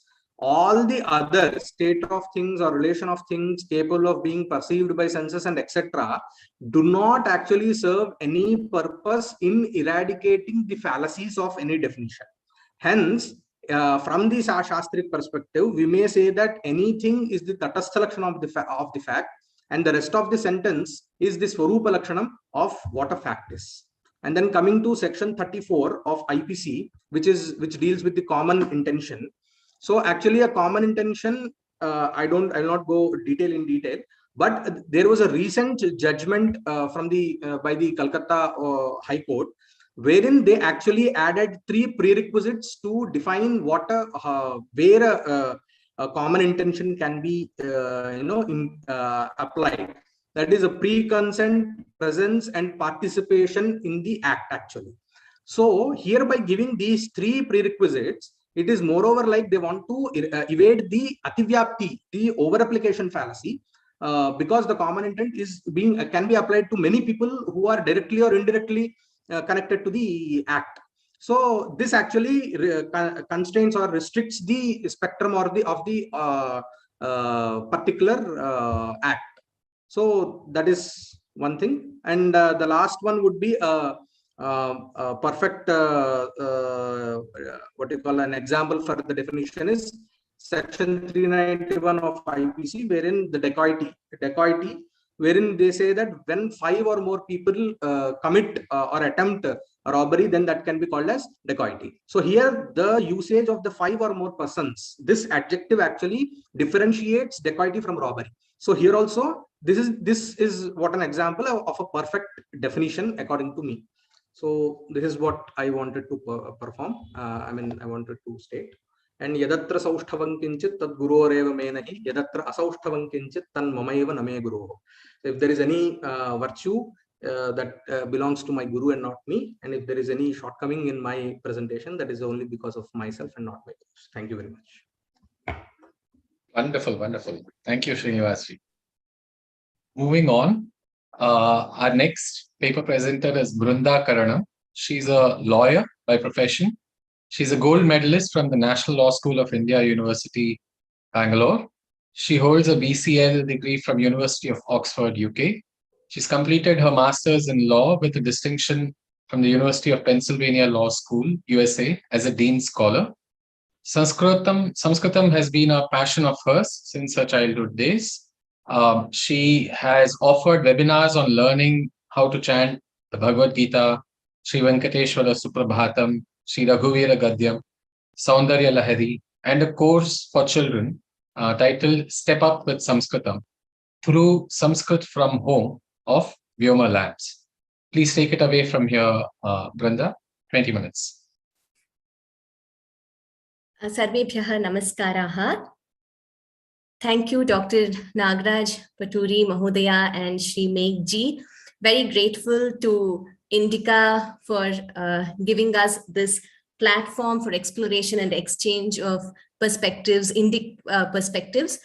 And in the next few minutes, I will be sharing with you some of my findings in exploring Mimamsa and its contemporary relevance for statutory interpretation. So this is the brief overview of my presentation today.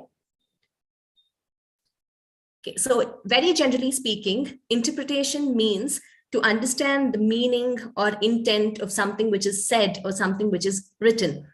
And in the context of interpretation of statutes, it means understanding the legislative intent behind the words used in the act by the legislature, or understanding the meaning of the legislation. Now, certainty in law and its interpretation is quintessential for a harmonious society based on the rule of law. And the judiciary shoulders this onerous responsibility of interpreting laws, and the courts play a very important role in fulfilling the object for which the statute was enacted and in promoting justice and social welfare. So in contemporary jurisprudence, we come across various rules for interpreting statutes, like the literal rule, the mischief rule, purpose of interpretation, etc. Coming to Mimamsa, so these Mimamsa principles were developed by Vedic scholars well-versed in language, grammar, logic, etc., to interpret the Shruti Vakyas, or the text of the Vedas. And these principles of interpretation also came to be used to interpret civil and criminal laws.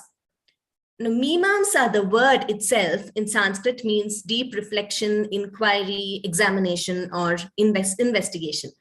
And when we say Mimamsa in the context of interpretation, we are referring to Purva Mimamsa or Karma Mimamsa, which is one of the 6 darshanas or schools of philosophy. And Rishi Jaimini is one of the oldest renowned author. About 1,000 adhikaranas and 2,700 sutras are attributed to Rishi Jaimini. So like I already mentioned, though the Mimamsa principles essentially evolved to interpret the Vedic texts, essentially dealing with the ritualistic portion of the Vedas, the method was so systematic, the method of interpretation, that it came to be used to also interpret the Vyavahara portions of the Smritis, so dealing with laws, etc. And we see that Vasishtha, Vijnaneshwara, Jimutavahana, Apastamba, Bodhayana, Nanda Pandita, many of them have relied on the authority of the Mimamsa principles to interpret a Vyavahara portion of the Smritis. And a very renowned Western scholar, Mr. Coolbrook, so he remarks that the logic of Mimamsa is the logic of the law. Therefore, the Mimamsa principles are very much applicable to interpretation of laws. And the inquiry in Mimamsa also begins with words, which is very similar to modern statutory interpretation. So in one of the celebrated judgments by the Allahabad High Court in 1892, the judge who was writing the judgment, one of the judges, Sir John Edge, he has remarked that the rules of Mimamsa are of the highest authority in construction of Hindu law. And Honorable Justice Rama Joyce notes how Mimamsa was a necessary qualification for judges. So this shows the importance of Mimamsa in interpreting laws. And it is a systematic, methodical approach to interpretation. There is a lot of clarity in principles, which we will be seeing now. So this the basic framework of Mimamsa is what I will be dealing with. And we have the procedure for interpretation called Adhikarana. This is a verse attributed to Kumarila Bhatta. Vishayo Vishayaschaiva Purvapakshas Tathottaram Nirnayascheti Panchangam Shastredhi Karanam Smritam. So this gives a very systematic procedure to reach a conclusion on the accurate interpretation. So the 5-pronged process. The first is the subject or the text which has to be interpreted. Next comes the doubt or ambiguity. Then Purvapakshaha or the prima facie argument. Then the response or the uttaram or the counter argument. All this finally leads to nirnayaha or conclusion. And as noted by Mr. K.L. Sarkar, this process of adhikarana is unobjectionable. It gives a prominent place to the view opposed to which that is eventually adopted by way of conclusion. And this method acquires greater clarity and strength than otherwise would have been the case. And this process of adhikarana is seen throughout Sanatana Dharma. It has also been followed in Uttara Mimamsa or Vedanta. And we see that this process has universal application for any interpretation for that matter, not only for statutes, but it could also be used to interpret contracts, conventions, deeds, wills, etc. So Mimamsa has certain axioms which act as guidelines for interpretation.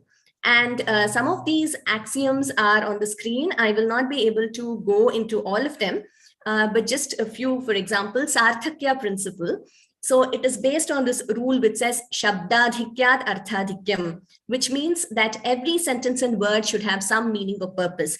So any interpretation which would render any word or provision redundant will not be favored. And we also have a similar rule of interpretation in contemporary jurisprudence. Now, Gunapradhana is where when there is a conflict between principle and ancillary and it cannot be reconciled, then the principle prevails. We see that these axioms have also been used in some of the cases.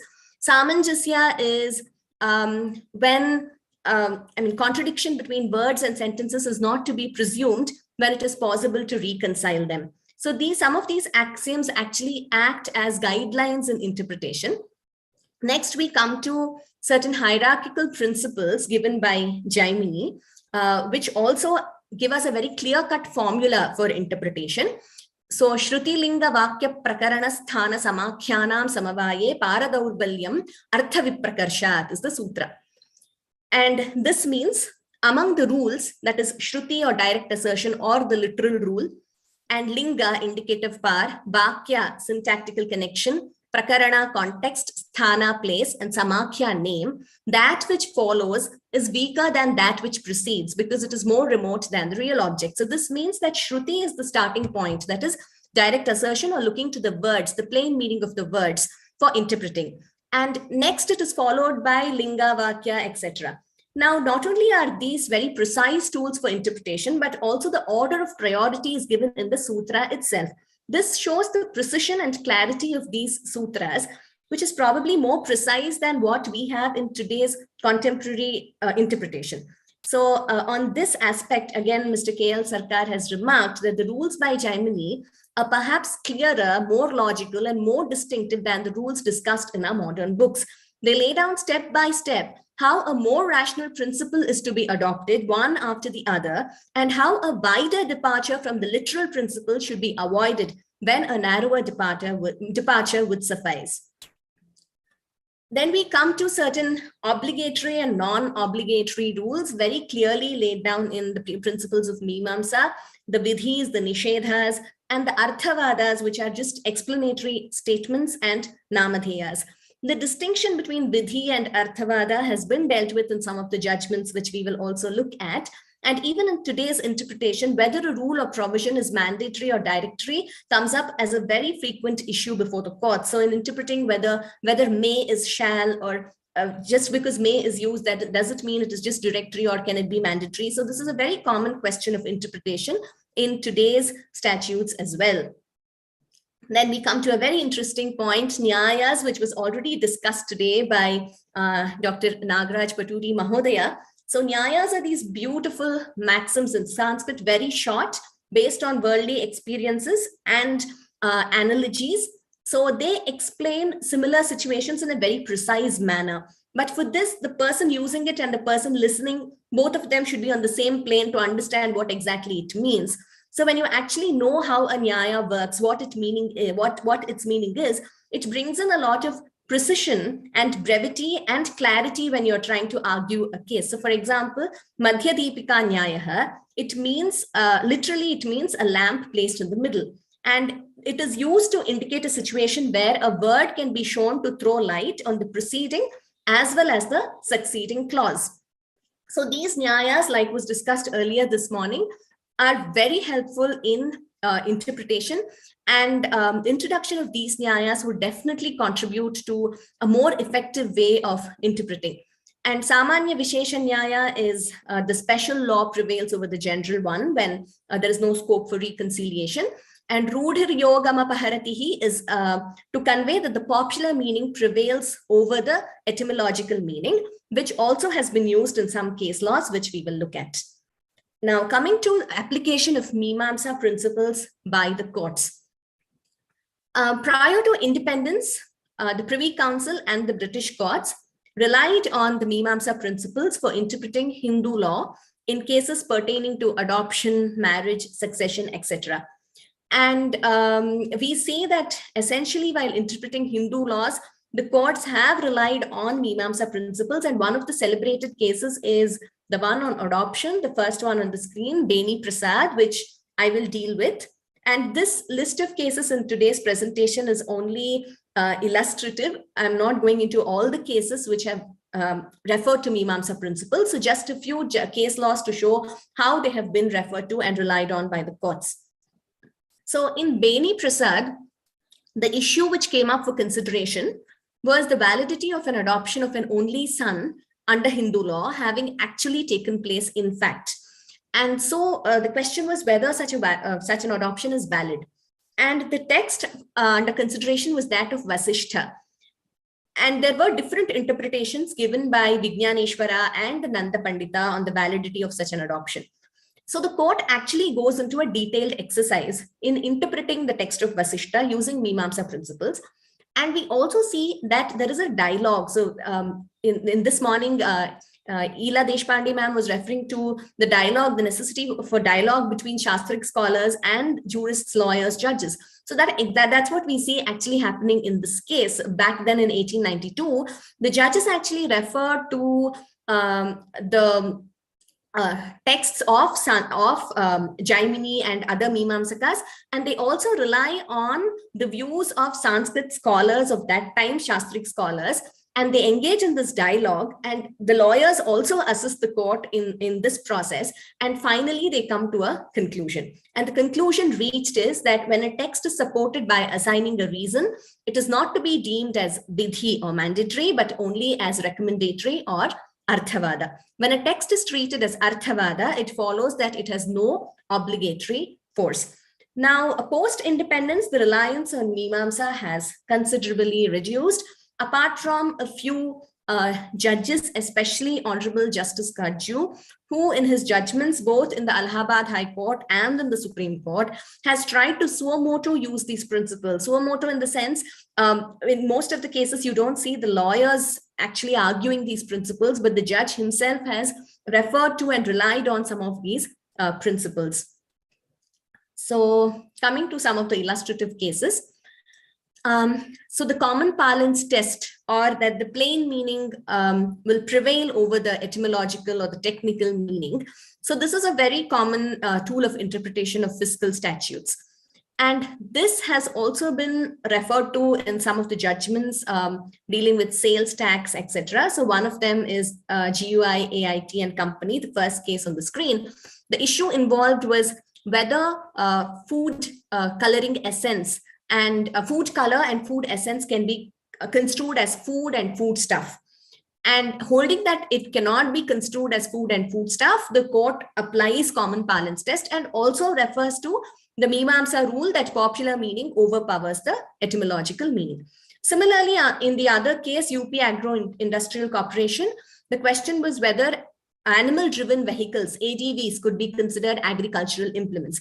Again, the court holds that no, they cannot be, and similarly applies the common parlance test or the plain meaning test. And in craft interiors, the question was whether storage cabinets, kitchen counters, etc. could be considered as furniture. The court holds no, applying the common parlance test. So in all these cases, Mimamsa principles have been referred to and relied on in addition to the rules of modern statutory interpretation. So as pointed out in his paper, Maxwell versus Mimamsa by Honorable Justice Sri Krishna, the same outcome would have been achieved whether it is Mimamsa or modern statutory interpretation. So to that extent, it can be argued that, you know, the reliance on Mimamsa was just academic, but as I'll be dealing with in some of the later slides, we need to see what more can Mimamsa offer apart from what we have in modern statutory interpretation. In one of the cases, Vijay Narayan Tatte, the question was interpretation of proviso in Section 6 of the Land Acquisition Act. And in this judgment, Honorable Justice Kaju examined proviso to Section 6 in light of negative vidhis. So he has a detailed discussion about prohibitions against the whole world, pratishedha, those against particular persons, paryudasa, and further what are the kinds of pratishedhas. And he also refers to Kalanja Nyaya, the Kalanja maxim, which indicates a Nishedha Vidhi. So there is a very detailed discussion in this case. And he also explains how Mimamsa goes deeper into the classes, types of prohibition, etc., which we do not see in modern statutory interpretation. So he says the Western writers on the subject of interpretation like Maxwell only say that ordinarily negative words are mandatory, but there is no deeper discussion on the subject, no classification of the kinds of negative injunctions and their effects. And in Surjit Singh, the question was interpretation of Rule 443 of Indian Telegraph Rules. The court in this case prefers the Lakshana or Linga rule to the Shruti or the literal rule. So in this case, the court actually wanted to go into a purposive interpretation to see the purpose of the rule rather than just applying it literally. So this Linga or Lakshana principle was referred to. And in Mahabir Prasad Dwivedi, the question was regarding extension of opportunity of being heard to second proviso, though it was only mentioned in the first proviso. Now, whether this opportunity of being heard can be given in the second case also covered by the second proviso, Honorable Justice Kaju applies Adhyahara principle and says yes. However, we have a different view in his paper by Honorable Justice Sri Krishna, who does not agree with this kind of application of Adhyahara rule. So he says the concepts of Anushanga, Anukarsha, Tadutkarsha, and Tadapakarsha have all to be read and understood within the basic principles of Mimamsa. 2 minutes, Brenda. Oh, okay. In Gujarat Urja Vikash, there was inconsistency between statutes and the court applied harmonious construction. And Guna Pradhana, that I already dealt with it, it is where the principle prevails over the ancillary. So that was applied in Ispat Industries as well. And again, referring to this, Honorable Justice Sri Krishna feels that we cannot apply Guna Pradhana randomly. So we cannot decide Guna, what is Guna and what is Pradhana arbitrarily. So as I already said, the methodology of Mimamsa with Adhikarana, axioms, Nyayas, etc. is very systematic, precise and clear. And there's an in-depth analysis of interpretive techniques, sometimes deeper than what we find in contemporary jurisprudence. Now, it is very relevant for interpreting statutes, and not just statutes, for interpretation in general, maybe even international conventions, contracts, etc. And application of this methodology promotes efficiency, certainty in interpretation. However, some of the challenges, as have been noted by Justice Sri Krishna, are the knowledge of Sanskrit and the ability to understand some of the technical meanings used in Mimamsa. And there is a need for internalization of this jurisprudential parlance so that everyone using, say, Anyaya can be on the same page and understand. And also, he says that it is difficult for the subordinate courts to follow principles if they are introduced in the higher judiciary. So these, though these challenges are well-founded, they are not insurmountable challenges. So like I already said, we use Latin maxims due to familiarity in law school. So there is a need for adaptation of these principles to modern interpretation. And with familiarity and introduction of these principles in legal studies, definitely we will be able to apply these for statutory interpretation. Also, another important point to note is that these principles have to be analyzed independently. Like some of the judgments say we have a similar rule in Mimamsa, so that exercise is just academic. So instead of just saying it is just analogous to some rule of statutory interpretation, we need to analyze and see what better is offered by Mimamsa. And for this, we need an engagement and collaborative efforts by Shastric scholars and the legal fraternity. And knowledge of Mimamsa would not only aid in interpretation, but also in effective drafting, whether it is legislations or contracts or international conventions. once Mimamsa principles start to be applied in the higher judiciary, there will be a development of body of precedent, which will again act as a guide to the lower judiciary, and it will lead to a development of jurisprudence of statutory interpretation.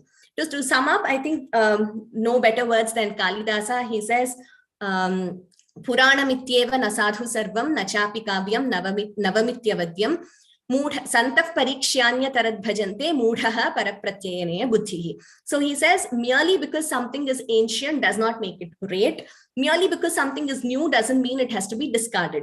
So the wise evaluate the greatness of a work, or evaluate a work based on its merits and demerits. So I think this is what is important with Mimamsa principles as well. One, we cannot blindly and hastily accept them and start applying them, as that would lead to chaos if we do not properly understand and appreciate, as also mentioned by Honorable Justice Sri Krishna. But blindly rejecting them is also absolutely not desirable. So we need to undertake this exercise to evaluate these principles independently as a joint effort between Shastric scholars and the legal fraternity, and see how best they can be used for the betterment of the legal system. So again, it's not that we are competing with modern jurisprudence. It's just to see how best we can improve not only the legal system in India, but also contribute to interpretation in generally in the world.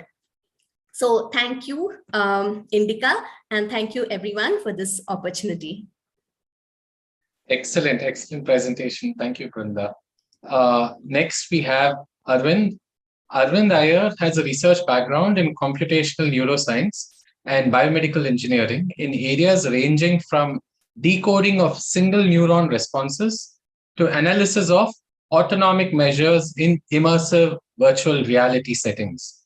His interests as an independent researcher include Indian languages, appreciation of classical performing arts, and contemplative practices. Take it away, Arvind. 20 minutes. Thank you. Am I visible and are my slides, am I audible and my slides visible? You're audible, you're visible, and your slides are visible to me. Om Tat Sat. This presentation on the Nyaya Shastra ethics of debate begins with a summary of how unethical debating practice is identified in the Nyaya Sutra. Debating malpractices termed as Chala, Jati, and Nigrahasthana are presented in the Nyaya Sutra in a complex and intricate classification. However mind-boggling the classification might be, the underlying purpose throughout is to protect ideas as expressed by a debater from distortion and misrepresentation. Fairness to ideas is thus facilitated by being aware of and avoiding these debate malpractices.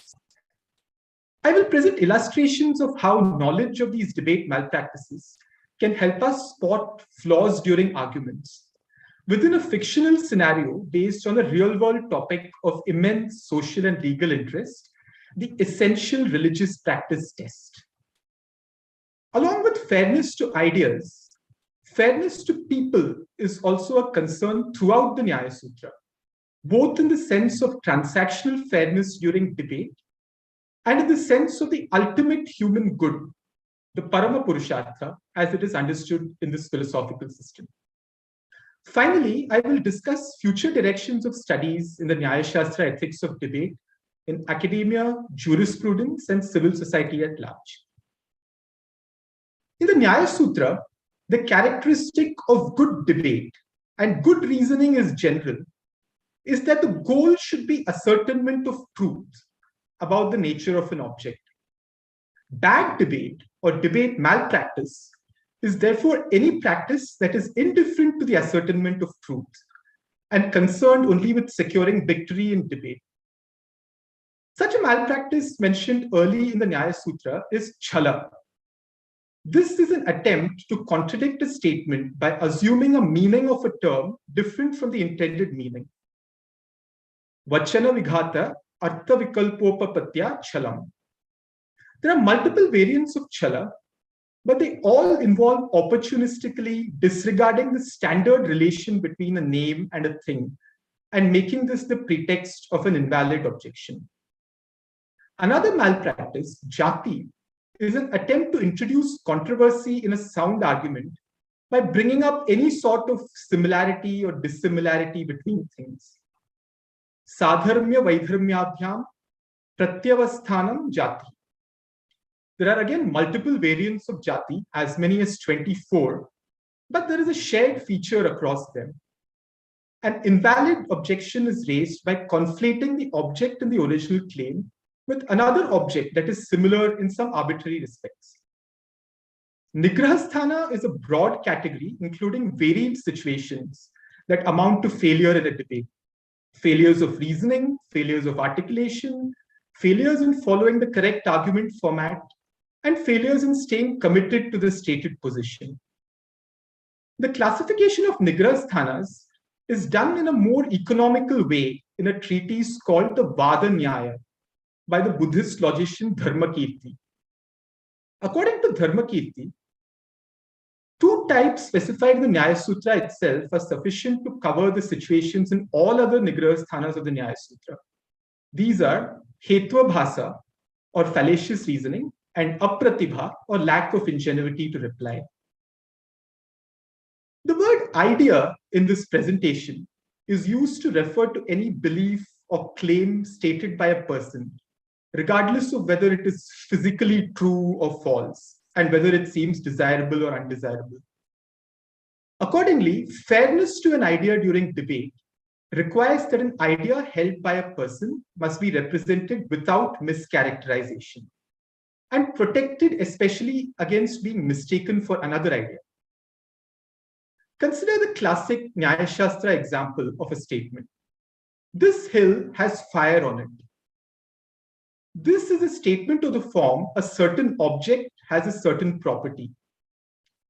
Raising objections to such a statement according to Nyaya principles demands at a minimum that the object and property intended by the speaker are not mistaken for other objects or properties.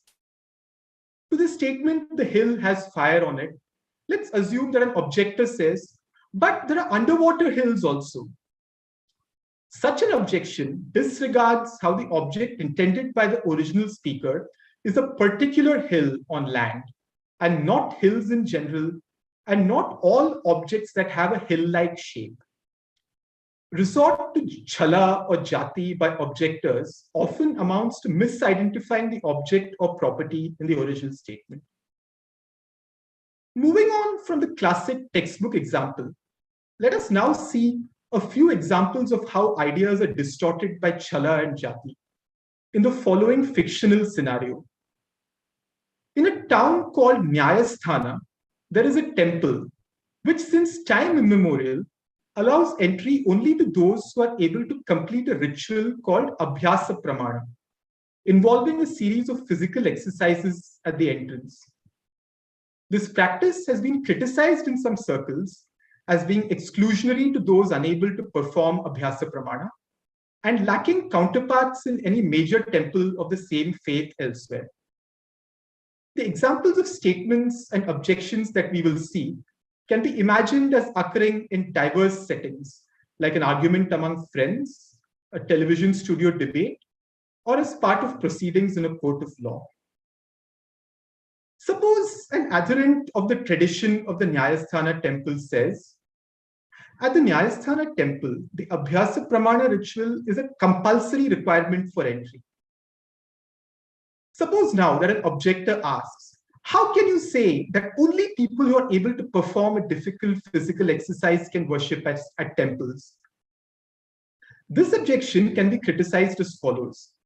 The object in the original statement is the Nyayasthana temple, and not all temples, like the reaction assumes. Assuming a statement to apply to an entire class when only a particular instance of a class is meant amounts to a variety of chala called samanya chala.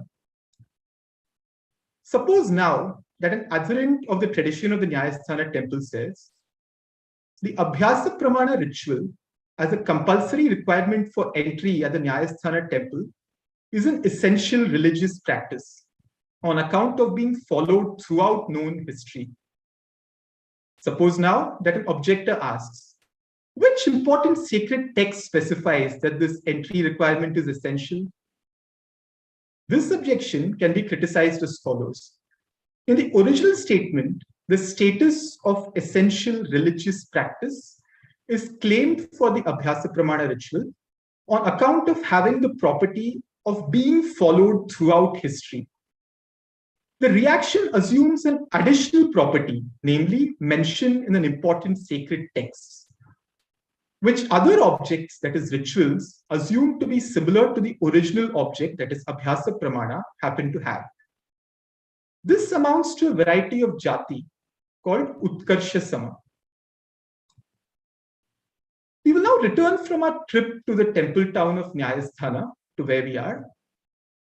Besides fairness to ideas in Nyaya Shastra ethics, another part of this study is fairness to people. We can have the following intuitive working definition. Fairness to a person is upheld through pursuit of the greatest good of that person, according to the established understanding, in a manner consistent with impartial application of the relevant laws. At the level of individual debate, applying the Nyaya Sutra principles of fairness to ideas also amounts to giving each participant a fair hearing. Fairness to people is also conceptualized at a level beyond any individual debate in terms of how any conduct facilitates the greatest human good, the summum bonum, nishreyasa as it is called in Nyaya Shastra. In the Nyaya view, this ultimate good is attained by true knowledge. Debate is but one of the means of attaining true knowledge, and adherence to rules of debate is not an end in itself. In exceptional situations where loss in a debate can hinder the overall pursuit of true knowledge, the Nyaya Sutra allows resorting to malpractices for victory in the larger interest of truth seeking. Like thorny fences can protect seedlings. Tatvadhyavasaya samrakshanartham jalpa vitande bija praroha samrakshanartham kantaka shakha which is the Nyaya Sutra relevant to this. In the Vada Nyaya, Dharmakirti rejects such exceptions made with respect to debate malpractice in the Nyaya Sutra. It can be beneficial to take such a multi-level view of fairness in the context of the modern judiciary as well. Fairness at the transactional level of due process in individual cases is an obvious requirement. Fairness at a larger systemic level in serving public welfare is also an important consideration, especially regarding system-wide issues not reducible to any single case, like judicial delays and the strain on judicial schedules by public interest litigations and the like. Throughout in the Nyaya Sutra portions on debating ethics, we do not find obvious commandments like don't shout or don't use unparliamentary language. We also do not find explicit mentions of a judge or a moderator for policing debates. The Nyaya Sutra, therefore, has an expectation of a requisite level of maturity and self-cultivation on part of debaters. The ethos is one of self-regulation. The Nyaya Sutra of the Nyaya school, which is an Astika school, and the Vada Nyaya by a Buddhist author, Dharmakirti, both operate within the same fundamental methodological framework of Vada Vidya, or the science of dialectics. This is a reminder that academic study of Indian dialectics and Indic philosophies in general must be unshackled from obsolete assumptions about different Astika and Nastika schools being irrevocably opposed and developing their methods in isolation. An area of research in Nyaya Shastra at the intersection of dialectics and metaphysics is to study how the principles of dialectics laid out in the Nyaya Sutra can be seen applied within the Nyaya Sutra itself in those portions of the text that present metaphysical arguments with refutations of objections of rival schools.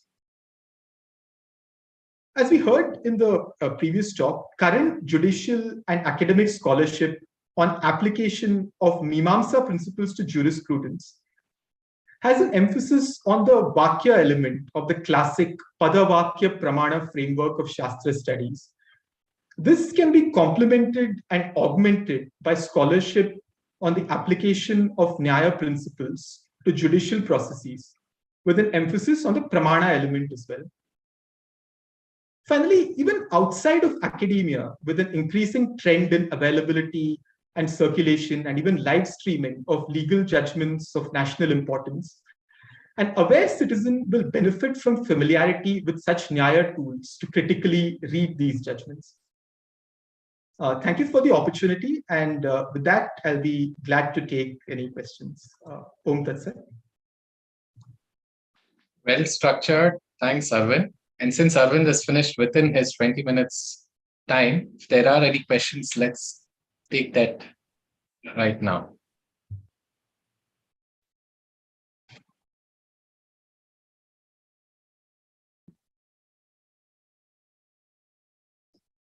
Okay. So, Arvind, that we proceed. If any other questions come up in the chat box, maybe you should respond to it there. Definitely. Yeah.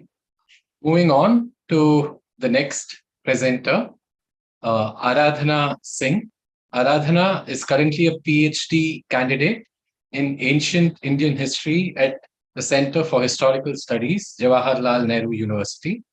Her doctoral research investigates the representations of love in early Sanskrit literature based upon a reading of texts belonging to different literary genres. Her research interest includes fields of history of emotions, legal history, gender, sexuality, literary representations, and cultural studies in the context of early Indian history. Take it away, Aradhana, 20 minutes. Good afternoon to all present here today. Thank you to the organizers for giving me this opportunity. My paper is titled Social Construction of Dand, Punishment and Prayashchit, Penance in Early India. Before I begin, I would like to point out that I do not have a background in law per se, but I'm trained as a historian. So I basically trace the historical context in which these two doctrines develop. In the present paper, I intend to explore the social construction of the punishment-penance binary in early India and its implications in understanding how law interacted with two important social categories of gender and caste in those times. This study is strongly based on the assertion that law is the outcome of the socioeconomic conditions of a particular country and the expression of its intellectual capacity for dealing with these conditions. Law in early India was much wider in concept than today, as it also covered the fields of morality and enforcement of duty. The corresponding Sanskrit term dharma, derived from the root dhri, encompasses law, ethics, religion, duty, social obligations, and justice within its wide semantic spectrum. P.V. Kane defines dharma as the privileges, duties, and obligations of a man, his standard of conduct as a member of Aryan community, as a member of one of the castes, as a person in a particular stage in life. It is in this context, therefore, that I think it proper to categorize the Dharma-shastric literature as ethico-legal in nature, where the ethical and legal aspects are entangled together in such a manner that it gets difficult to view them as separate entities. This ethico-legal nature is further exemplified in the discussion which we find in these texts of penance and punishment, where the two are seen as interacting and sometimes overlapping categories. My aim here is to account for this relation by seeing it in connection with the maintenance of gender and caste hierarchy.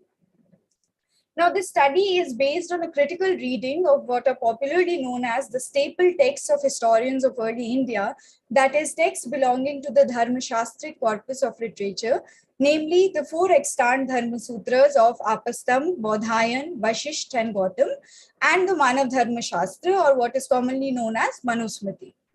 The age and authorship of these normative and instructional texts is a matter of intense debate among historians, with some even raising concerns over their very use for historical reconstruction, given the anonymity behind their authorship and the biases that they reflect. However, a mere dismissal of their norms as regressive and biased takes away a valuable source of understanding history and the authoritative or widely circulated opinions on diverse matters in early India. Although composed by and addressed primarily to a Brahmin male, These texts propose beliefs, principles, and ideals for both males and females of other castes too, sometimes in relation to and at other times even independently of the Brahmin male. Moreover, the Shastras are also a valuable source of history because of their very flexible nature, where they respond to the changing needs of society. The composition of texts used for this analysis extends over a large span of time, roughly from c. 6th century BCE to the 1st to 2nd century CE. Historically, this was a period of significant changes in the entire socio-political and economic setup of the Indian subcontinent, with the growth of more complex political entities in the form of kingdoms and the emergence of towns and cities in the Indo-Gangetic plain. All these changes had far-reaching implications too, as they led to the emergence of new socio-economic divisions, preparing the ground for the emergence of a literary tradition which explicitly lays down the rights, duties, and privileges of the various sections in society, in turn legitimizing the hierarchy.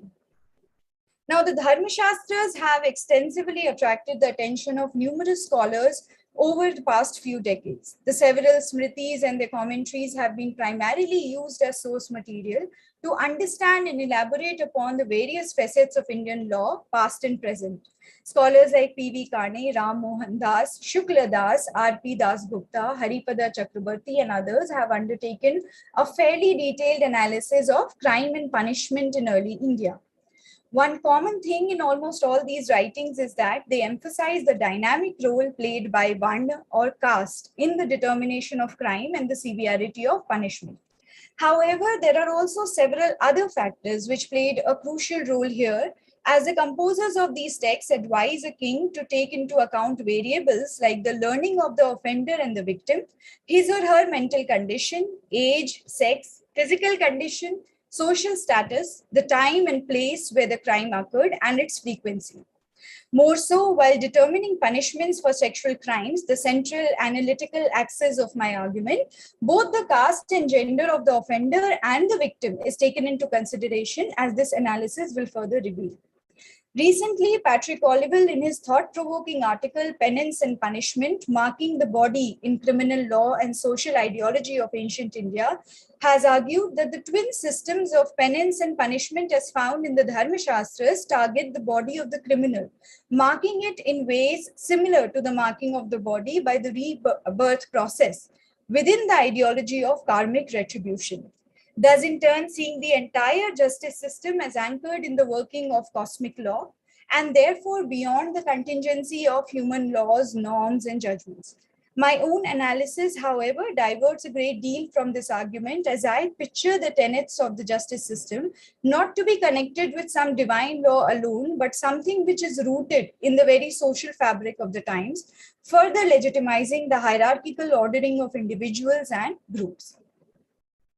Crime is generally defined as the violation of rules and regulations of a particular society. A person who goes against the established norms and behaviors enforced by the state or other authoritative elements within society is believed to have committed a crime. At the same time, crime is a relative term. As to what is considered a crime differs when we move from one region and time period to another. Therefore, it would be correct to say that the concept of crime and theories of punishment are constructed keeping in mind the social, moral, psychological, and other needs of the society to which the given laws apply. Deriving from Ahuja's clear distinction between the legal and social aspects of crime, where from the legal viewpoint, crime is a violation of legal tenets, and from the social viewpoint, it is the motivated deviation from the conduct norms of instructional groups. Here I focus on the norms which define social conduct as transgression from those amounted to the commission of a criminal activity. It is inevitable to discuss punishment when we talk about crime, as punishment is the action a society or an appointed individual takes against a person who transgresses from a legal tenet or norm. Dand, the Sanskrit term for punishment, means a stick, staff, or rod, coincidentally all symbols of authority and control. Glucklich has depicted that dand in early India denoted a range of things, from the simple stick to the complex concept of legal punishment. The idea of dand or punishment evolved over a period of time. The early Dharma Sutras contain a long list of crimes against individuals and society at large, but interestingly, these texts do not always impose a strict dividing line between sins and punishable offenses. Gautam discusses the origin of the word danda from daman or restraint. As we move from the sutras to the shastras, one witnesses a shift in the conceptualization of criminal laws and rules of penance, where they are portrayed as increasingly distinct entities. Additional responsibility is added to the shoulders of the king and the state, who now play an active role in the protection of the subjects by punishing those indulging in unlawful activities. Manu addresses the king as Dandidhar, one whose duty it was to protect the people and maintain law and order, and argues that it was for him that the Lord created his son, punishment. This is again related to the ideals of kingship developing in those times, where the ruler was increasingly seen as the protector of the people.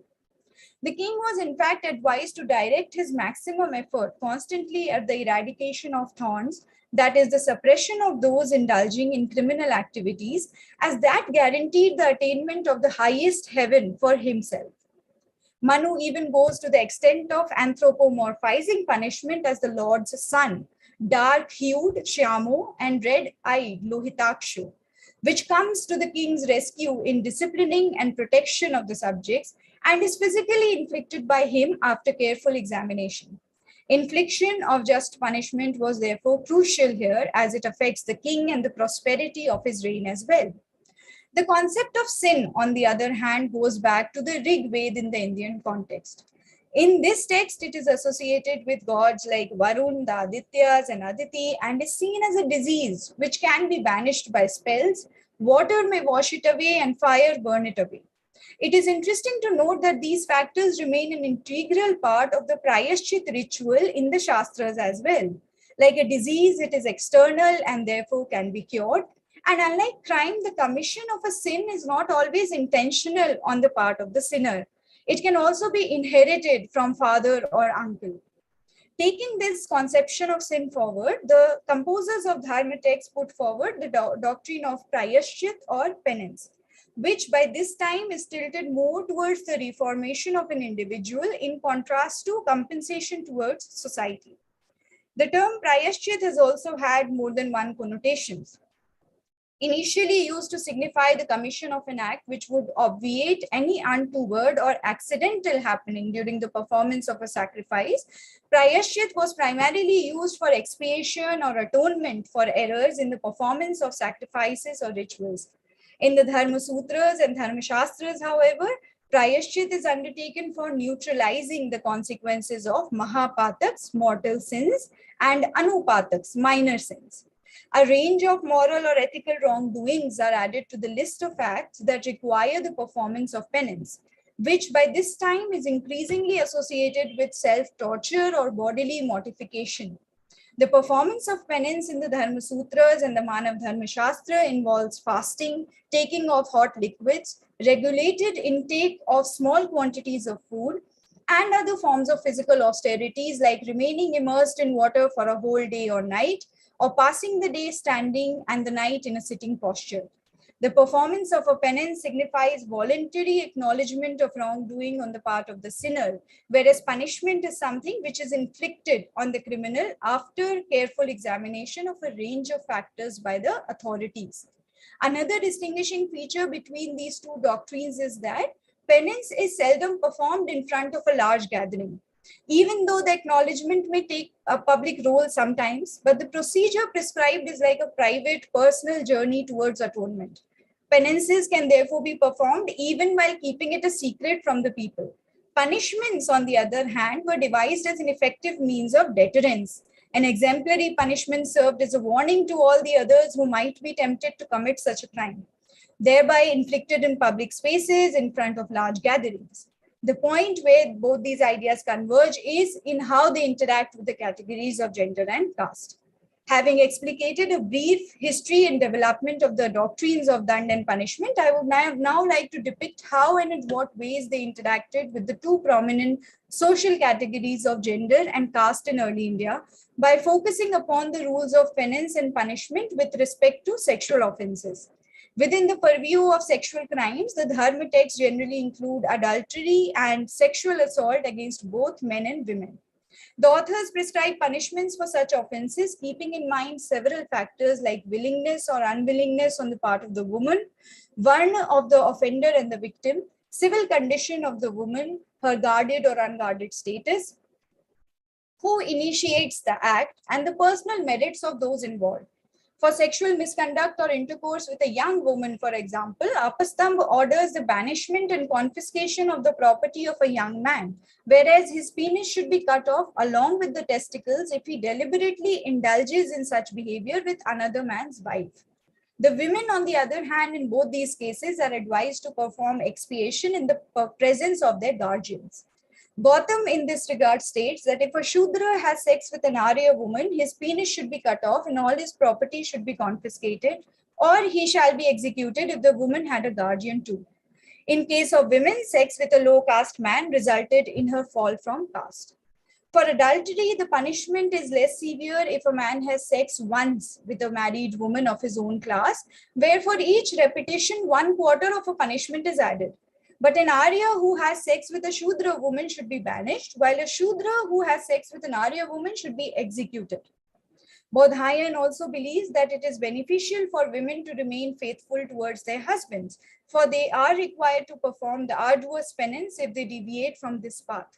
The penance also depends on the varna of her lover, as it becomes more stringent as we move from a Kshatriya to a Shudra. Twice-born male offenders of adultery should perform penance for a year, whereas a guilty Shudra man should be burnt with a straw fire. Manu includes adultery in the category of secondary sins causing loss of caste and prescribes lunar penance for incestuous union and Santapana for unnatural sex, respectively. Further, a Brahman's indulgence in sexual relations with a Chandala or the lowest born woman was considered a sin which resulted in a loss of caste for him. Similarly, a twice-born incurs a huge sin by having sex with a Shudra woman, and he can only remove it by living on ants food for 3 years and performing soft recitations every day. Like other grave crimes, the Dharma texts prescribe penances alongside severe punishments like mutilation and death for sexual offenders too. However, these two overlapping categories undergo a slight differentiation here, as in case of punishment, it was a responsibility of the king or a group of learned men, that is Parishad, to decide the fate of the offender, keeping in mind the severity of the offense and the social position of the offender vis-a-vis the victim. On the other hand, penance is something which a person is responsible to perform on his own with little or no external influence. But for an adulterous wife to redeem herself of wrongdoings, the penance was to confine herself in a single room or the performance of an arduous or lunar penance. This process, however, was supposed to take place in the supervision of her husband. As Manu in this regard says, and I quote, "The husband should keep an adulterous wife confined in a single room and make her perform the observance prescribed for a man who has sex with another man's wife," unquote. Thus, in case of women, especially adulterous wives, a husband is given the authority to supervise the performance of a penance, whereas for males, no such supervision is required by any external authority, and therefore expiation, in contrast to punishment, remains a private secret affair. Only under exceptional circumstances, when a person's crime has been made public, should he perform a penance laid down by the Parishad. Otherwise, even the performance of a secret penance will do the needful. Michel Foucault, in his much acclaimed work, Discipline and Punish, talks about the 1830s in Paris as an age of sobriety in punishment. As with the development of the prison, the horrific spectacles of physical punishment came to be replaced by the ordered world of the prison. According to Foucault, the aim here was not to torment the flesh, but to reach beyond the body, to correct, reclaim, and cure the soul of the prisoner. Interestingly, as the present analysis reveals, centuries before the development of prisons in the Western world, both the physical infliction of severe punishment and the idea to reform the soul through penances exist simultaneously. While it was the king's responsibility to ensure the infliction of just punishment, the correction of soul was largely an individual's personal sphere, at least for a major part of the population. In conclusion, the idea of physical infliction of severe punishment, severe and more public punishments, that is dand, carefully governed by the state or ruling authority, and the reformation of soul through ritualistic and private penances, that is prayashchit, exists simultaneously in early Sanskrit Dharma texts. This is indicative of the fact that the ancient Indian lawgivers tended to draw a distinction between compensation towards society and the reformation of an individual, and emphasize the idea of one's moral duty towards society at large. However, it is interesting to note that one's actions and the repercussions within this ethical universe were further defined by two prominent social constructs of the time, that is gender and caste. In fact, the neatly created concepts of dand and prayashchit did undergo some changes or modifications too, based on the caste and biological sex of the offender as well as the victim. Thank you. Thank you. Thank you, Aradhana, for also finishing it within your 20 minutes time. We will proceed, I think, to the next talk. The next presenter, can I see your video, Sujata ji? Yes, I can see it now. Sujata Balasubramaniam ji, she's a teacher by profession and a storyteller by passion. As an independent researcher of Ramayana and Mahabharata, she loves to explore the lesser known nuggets in the Itihasas. She also likes to engage with young minds and impart to them both Sanskrit and Sanskriti. She holds an MA in Sanskrit from Shastra University. Can present now, Sujata ji. 20 minutes, please. Thank you.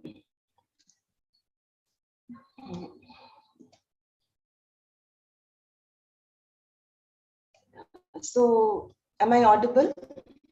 And is slide audible? I can hear you and I can see your slide and your video. Okay, thank you. Namo Dharmaya Mahate. Salutations to Dharma the Great. Sabhage Namaha. My namaskar to all the distinguished panelists, members of Indic Academy, and members of the audience. The topic of the paper that I am going to present today is Articles 36 to 51 of the Indian Constitution, tracing the Indic roots. So, what do these articles represent? What do these articles represent? What are these? Collectively, they represent the directive principles of state policy, and they are enshrined in Part 4 of the Constitution. So what are the directive policies? What are the directive principles of state policy? The directive principles of state policy represent the objectives and the ideals which the union and the state government must bear in mind while formulating policies and making laws. They serve as a set of guidelines for the government while enacting laws. They are like a set of do's and don'ts for the government. So a quick background into the directive principles of state policy. Popularly believed to have been inspired by the constitution of the Irish Free State. Dr. Ambedkar has, according to Dr. Ambedkar, they have been modeled after the Instruments of Instructions of the Government of India Act 1935. In fact, he referred to them as a novel feature, something unique and something different that he wanted to incorporate in the constitution. But keeping aside the Irish Constitution, keeping aside the Government of India Act, and keeping aside the fact that Dr. Ambedkar referred to them as novel feature, can the ideals that are represented by the directive principles, can these ideals have Indic roots? Can these ideals be traced further back to ancient Indian texts? So what I'm going to do in this paper is pick a few directive principles and see if they have any parallels in our ancient texts. And the texts I have specially chosen today are the Artha Shastra, the Niti Shastra, and the Mahabharata. Let us begin with Article 38, which says, the state shall promote the welfare of the people by securing a social order through justice, social, economic, and political. The creation of a welfare state is the cornerstone of the directive principles of state policy. Now, ancient India recognized the divine right of the king to rule, yet it was repeatedly stressed that looking after the welfare of the subjects was the paramount duty of the king. If we look at Artha Shastram, it's a very famous shloka from Artha Shastram. Praja sukhe sukham rajnyaha prajanam cha hite hitam. Na atmanam priyam priyam ragyaha prajanam tu priyam priyam. In the happiness of the king lies the happiness, in the happiness of the subjects lies the happiness of the king. The welfare of the subjects is the welfare of the king. Only what pleases the subjects should be desired by the king. The Niti Shastra also has a similar provision. Nripasya paramo dharma prajanam paripalanam. The welfare of his subjects is the king's prime dharma. This is in the Shukra Niti. In his Upadesha to Yudhishthira, Bhishma gives this advice. Yadahna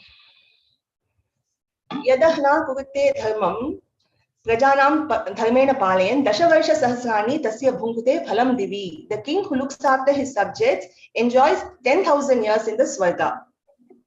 So from these examples, we can see that the concept of welfare state was always an integral part of the Indic thought on governance.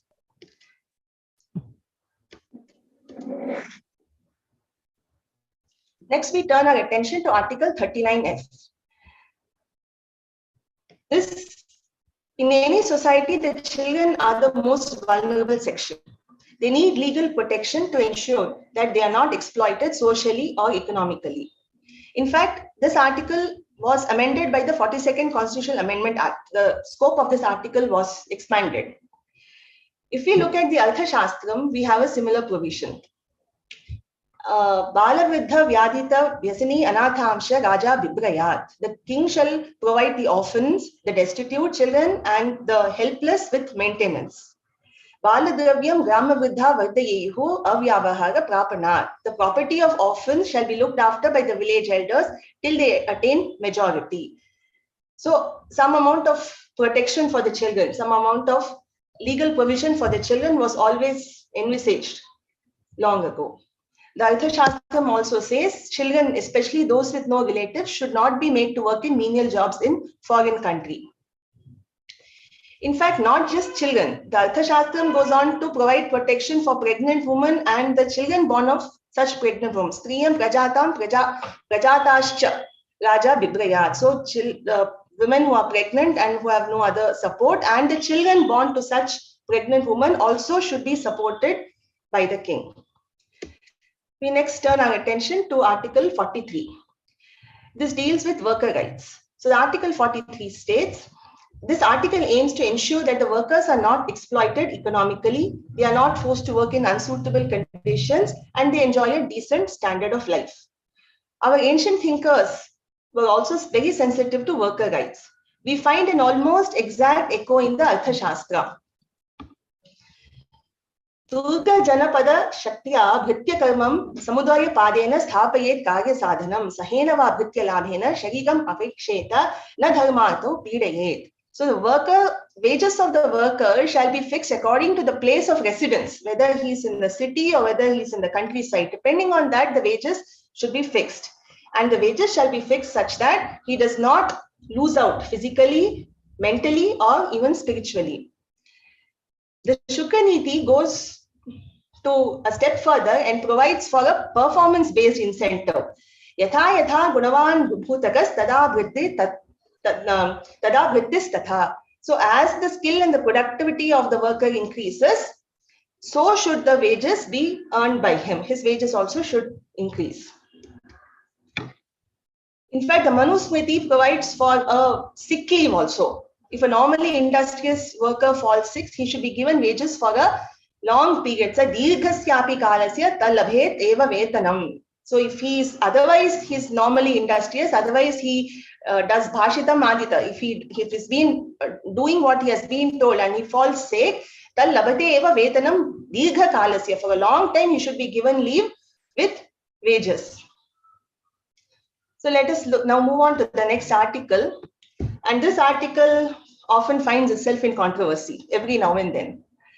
Article 48 provides that the state should take steps for prohibiting the slaughter of cows and calves and other milch and draught cattle. Now, the demand for prohibition on cow slaughter has religious and civilizational connotations. The scriptures are replete with proclamations about the sanctity of cow and explicitly prohibited killing. Na himsayat brahmanan gasha sarvan shaiva tapasvinaha. Manusmriti says Brahmanas, yogis, cows should not be harmed. Arthashastra goes on to prescribe death penalty for whoever kills a cow or even causes it to be killed. He who kills a cow or causes it to be killed. Swayam hanta ghatayitva. Either he kills himself, or even if he is a reason for the killing, even then he deserves to be put to death. So what was the aim of this study? What is the point of this mapping? So laws cannot function in a cultural vacuum. They must relate to the cultural fabric of the society where they function. Like the directive principles, parallels can be traced for many other socio-economic and legal provisions in the Shastras. Understanding the Indic roots of socio-economic and legal provisions will provide the cultural and historical context to interpret and apply them. In fact, we have lawyers and judges. Very often we have had lawyers and judges quoting from the Shastras, just to provide a context to their judgment or context to their line of reasoning.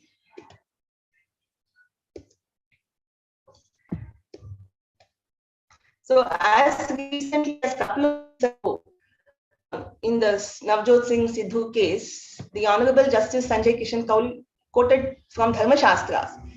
Why did he quote that? Not while the case was not while discussing the merits of the case, or while discussing the quantum of justice, while discussing the quantum of sentence, I beg your pardon, while discussing the quantum of sentence. So to that extent, while determining the quantum of sentence, to that extent, the Shastras have provided us with guidance.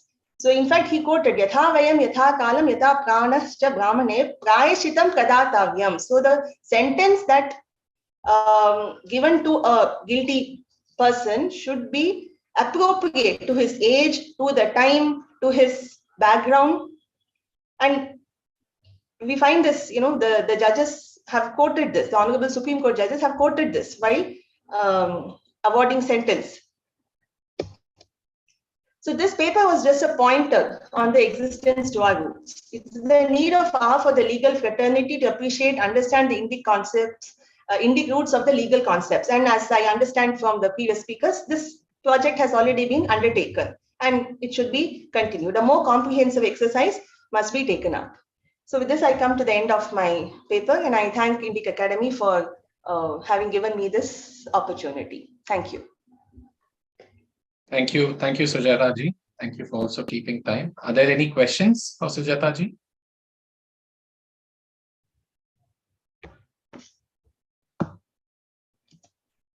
Okay.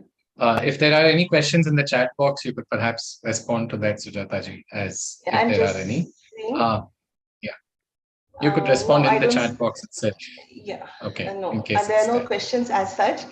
It's just that I was very conscious of the time, so I decided to shrink it very much. I appreciate the fact that you have stuck to time. Thank you very much. Thank you so much. Next, we have the last presenter but not the least, for sure, presenter of the papers that we have received in response to a call for papers, Shivakumar GB. He is an IT professional with a deep interest in Bharatiya Sanskriti. His special areas of interest are Mahabharata and Rigveda. He writes on the Mahabharata regularly at Indic today. He's deeply interested in understanding the Bharatiya Itihasa, Purana, Tattva Shastra, and civilizational challenges faced by Bharatiya Parampara. He firmly believes that our Chaturvidha Purushartha hold a perspective that shapes every aspect of human life, very different from modernity.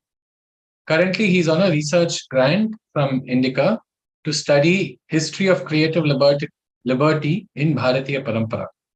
Apart from this, he's passionate about Kannada literature from its classical to the present times. He's a consulting editor for Indica today and contributes to Kannada language pieces. Take it away, Shivakumar, 20 minutes.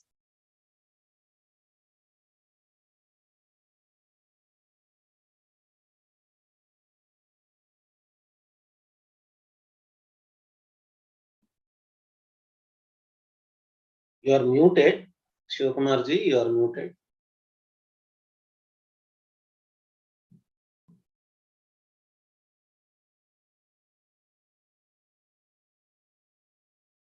You're still muted. You have to unmute first. Yes.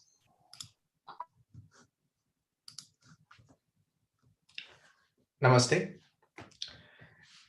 My topic is the position of individual rights in the Bharatiya Parampara. And I'm presenting a karma purushartha perspective. The structure of this presentation is as follows. We'll present the context and the problem statement. We will also mark the position of karma in the Sanatana ontology. We will look into some categorizations of karma that can be leveraged in this context. This is a very minimal approach. This is not a comprehensive approach. We will then try to look at individual rights and duties in the context of karma in the Purushartha philosophy.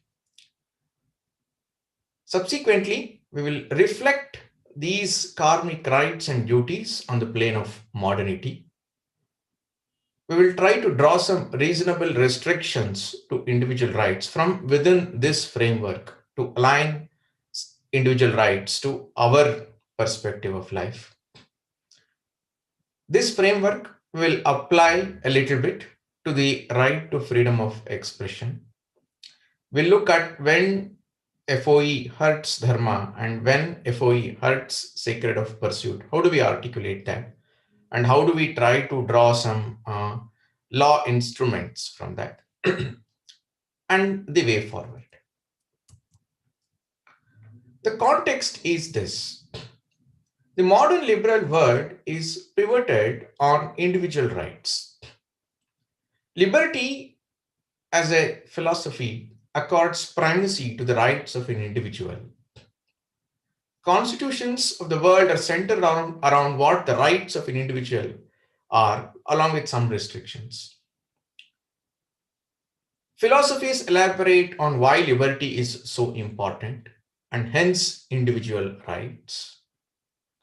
Such rights are guaranteed by constitutions across the world, and they are a reflection of this philosophy. And this primacy of individual rights is in comparison to the rights of a group. We know that our constitutions do not recognize family or a community or a village. On the contrary, Bharatiyas have seen 5,000 years of civilization without an explicit overemphasizing of individual rights. There were always very severe limits to what one could do in Bharatavarsha that may have resulted in equilibrium, but modernity does not recognize that. We have never had a clamor for individual rights as an ideology. Our smritis do not reflect that. Any other law books also do not reflect that. Yet we have had a thriving civilization, which is significantly free. In the recent past, we have tried to balance it with individual duties also, fundamental rights and fundamental duties. But still something is amiss. And this paper proposes that the Purushartha and the Karma, if we bring that as the foundation, then it is possible to relook at this and realign modern constitutions to our perspective. Let's look at the position of karma in the Sanatana ontology. Karma is that instrument in the hands of man to strive for dharma and be closer to Rita. And it is derived from the ontology of Srishti, Sthiti, Laya and Purushartha. So karma is that collective of actions that are in accordance with dharma and that strives to elevate us to moksha or in the sacred pursuit. So greater the karmic quotient of the society, closer is the universe of life to sthiti and hence more sustainable, just and fulfilling to the entire humanity. So this framework, these three principles are derived from the worldview of Srishti, Sthiti, Laya and the Purushartha, where Srishti is not independent from Sthiti. Sthiti is nothing but dynamic, but stable and in equilibrium. So the desired state is Sthiti. That is, the dynamic of sthiti is referred to as srishti, that moves the universe from one point of sthiti to another. So we desire that life moves in a series of sthiti points, and for the individual, that sthiti points is nothing but moksha. So for us, artha and kama correspond to srishti, and our pursuit of moksha will elevate the world to sthiti, and dharma is that which helps us in this sacred pursuit of the universe being in sthiti. Hence, karma, which strives for dharma and our moksha and the universe's sthiti, is extremely important. Since all actions are in some way associated with the karma, karma has to become an integral part of our justice framework, because it either moves the world towards sthiti or away from sthiti. So actions have to be evaluated based on the impact of moving the world towards sthiti. This is the philosophical background. We'll look into some karma categorizations that will help us in the future. One categorization is voluntary and involuntary karma. So voluntary karma are those that generate papa and punya, whereas involuntary karmas do not generate papa and punya. So both need to be part of the justice framework, but most of the rules generally apply to the voluntary karma, because that is where there is a degree of freedom for us to act on. The other way of looking at it is whether the karma results in a positive outcome or a negative outcome in the context of purushartha. What impact it has an action on the dharmartha kama moksha dimensions, and that is what we will look at in today's presentation largely. So the aihika karma is all of that in the realm of artha and kama, organized as sanghika or kartavya karma. I'm not explaining these terms, some of them are obvious. And of course, the paramarthika karma is that which takes us towards moksha, and there are many different paramarthika karmas. We will see how we will use these categorizations. Similarly, we have the notion of vihita karma and nishiddha karma. Vihita karma is that one must mandatorily perform, without which one accrues papa. Nishiddha karma is that one must mandatorily not indulge in, failing which one accrues papa. So it's important. So by default, vihita karma should be protected and nishiddha karma should be punished if indulged in. But between these worlds, there is very significant, universe of artha kama, and that is the space for greater liberty, whereas nishiddha karma and vihita karma should draw the boundaries. So this is our placement of liberty in our philosophy. Of course, this vihita karma, nishiddha karma operates in the realm of family, community, rashtra. It's important for us, and that is why the notion of sanghika karma becomes extremely important. So these principles can be used to draw limits for individual rights.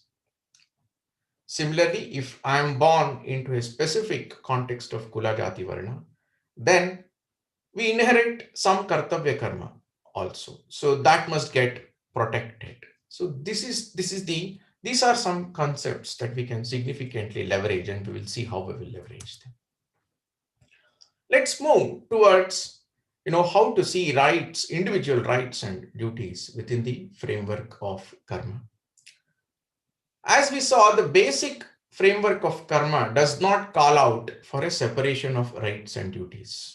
That is something that we have to now superimpose on this. Once again, purushartha comes to our support.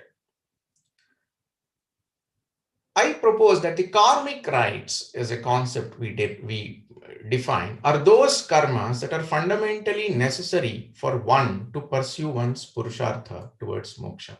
And karmic duties are those karmas that one must necessarily perform, without which one would lose karmic rights.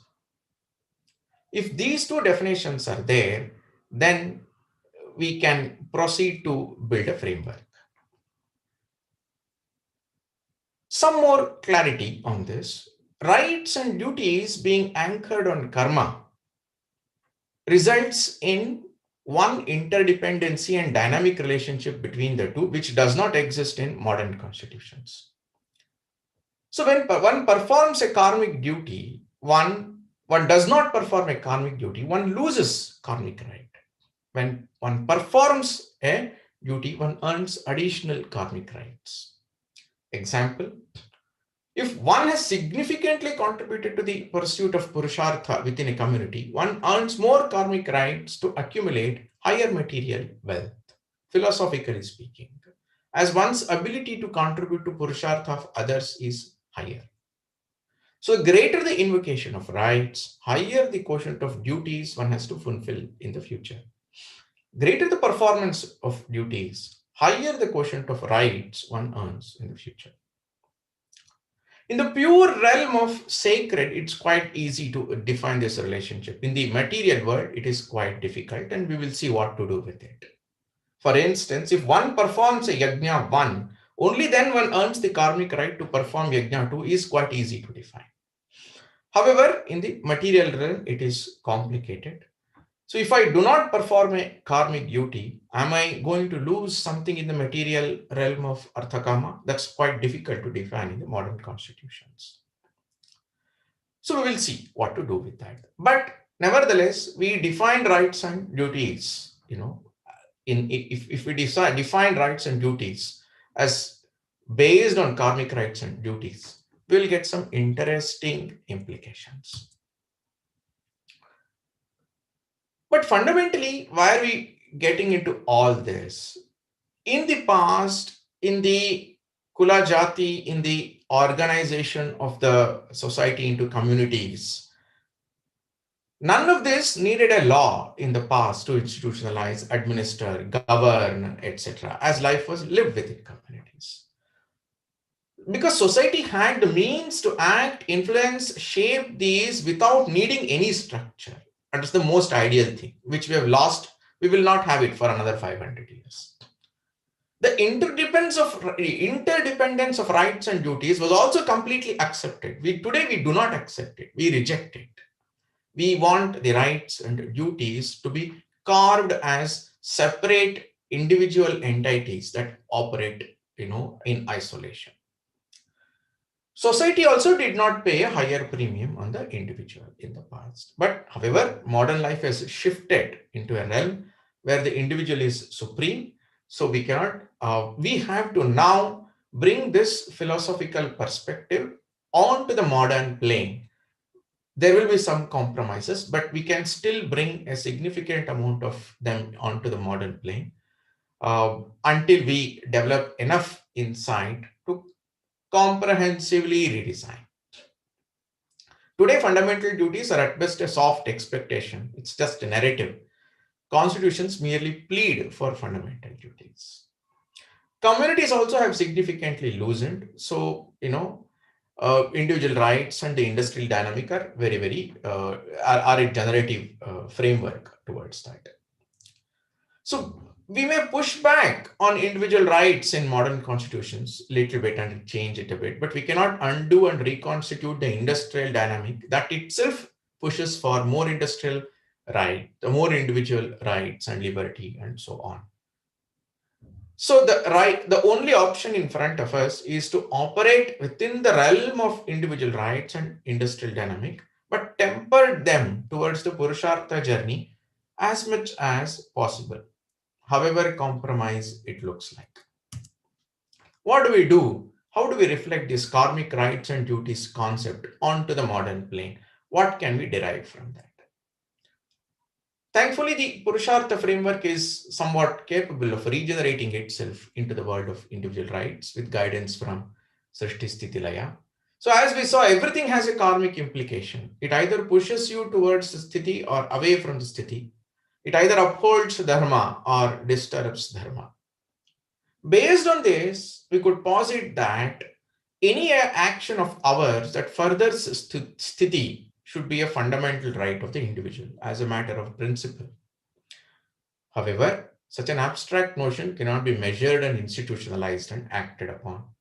Using the Purushartha work, we'll see how to concretize this a little bit by pivoting it on karma. So let's see some principles that we can derive.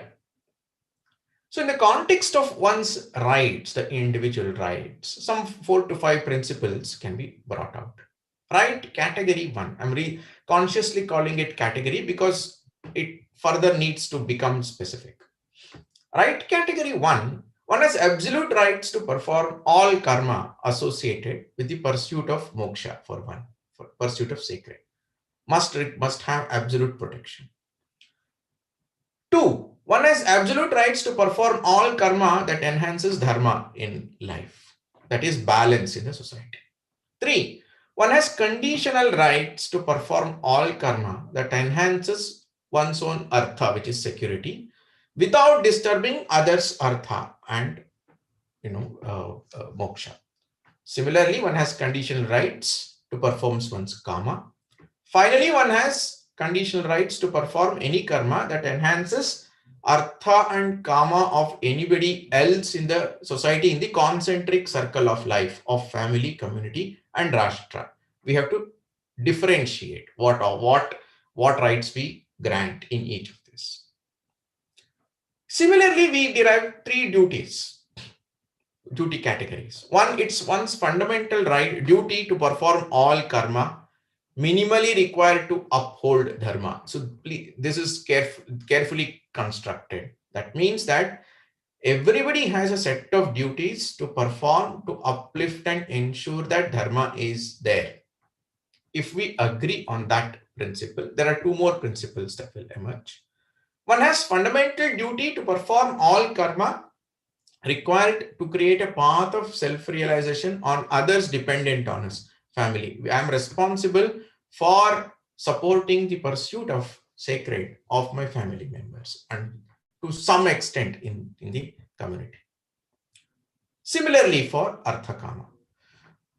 So the duties are in the realm of the same purushartha, but for family and community and the rashtra, whereas right is largely for the self as well as for the others.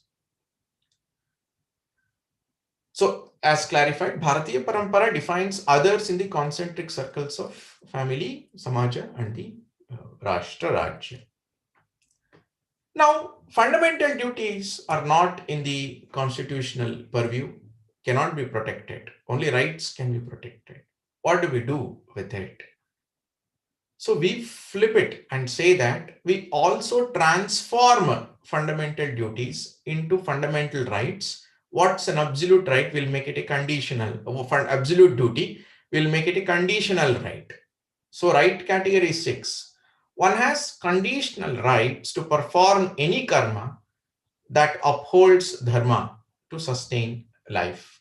One has conditional rights to perform any karma to create a path of self-realization for others. Fundamentally, the same set of 3 duties have been flipped by bringing conditional as a tempering instrument and transforming them as duty. As duty, what was absolute becomes conditional, because conditional is something that we can offer as a fundamental right. We can impose restrictions. But what are we achieving through this articulation of 8 right category principles? We are making the sacred an integral and guiding factor in the framework of fundamental rights. Artha and kama related rights will not be able to trump dharma and moksha. Duties get protection at the same level of rights, although they've been brought down through by making it conditional. 4, we are indirectly bringing in unrecognized elements of the civilization, such as family, community, and so on, by bringing conditional rights to the fundamental duties. this actually can be articulated in the context of Vihita Karma and all of that. We absolutely and completely protect involuntary and paramarthika karma. So involuntary karma primarily subject of, voluntary karma is the primary subject of jurisprudence. That is the ahika, sanghika and the kartavya karma. We protect Vihita karma completely. We completely punish Nishiddha karma. If you take this as the guiding set of principles, so far I have not even applied this framework to a particular right. I'm just laying down principles that we can draw from our own philosophy. And then now if we apply, let us see what we will get. 3 minutes, Shivakumar. Okay, I'll finish. So I will not try to complete everything. I'll try to complete a minimal part of it. So how do we draw some reasonable restrictions is what we have elaborated in this table on the right side. So my karma in the realm of dharmartha, kama, moksha, how does it impact others in the concentric circle? And how do we draw reasonable restrictions? So there is a table. If my karma blocks Vihita karma of somebody else, that's not allowed because Vihita karma of the other is protected. But if my pursuit of moksha is hurting somebody else's kartavya, what do we do? Some have to be considered as subjective and resolved. But in this table, you can see that all my karma is significantly restricted if it hurts others Vihita karma. Whereas my pursuit of moksha is not that much restricted even if it hurts the Vihita karma of somebody. So you impose a hierarchy through which you see the fundamental rights. If time had permitted, I would have elaborated this completely. So based on this, I will not get enough time. I have applied this entire framework completely to one individual right, that is freedom of expression. So what is there in the black is what it is. So based on this framework, we can say that freedom of expression is fully protected for one to pursue the sacred path of moksha to the extent that it does not hurt another's pursuit in the sacred path of moksha. FOE is protected for one to explore dharma to the extent that it does not hurt the pursuit of moksha. FOE is protected for one to explore one's artha, that is livelihood, as long as it does not hurt these principles. For kama, it should not hurt all the other three elements of the others in the society. So this matrix approach helps us very significantly to define what is the boundary that you have to draw for an individual right. And this can come as reasonable restriction. I have also elaborated on what to do if freedom of expression hurts dharma or when freedom of expression hurts the sacred pursuit. And how do we articulate? How do we say my freedom of expression is hurting somebody else's sacred pursuit? So this is one point that I want to highlight. In general, every community indulges in their sacred pursuit in the following manner: through their sacred practices, through their sacred places where practices are sacralized, and through instruments of transferring a sacred practice to its community members. So anybody's freedom of expression hurting these three can be considered as a disallowed freedom of expression, thus protecting every community and individual's rights to keep their sacred practices, places, and instruments of transferring a sacred practice to its community members. That is the most important thing. It's quite coincidental that I'm making this presentation even as some complex things are going on in the society. But if you carefully apply these principles, we can see that it effectively problematizes exactly those freedom of expressions that we do not desire, and it allows freedom of expressions that we desire from a Hindu standpoint, from the Sanatana ontology standpoint. Thus, it is my position that if we bring the Purushartha and the Karma as instruments in carving individual rights and its boundaries, then we can bring in reasonable restrictions into our constitutions in a significant manner that is in line with our parampara. There is a lot more that needs to happen. This is a table that I will not have time to present today. A lot more that needs to happen. We need to apply these principles to all the individual rights that are kind of elevatedly represented in the world, and we also need to apply these to specific cases and build a lot of case studies. I haven't studied the Mitakshara or the Dayabhaga system. I'm really not a law student, so I do not have a deeper insight into the actual law texts of India.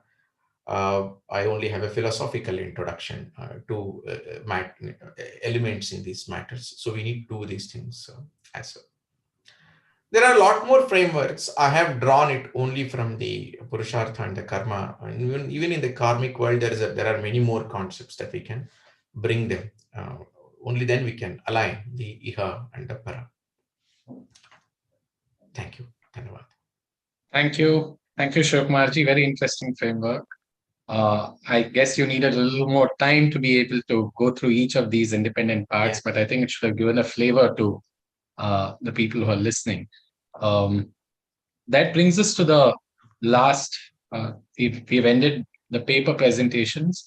I would once again like to thank people who took time out, who actually wrote papers, who stuck to a requirement which was specified, submitted within timelines, and are willing to go through the process of getting it edited. I really appreciate that.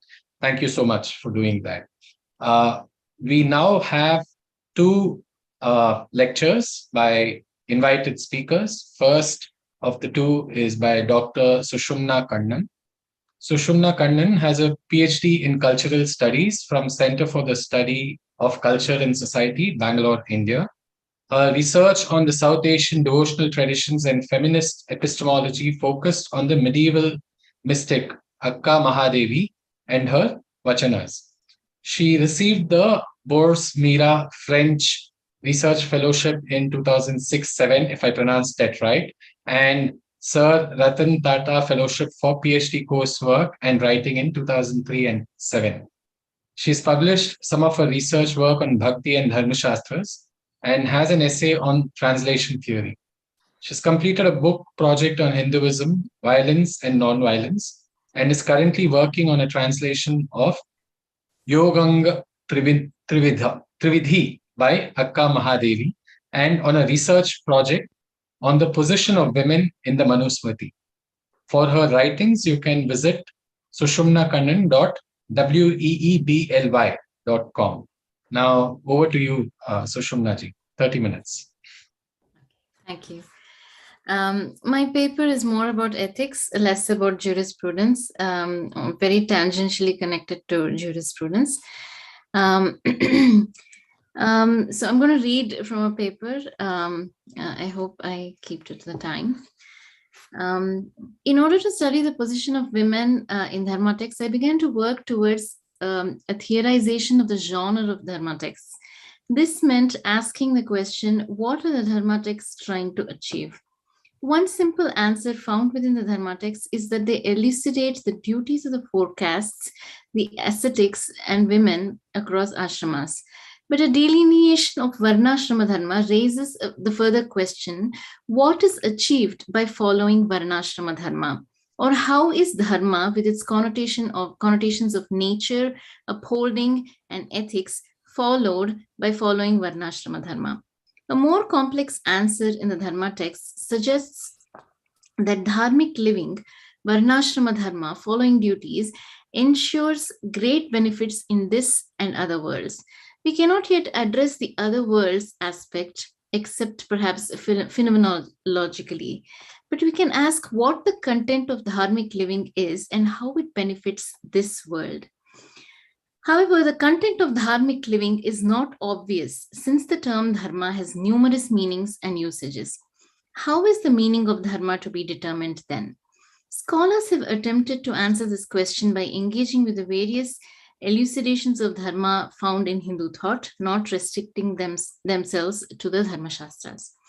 Among numerous such attempts, important landmarks in the field relevant to our discussion are Paul Hocker's essay, Paul Horsch's essay, Olivale and Richard Larry Weir's essay on Dharma Shastra, Custom and Real Law, and also Wessler's essay, which argues that Dharma in the Veda and the Dharma Shastras are different from one another.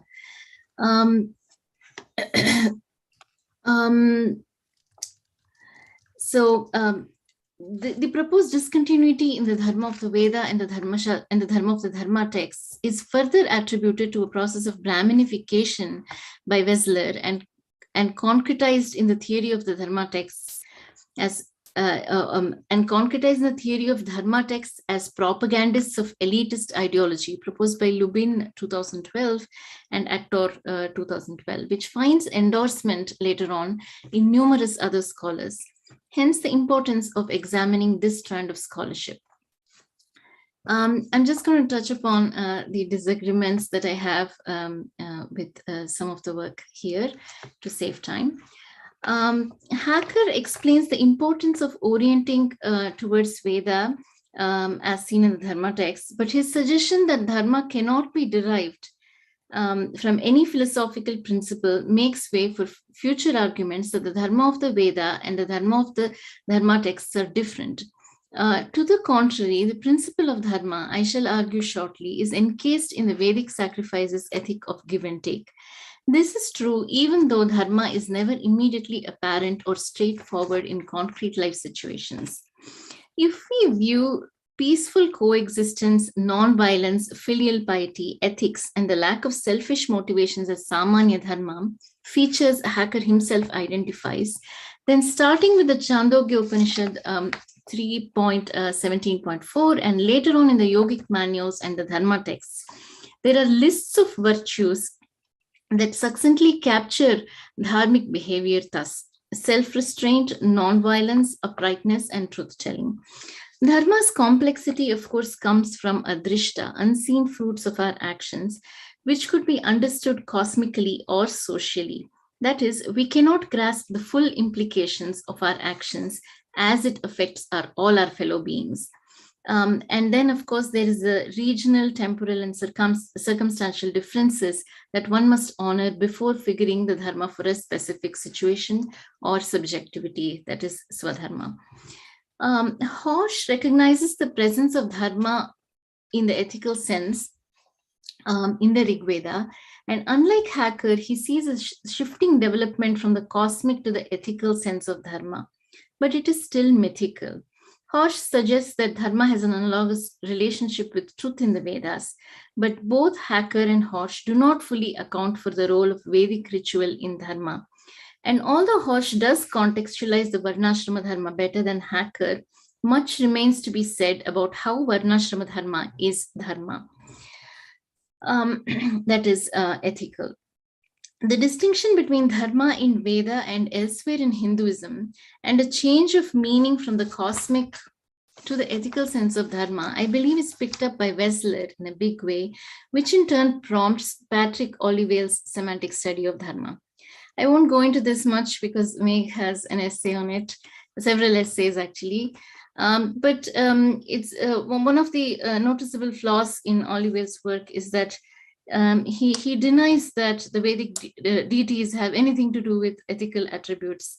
But in reality, you could find numerous examples that the deities are being ethical in what they are doing. So in many ways, the shift between the dharma of the Vedas and the dharma of the dharma texts is trivially true. The dharma texts are created by seers who extract dharma from the Vedas, while the Vedas are revelation recorded by the seers. One is Smriti and could be flawed, the other is Shruti, considered flawless. The shift in the two dharmas offers a sense of development and evolution in Hindu thought that serves the purposes of history writing. But this is more a change in form than in content.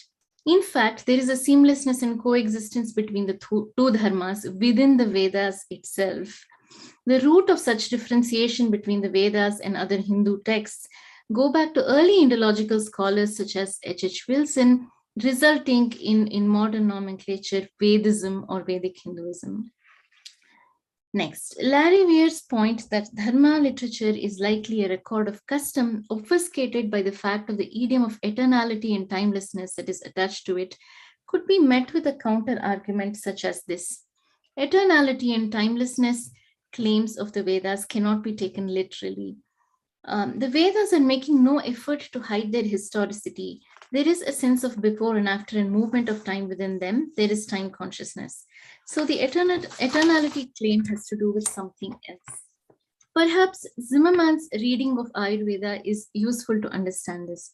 Zimmerman shows that Ayurveda takes into account the basic qualities of the world, like dryness and unctuosity, caused by eternals such as the sun, moon, and stars, while also being alert to regional differences such as arid lands, jungles marked by the black buck, and rivers, and individual processing of food, which is samskara.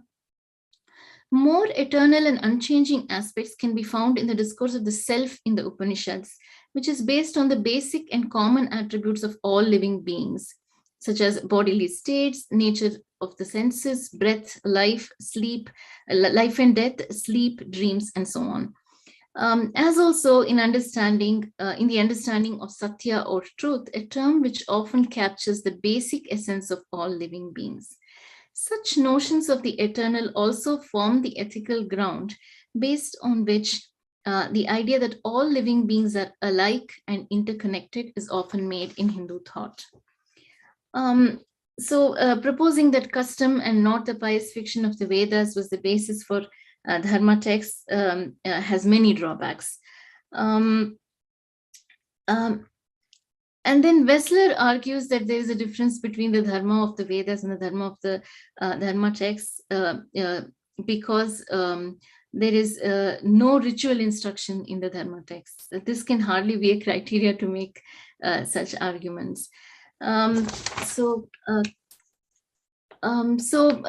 continue, Wessler emphasizes the empirical character not only of the Vyavahara, but also of dharma as such. These can be better understood if we understood the nature of the 3 to 5 rinas that everyone owes as per the Vedas. Thus, we should be able to reconcile being dharmic and being transactional and their empiricality. This focus on right transactions is what makes the dharma text a great resource for formulating laws in the modern world, I think. So it has to be a project, it has to be a separate project. I don't think that dharma is easily translatable as law. Finally, why would Smriti and Achara or custom both be listed as sources of dharma separately in the dharma texts if Achara was the basis of dharma, like Wessler argues? Wessler's arguments that the dharma of the Veda and the dharma of the Dharma Shastras are different and based on custom and codification are not entirely convincing and are somewhat trivially true because every kind of ethics can be considered as custom with the passing of time. I have a little bit to say on custom. It will depend on whether I have time. It's also 4:30 a.m. in the morning here. So I hope I'm reading in a way that it's even understandable. To summarize, scholars working on dharma and the dharma texts have not discussed and elucidated the Vedic sacrifice at length although acknowledging it as a quintessential aspect of Vedic ethics. They have failed to notice or have insufficiently explained the Varnashrama Dharma's importance to the Dharma of the Dharma texts, or have noticed its importance but have not accounted for it. As a result of the above two, scholars have thought that custom might as well be the source of Dharma in the Dharma texts.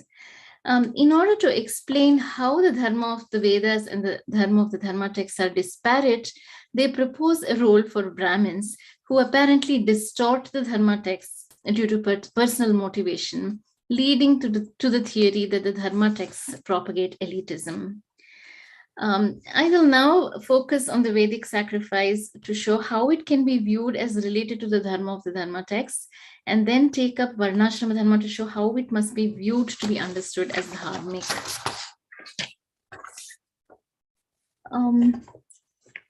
So I'm drawing on the work of several scholars here, like Raimondo Panikkar, Stoll, and Lawrence Minima.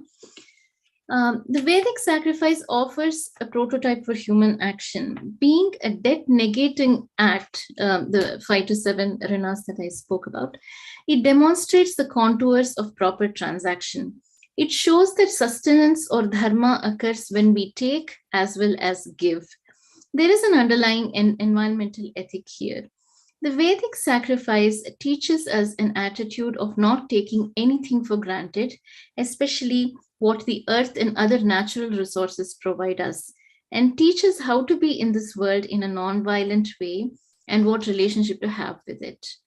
The Vedic sacrifice is thus duty. It sustains and upholds oneself and others. Since there is in truth no difference between the sustenance one requires and others require, living beings as we all are, sacrifice is also unmotivated action. That is, sacrifice is a dharmic act, a primordial sustaining act that must be performed without motivation. The principle of giving and taking extends and expands to everyday life so that every action becomes sacrifice-like if done without selfish motives. This is in the Dharma texts. Such actions uphold and sustain everyone, and when go unperformed, lead to destruction. This is how proper Vyavahara becomes important in the Dharma texts, I think. Vyavahara finds lengthy treatment in the Dharma Shastras, with some Dharma texts dedicated solely to it. It is small wonder too that debt is given a significant amount of space within the Dharma texts, sometimes an entire chapter. The sections on Vyavahara might at face value appear secular and disjointed from Dharma and ethics, having a law-like appearance, but we need only to remind ourselves of the give and take that the Vedic sacrifices emphasize upon to understand why the sections on debt too are related to ethics and righteous action. After all, the word for debt is rina. Its continuity in the ethics of the Dharma text is unsurprising. Now I move to Varnashrama Dharma and ask the question, so how then does Varnashrama Dharma also count as Dharma? I'm not aware of many attempts to answer this question directly, but as mentioned above, Horsch does notice a movement of the Dharma of the Vedas becoming a duty of the individual person. That there is interdependence and complementarity among the castes is generally acknowledged in the work of Bugle, Nadakarni, and Bingat. But how is this interdependence dharma? It is if we acknowledge that each caste does as duty, that what each caste does as duty is in its bare bones versions an act of giving. The description of each caste's duties as duties renders this aspect somewhat opaque. But if we view each caste as giving when they perform their duties, then we can see a connection between the Vedic sacrifices and the Varnashrama Dharma. That is, some castes give knowledge or digest the impurities of others' ritual mistakes. Some give protection, others provide goods, and yet others offer services. But each caste is also being altruistic in some form when it performs its duties, even though its actions are defined as duties. In one sense, they are indeed merely duties, but they're also altruistic because they require some sacrifices. So what I'm saying is that they're merely duties when we think of dharma as debt-canceling actions, but they're altruistic when we think of dharma as sustaining oneself and others, and therefore accruing merit as well. Caste duties could be said to be inherently altruistic in the following way. A Brahmin must give up the accumulation of wealth. A Kshatriya must give up life when necessary. A Vaishya is likely to be obligated to travel to produce goods. A Shudra must offer services. It is wise to remember here that there were some changes to the original definition of duties by the time of Manusmriti itself, owing to the inability to survive properly on strict definitions of occupations and duties. Hosh notices a development in Varnashrama Dharma thus. Later specific rights are added to duties which correspond to the castes. So if the actions they were doing were called as duties, later on a notion of rights developed. The rights can be identified thus. Brahmins acquire respect, gifts, protection of property and life. Kshatriyas enjoy wealth. Vaishyas enjoy profit, and Shudras receive payments. Women cannot be killed, they must be protected and honored in return for their services. Ascetics must at least be fed. Hosh captures aspects of the caste system well when he says that adharma is understood as occurring when only the rights prevail. Thus, the debts that the Vedic sacrifices aim to pay off are directly performed as actions in the Varnashrama Dharma of the Dharma texts. And just as not paying debts results in cosmic imbalance, not performing duties as per the Varnashrama Dharma also results in cosmic imbalance. That is, the transactional nature of the Vedic sacrifice is preserved in the structure and content of the Varnashrama Dharma. If we take the Vedas as texts where the gods are showing us how to act, then Varnashrama Dharma in the Dharma texts preserves and extends their logic to all actions. In some sense, thus we could say that the foundation for the caste system is present in the Vedas, more overtly in the Purusha Sukta, of course, but covertly in the Vedic sacrifice. Thus, we could conclude that the Vedas are the sources of the notions of Dharma and Varnashrama Dharma in the Dharma texts. And the Dharma of the Vedas and the Dharma texts, and the Dharma of the Vedas and the Dharma of the Dharma texts cannot be dissociated. The understanding of rights and duties herein also makes Hindu thought a resource for formulating laws in the modern world. How much time do I have? 5 minutes more. Okay, I have a bit here to say about customs and why customs are endorsed as more important than the Vedas in some Dharma texts and is less important as the when compared to the Vedas in some other Dharma texts. I explain this difference in the Dharma texts by saying that this could be caused because of the Vedic shakhas and how the Vedas are followed. And I also think that custom lies in how in the finer details of how a transaction is settled, and that because customs are practices that put Vedic principles into practice and keep them alive, sometimes they capture the wisdom of the Vedas more succinctly and are more important than the Vedic principle itself. But at other times that might not be happening, and the converse might be happening, in which case the Vedic principle becomes more important, and because the custom is missing the point after a point of time. So in this way, the apparent contradiction in the Dharma texts which uphold custom ones or Vedas at another time can be explained. I'll stop here and take questions, if any. Thank you. Thank you. Thank you, Dr. Kannan. Questions? There was a comment from Indrani Ramprasad, I think, why there is so much of reference to the Western scholars on Dharma, while we could have discussed everything without their names.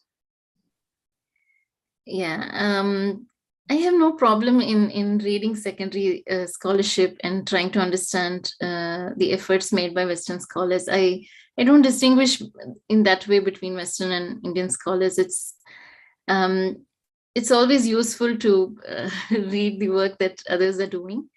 This paper did not focus on a primary text, and that's the reason why it focused on how the question of dharma has been addressed so far within scholarship. And it's important to build on what scholarship has done so far. It's easier that way for us to move forward. So I don't see it as a problem to be quoting from Western scholars. What I just did was, I think, a clarificatory exercise. So there are agreements with some of these scholars, there are disagreements, and then there is built upon these findings, there is a new suggestion.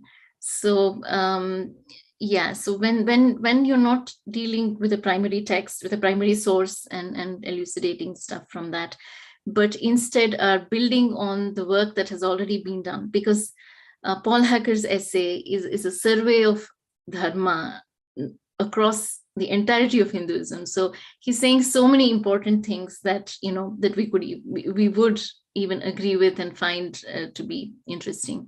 So I guess, yeah, that would be my answer. I answered that question in the chat box by saying our audience are modern readers of such literature, so we are compelled to connect our discourse with, to the existing body of knowledge. That body is, for good or bad, filled with their writings. And another statement I made in the chat box is she quotes them to show how and why she differs with them also. Quite often there was a mention of how Dr. Kannan was saying that she differs with their view. Basically, one central focus was on the difference between the dharma of the Vedas and the dharma of the Dharma Shastras. There, she quoted how the Western scholars were saying that they are two completely different things. And she went on arguing how they are not so different as they show. Though she showed how, yes, the difference exists, but there is a way to connect these two also. And she was able to show that connection, is what I observed. Dr. Kannan, did I represent you correctly? Absolutely, 100%. Yeah. So I don't think there are any more questions. Yeah. I I did not suggest Indrani ji is saying I did not suggest to exclude the Western scholars, but the title should state that why not use indigenous scholars as well in conjunction with foreign scholars. Okay, thank you.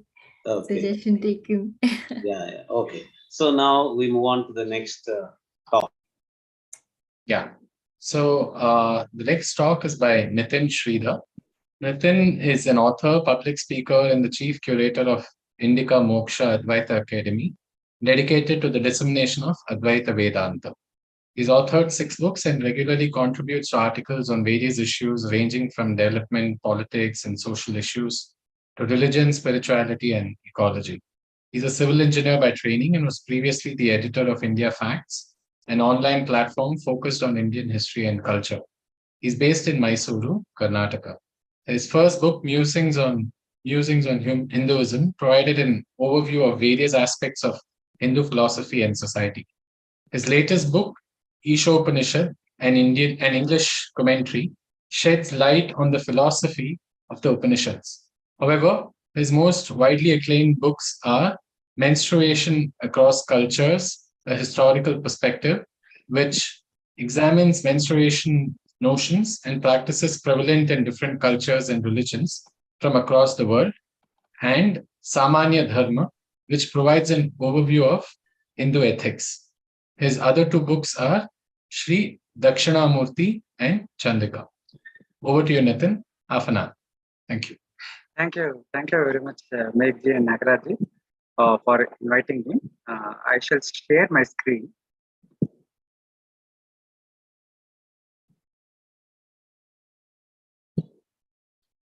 Is this visible?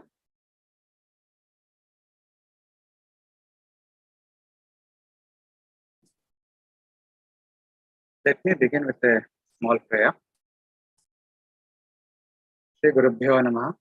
Bharati Karuna Patram Bharati Padabhushanam Bharati Padamarudam Bharati Tirthamashraye Vidya Vinaya Sampannam Vitaragam Vivekinam Vande Vedanta Tattvagyam Vidhushekara Bharati.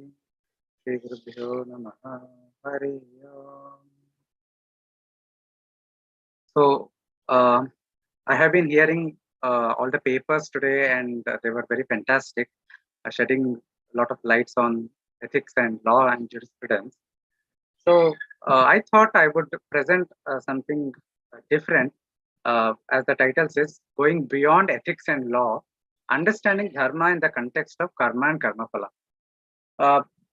The intention behind this topic is simply that dharma is a very vast topic. Dharma can be translated, can be understood to mean ethics, morality, law, justice, duty, righteousness, so many other things in different contexts.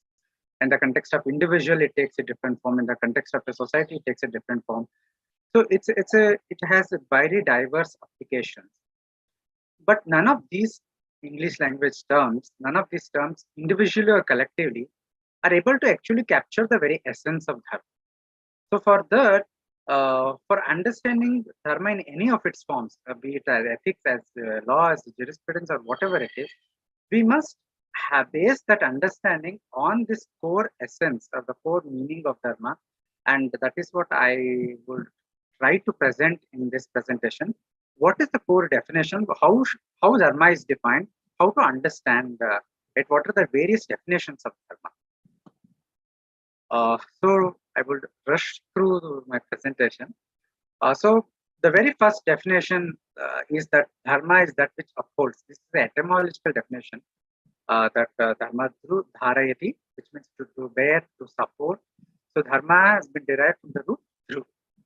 So the question arises, then what does dharma uphold? What does it sustain? So in answer to this, we have a second definition, and this definition is found in multiple places, most notably Bhagavan Krishna mentions in Mahabharata. He says that Dharanat dharma ityahu dharmo dharayati praja. That which upholds is dharma, and dharma upholds all beings. So what is dharma upholding? It is upholding all beings. Similarly, in Mahanarayana Upanishad, it says that dharma vishwasya jagataha pratishta. Dharma upholds, dharma supports, sustains the whole cosmos, and it removes all papam, all sins, and everything is established in dharma. Therefore, dharma is highest. So now we get some vague idea that two concepts: that dharma upholds and dharma sustains all beings. So next, we then come to what does this mean when we say that dharma sustains all beings? What does it mean in the individual context? What does it mean in the context of each individual in a society? So the Vaisheshika Sutra gives a very wonderful definition to give some concretization to the abstract notion of upholding and sustaining. It says that Yatho Abhyudaya Nishreyasa Siddhihi Sa Dharma. Dharma is that from which results Abhyudaya and Nishreyasa. So what is this Abhyudaya? Abhyudaya is the accomplishment of material well-being, material happiness, material well-being, artha and kama, both in this world and in the next world. And Nishreyasa refers to the supreme good, which is moksha, the final ananda, the final liberation from the cycle of birth and death, and the final stage of complete happiness without any sorrow. So there are different definitions of moksha. So dharma upholds all beings, dharma upholds an individual by facilitating one to accomplish, to attain Abhyudaya and Nishreyasa, that is overall well-being. So how does it do it? What does it even mean? I mean, further clarification on this Abhyudaya and Nishreyasa is found in Parashara Smriti. Parashara Smriti defines dharma by a single word called hitam, means beneficial. What is beneficial to human? Because dharma leads to overall well-being, it is beneficial. So Sri Swami Vidyaranya, or who is also called as Madhavacharya, in his commentary called as Parashara Madhava, he explains why dharma is beneficial. He says that dharma is hita or beneficial because it leads, it is a means. Remember that term, it is a means to attain our desired fruits. And he says that there are two types of fruits.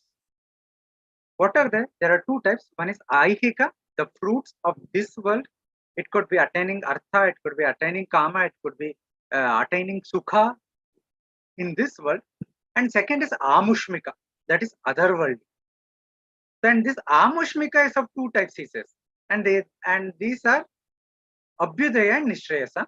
Here Madhavacharya says abhyudaya refers to this attainment of swarga, attainment of sukha in the next life, better birth, punarjanma. When you have punarjanma happens, a better birth, more conductive birth. And nishreyasa refers to the supreme knowledge, atma jnana, which is moksha. So dharma is the direct means to abhyudaya, and dharma, by producing atma jnana, by leading to atma jnana through chitta shuddhi, is the indirect cause of moksha or nishreyasa also. So dharma is the direct cause of abhyudaya, and dharma is the indirect cause of nishreyasa. And these are very, very important terms. So when we think about dharma, when we talk about dharma, when we mention that something is dharmic, something is adharmic, whatever it is, so these categories, these concepts should come to our mind immediately, because that is what dharma is. That dharma leads to abhyudaya, nishreyasa. It is the cause of dharma, abhyudaya, nishreyasa. So now, what does this mean further? We can further concretize what does this abhyudaya, nishreyasa mean. So here is a definition from Manusmriti. Karmanam cha vivekartham dharma adharmau vyavechayat dvandvairayo jayat chaimaha sukadukkadibhi praja. So Manusmriti says, for the purpose of discrimination between actions. So the key term in this definition is karma. Vivekartha, that is for discriminating, for differentiating between one type of actions and another type of actions. Bhagwan himself created the notion of dharma and adharma. So what does this tell? It tells us that first and foremost, that in the context of the individuals, especially, dharma and adharma refers to actions, to karma, the kind of actions we perform. So differentiate between the kind of actions, different types of actions we perform. Bhagwan himself has created these two categories of dharma and adharma. And he connected the people, the creatures, all the beings, with such pairs of opposites such as happiness and sorrow, sukha, dukkha, adivi. Manu says adivi, etc. What are these etc.?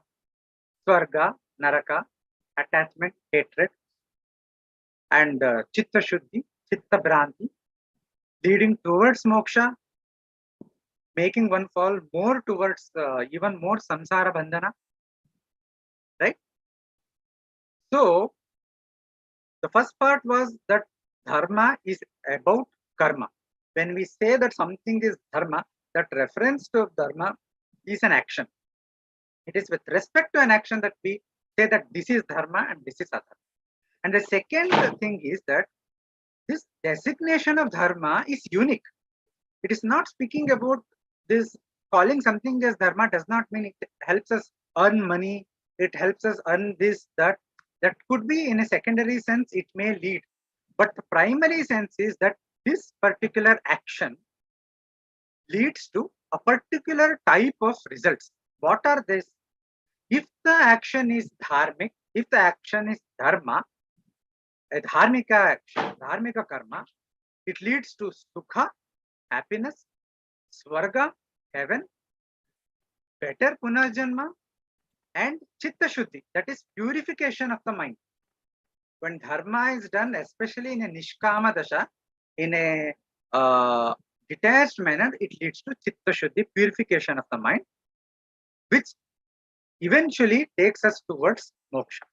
On the other hand, if an action is not dharma, it is designated as adharma, then it implies that the result of such an action is dukkha, sorrow, naraka, or for lack of better term, hell. Hell, I know, has a lot of Christian implication. Here it means naraka, the Hindu notion of hell, so to speak. It is a temporary place to face suffering for our karmic actions, as the statement makes. So dukkha, naraka, and chitta bhranti.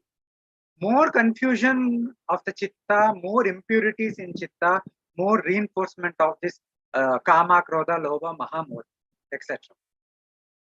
Right? So this again, I said, when we speak about dharma, then all these implications must be understood. That dharma, designation of dharma to something results in this sukha, swarga, etc. And designation of adharma means that action will give result such as naraka, etc., dukkha, etc. Now, let us come to this issue from another aspect. It is actually following bit up with the previous definition. We say that designation of certain action can be done as dharma, certain action as adharma, fine. But how do we know what action is dharma, what action is adharma? Apastamba Dharma Sutra says that in a funny way, it says that actions themselves do not come and tell us, look, I am dharmic action, please perform me. I am adharmic action, please do not perform me. Or they may entice saying, perform me also, right? No. Actions do not tell us. We cannot know what is dharma, what is adharma by our pratyaksha, that is by our eyes, ears, nose, etc. We cannot simply infer it out of the hat by through anumana. We cannot simply compare it with something else. So none of the other pramanas, pratyaksha, anumana, upamana, all this are not able to reveal what is dharma. So then that leaves that there is only one pramana that actually gives us knowledge about dharma. That today we are speaking that there is something called as dharma and adharma. It is all thanks to one source of pramana called Shabda Pramana, which is primarily Veda, and secondarily Smritis, Itihasa, Purana, etc. So in Jaimini Mimamsa Sutra, therefore dharma is defined as Chodana Lakshano Artho Dharma. Dharma is that which is indicated by injunctions of the Veda. That is what the vidhis of the Veda says is dharma. And Bhagavan Krishna in Gita says that therefore the Shastras are the means to understand what actions should be performed and what actions should be avoided. Knowing this, the injunctions declared in the Shastras, the vidhis declared in the Shastras, one should perform the actions in this world. Therefore, it is not a mere speculation. It is not that Gita is everything, Bhagavad Gita reading is end of the world. Gita itself says that there are other Shastras that to be studied. What are they? They are primarily Veda and Smriti. As Manusmriti says, the Veda should be known as the Shruti, the revealed word, and the Dharma Shastra should be known as the Smriti, the recollection. And in all matters, these two do not deserve to be criticized, as these are it is out of these that Dharma shown forth. That is, Dharma is revealed. Yajnavalkya Smriti adds Purana, Nyaya, Mimamsa, etc. to this. So the key point to note is that Dharma can be known only through Shabda Pramana. And this is so because Dharma or Adharma, they refer to karma and karma phala relationship, action and fruits of action relationship, which can be known only through Vedas and Smritis, which reveal that knowledge. When I say Smriti, I mean Smriti proper, such as Manusmriti, Parashara, Narada, etc., but also Itihasa Puranas also. Now, again, now, the next question is, in what format does the Veda and the Smritis reveal the Dharma? So we again return to Jaimini's definition. Dharma is that which is indicated by the Vidhi, the injunctions of the Veda. So the Vedic matter, the statements can be divided into Vidhi, Nisheda, Arthavada, Namadeya, and Mantras. So let us leave out Namadeya and Mantras. Vidhi refers to a statement that induces one to act. do this. Swarga kama yajeta. If you want to attain heaven, do this yajna. Pratisheda is nisheda vakya, opposite of vidhi. It is a prohibition, negative precept which proscribes doing a thing which could be either injurious or disadvantageous. Now, therefore, what is prescribed through vidhi is dharma, and what is prohibited through nisheda is adharma. And this format of vidhi nisheda is equally applicable to smritis also. You find vidhi nisheda statements in smritis. And arthavada is usually used as a supplement to vidhi nisheda, or sometimes when it is standalone, it is through inference, we infer the vidhi nisheda underlying the arthavada. The example of vidhi we already gave, Swarga Kama Yajeta. Example of nisheda statement is na kalanjam bhakshayet. Do not eat kalanjana, that is fermented food, because it is harmful to the body. Now, we discussed about how vidhi nisheda reveals what is dharma, what is adharma, and we also said dharma is all about karma and karma phala relationship. But a question arises, how does dharma or dharmic actions give rise to sukha, swarga, chitta shuddhi that we saw, or how does adharma give rise to dukkha, etc.? Basically, stated differently, how do we establish cause and effect relationship between an action performed, that is, it may be prescribed or prohibited by Shastra, but between an action and the purported results which arises from its performance. For example, in Swarga Kama Yajeta, what is the connection between yajna and the phala, which is Swarga? The Mimamsakas answer this question through the concept of apurva. This question is very important because, for example, an action like yajna is just an example. Any action can be taken. There is a time gap between action and the results of action. Especially when we think about results such as Swarga, Naraka, Punarjanma, it is not only there is a time gap that it happens after the death of a person, it is invisible, it is adrushta. We cannot see it with our eyes, nose, etc. Right? So to explain this, Mimamsakas use the concept of apurva, which is also called as adrushta. Kumarala Bhatta says that apurva in the context of Vedas and adrushta in the context of Laukika actions. But anyways, Kumarala Bhatta defines apurva as the potential which was absent before the performance of the act and which is produced after the performance of that act. That potency or potential is known as apurva. Simply stated, every action generates an invisible potency or potential result which endures till such a time that it actualizes the result on the ground. It manifests the actual result on the ground. And this potency is called as apurva or adrushta. And without such a potency, performance or non-performance of any action would become the same, because it would not give rise to any result. So this apurva is postulated by the Mimamsakas to explain the fact that an action gives rise to result. So karma phala relationship is explained through this missing link of apurva. And this apurva is of two types, punya and papa. So we all use punya papa, but we do not connect it with this understanding of apurva. Punya is the positive and beneficial potency generated when one performs actions prescribed by the vidhivakyas. Papa is negative and undesirable potency which is generated by the performance of nisheda vakyas, actions prohibited by nisheda vakyas. When you do that, that generates papa. And also, when a particular action is mandated by Shastra as obligatory, nitya karma, for the particular person, and then even a non-performance of that obligatory duty leads to generation of papa. So many no nuances are there. So the apurva of the punya, it is that apurva punya results in the karma phala of swarga, sukha, chitta shuddhi, ultimately leading to moksha, when a dharmika action or when an action which the Veda says as dharma is performed. Similarly, the apurva of papa leads to the naraka, dukkha, etc., which further increases samsara bandhana, when an adharmika action is performed.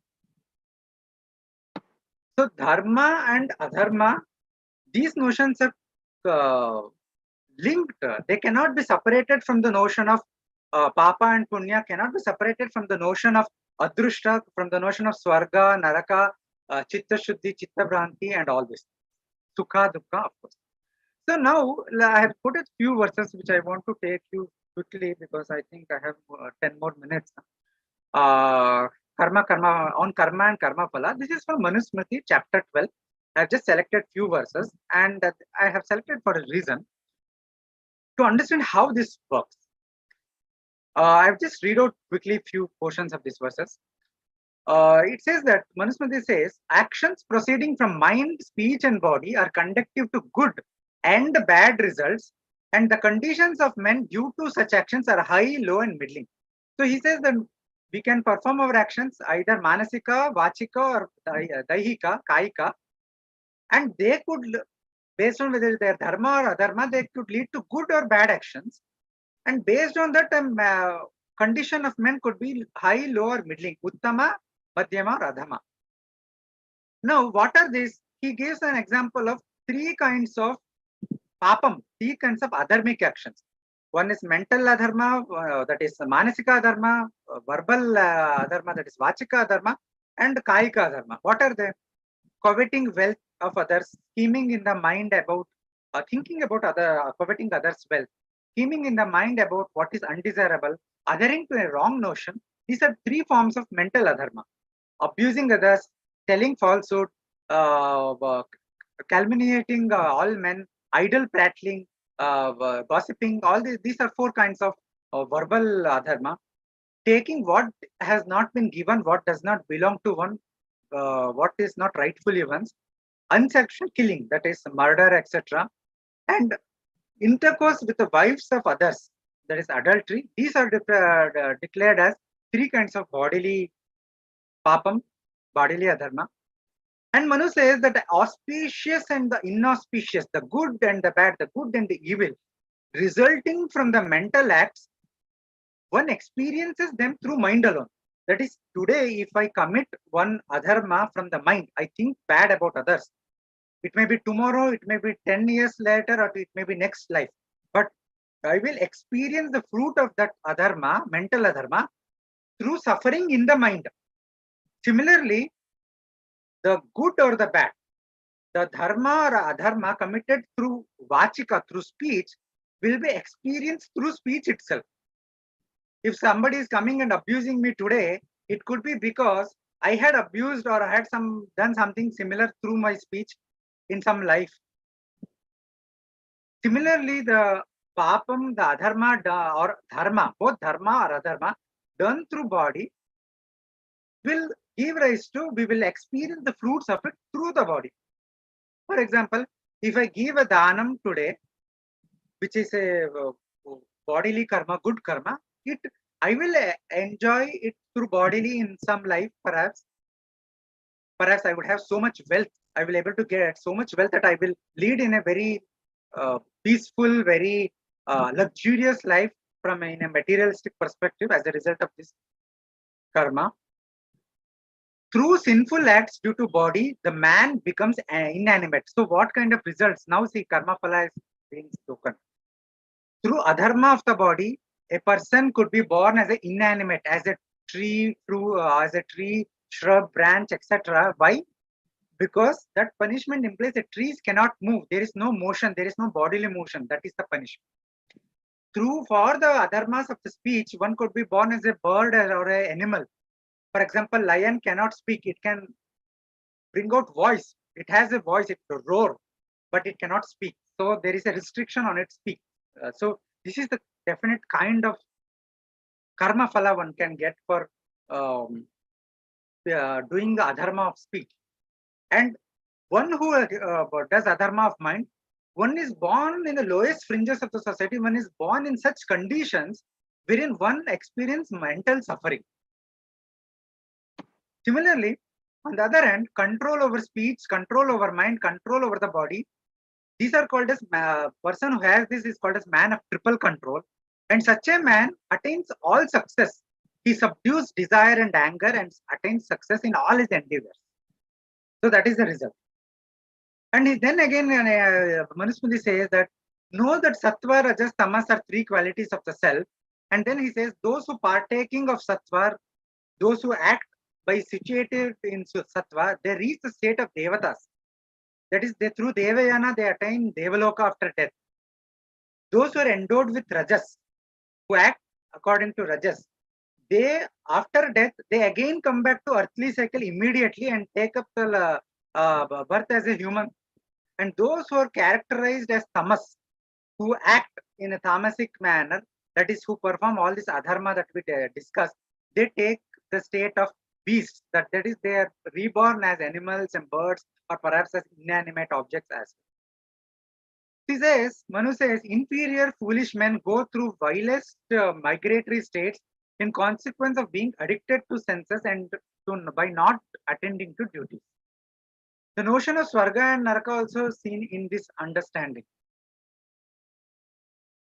So, I have just 2 more slides, so I'll just finish it quickly. So, basically, this 12th chapter is very huge, very interesting, needs a lot of reflection. What it is saying is, the Manusmriti is revealing to us what kind of karma leads to what kind of karma phala. And what daihika, bodily karma results in results which are experienced by the body. Similarly, certain actions could lead to Swarga, certain actions could lead to Naraka, certain actions could lead to Punarjanma immediately, certain actions could lead to Punarjanma as men, as certain action could lead to Punarjanma as animals, certain action could lead to Punarjanma as plants. So these are not to be rejected as some form of exaggeration or poetics. So Smriti is not a poem, it's not a kavya. The Smriti is a Shabda Pramana. It is telling us the connection between karma and karma phala. If we keep this in mind, then we will be able to make sense of many of the verses in Manusmriti and other Dharmashastras, which at first appearance may appear problematic, may appear childish, may appear may be offensive. So we need to have this understanding of Dharma. So I want to conclude with these 2 slides on this, because the topic today is ethics and law. Anchoring ethics and law to Dharma. The subject matter of Dharma can be classified into 3 categories. Dharma Shastras mostly deal with this. One is Achara, which is about practice of Dharma, Varnashrama Dharma, Stri Dharma, Purush Dharma, all comes under this. Putra Dharma, Pati Dharmas, all this comes under this. Then there is Prayashchitta, which is expiations for committing adharma. If you perform adharma, you generate papam, which in future gives rise to dukkha, naraka, etc. To prevent that, the Shastras give you for our benefit certain prayashchittas, which are form of tapasyas for that reason. Because through tapasya, it is not a Christian confession. You go to confession box and confess and you become free. No, you have to perform tapasya, expiation. By taking upon certain suffering today, you avoid greater suffering tomorrow. That is how you remove the papam, the adrishta, the apurva. Now, while ethics come under achara, specifically under the samanya dharma, I recently did a course on Hindu ethics, samanya dharma. Legal issues come under vyavahara. Prayashchitta has a bearing for both achara, that is both for ethics as well as vyavahara also. Because in vyavahara, punishment versus prayashchitta, one of the speaker was today presented on this. So further with respect to achara and prayashchitta, this important point has to be noted, that Shastras are the final word when it comes to achara and prayashchitta, both in word and spirit, as they deal with adrishta phalam, invisible root. That is about Swarga and all these things. We cannot question them. No. We cannot say that. Because Shastras are the only pramana on this. On the other hand, Vyavahara, which is about contract, law, theft, all those things, they predominantly deals with Drishtaphalam, visible fruits. They do have an element of Adrishta, especially in the context of Rajadharma. Adrishta is there in all aspects of Dharma Shastra, including Vyavahara, but they predominantly deal with Drishtaphala. Hence here, and essential principles of dharma rather than the exact stipulations gain more importance as far as Drishtafalam aspect is concerned. So, when it comes to ethics, then anchoring ethics in dharma means designation of dharma to ethical tenets such as ahimsa, satya, that is non-injury, truth, asteya, etc., implies that while the adherence to these ethical tenets results in punyam, which gives rise to, punyam is karmic merit, which gives rise to sukha, swarga, chitta, shuddhi, non-adherence to them or violation of these tenets, samanya dharma tenets, leads to the opposite, which is papam, which gives rise to dukkha, naraka, chitta, bhranti. In other words, observance and non-observance of ethics is not a matter of choice without any consequence. It is not like my life, I take a high road. Whatever I do is ethics. It is not like that. Today, for example, we have arguments of abortion in the West. They are even saying that 1-year-old kid can be killed because of women's rights. So this means that killing is an option. It is not so. Our exertion of choice, we have a choice, yes, because the Shastras cannot come and hold our neck and make us do something. As Shankaracharya says, Shastra work is like a sun or a lamp. It only reveals knowledge about what actions leads to punya, what actions leads to papam. Choice we have, but this choice is not without consequences. Our exertion of choice has a clear and definite consequence in the form of punya and papa. Therefore, our karma is our freedom, is our choice, but it is also our responsibility. We will have to face the karmic consequences in the form of punya and papa, which gives rise to dukkha, sukha, whatever it is, right? And anchoring ethics in the anchoring law and jurisprudence, legal principles to dharma, policy recommendations, etc. in dharma implies that we move beyond positing dharma as merely an artifact of the past, merely a socio-anthropological study of which text was composed in which era, whether there was change, what economic factors induced, what kind of smriti authors to compose what vidhis. These are all misleading in my personal opinion. I am not saying these endeavors are without utility. They are useful in a limited sense. But what is more important is to not reduce Dharma Shastras into artifacts of past, into pieces of museum pieces of the past. Instead, truly locate our entire legal, political, cultural, religious structure on the foundational understanding of Dharma as that which results in punya, sukha, swarga, chitta, shuddhi, and that which can only be known from Shastra. Shastra is the first and most prominent, means dharma, vedo, akhila dharma moolam. The moolam of dharma is Veda, and smritis are anumeya Veda. Smritis are texts from which the Veda is inferred. So Shrutis and Smriti, they are the most important texts. Shruti, Smriti, they are the Puranas. So, and anchoring further implies that our legal frameworks and approaches will take into account the tenets such as interplay between punishment and prayashchittam, punishment to crime in commensurate with magnitude of papa associated with it. One small point I would like to make here is, one of the discussion in the chat box I saw about how much was the punishments etc. given in the Dharma Shastra was actually implemented, or another question was about why there is a difference in instructions, stipulations for women and men, difference in dharmic stipulations between different varnas. If you perceive it from a purely vyavaharika, or that is a transactional worldly perspective, we will never make sense of it. The only answer to this is that what Dharma Shastra is saying is from the perspective of punya and papa, from the perspective of adrishta. Even when it speaks about vyavahara, about certain punishments for certain thefts, as I said here, in the case of vyavahara, the exact punishment is not need not be imitated, does not need to be imitated, but what it indicates, the punishments, what they indicate, or what the prayashchittas, what they indicate, some may be practical, some may not be practical. What they indicate is the magnitude of papam associated with an action.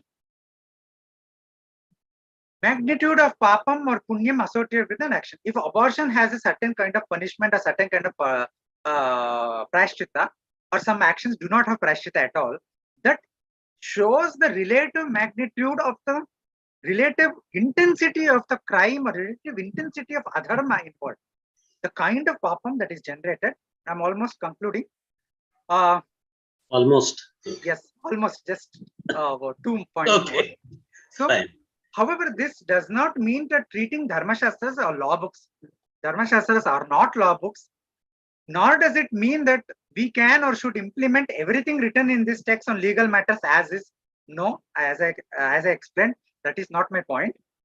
Here, anchoring means deriving our laws, policies, etc. in alignment with the essential principles of Shastras, which have been contextualized to address current issues. And I'm very happy that this conference, some of the papers was brilliant. They have served exactly this purpose. In this direction, the work has started. So I'm personally very happy to note this.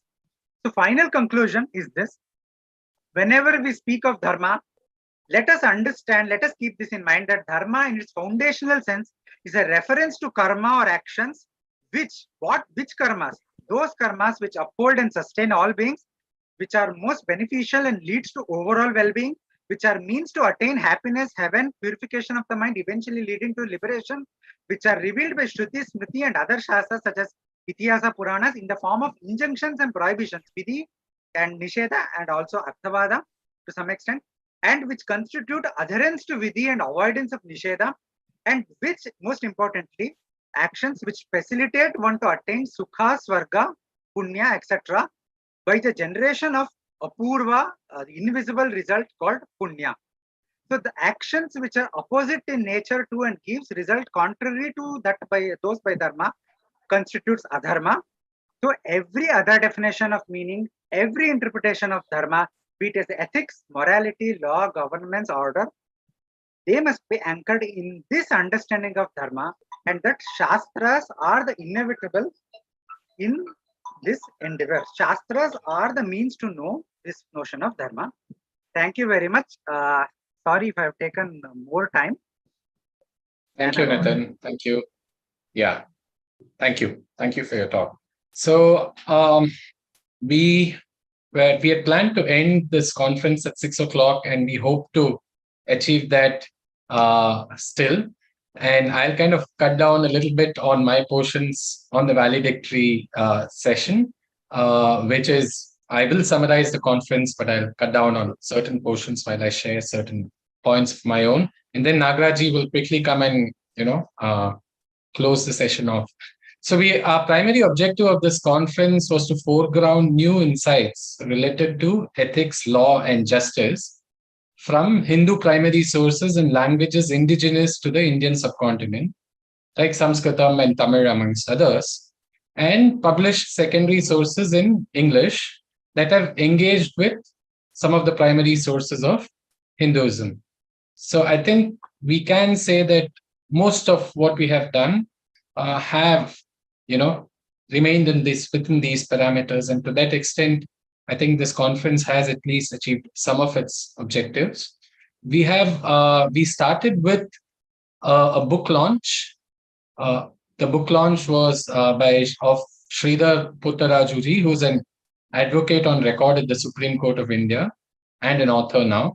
His book is called Maxims from Mahabharata. Subsequently, we had in total 6 guest lectures and 7 paper presenters.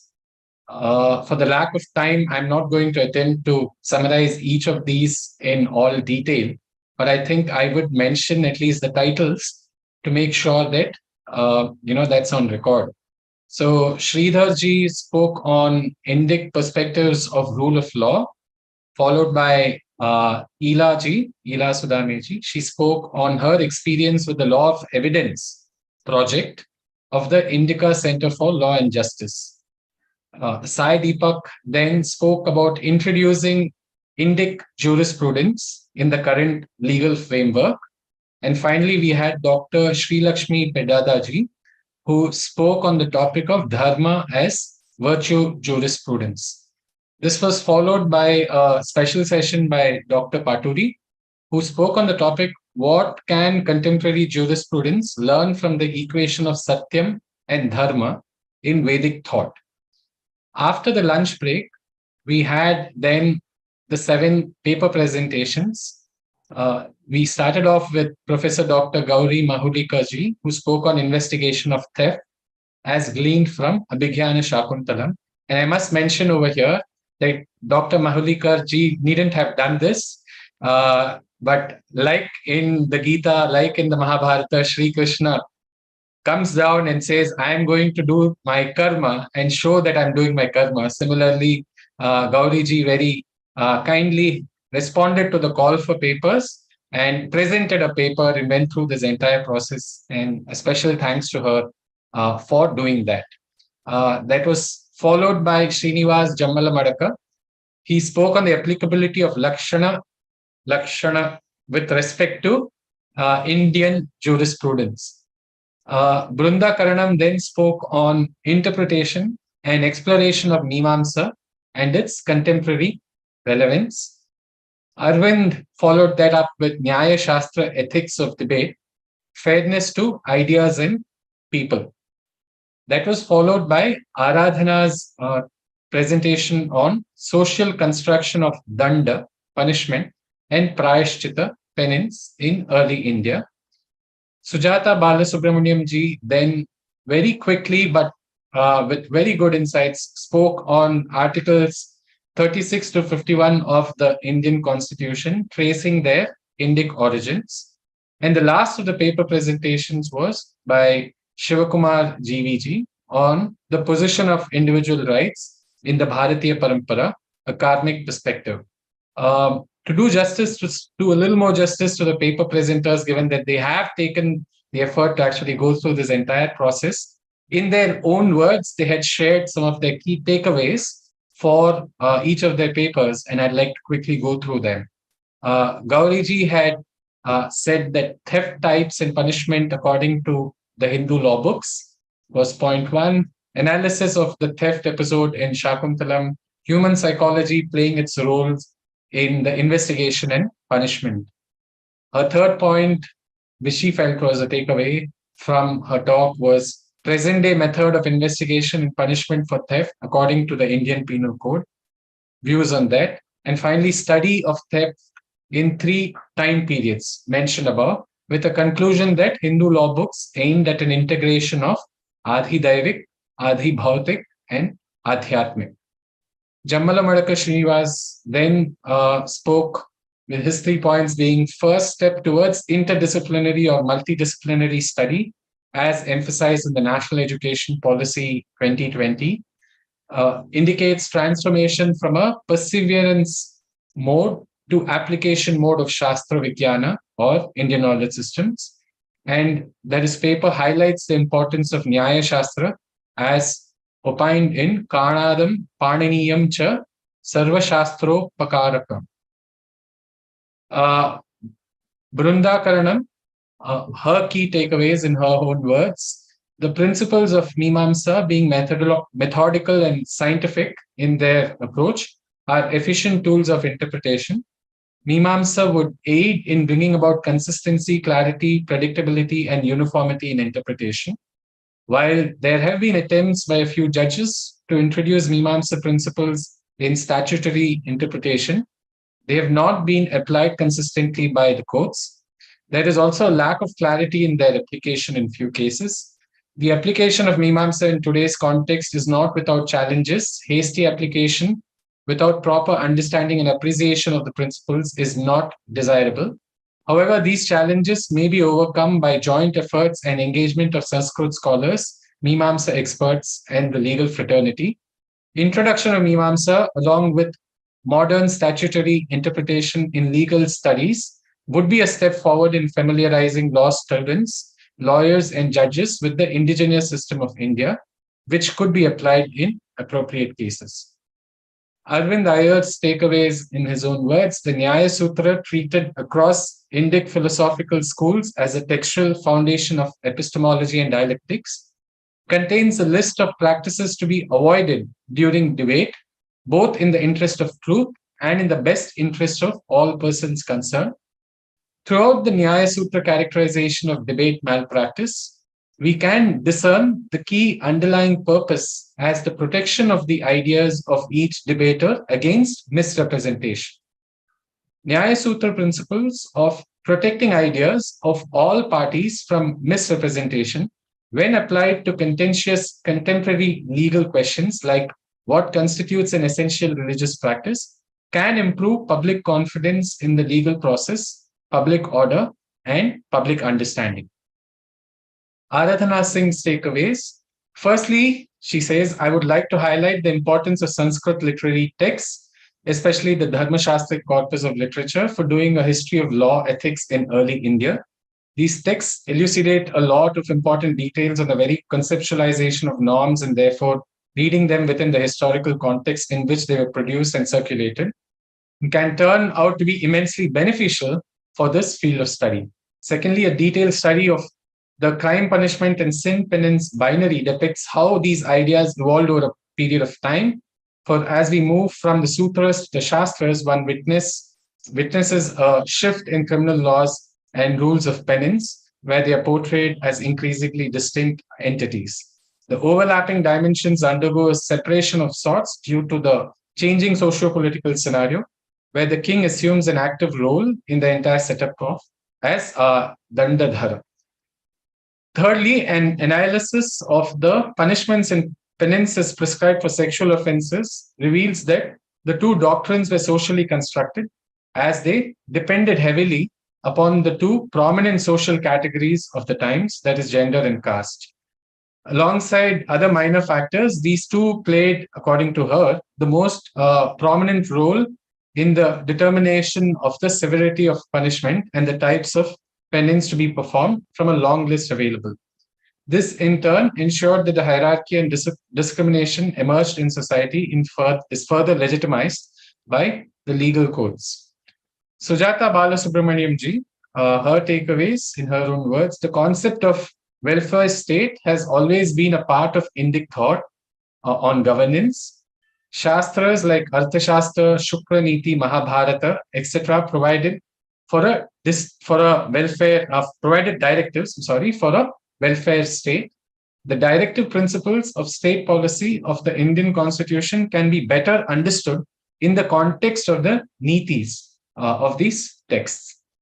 Shivakumar GV, the position of karma in the Vedic ontology based on Purushartha and Shrishti Sthiti Laya, how Purushartha and karma help us reimagine individual rights within the Vedic ontology, and application of this framework to freedom of expression as an individual right.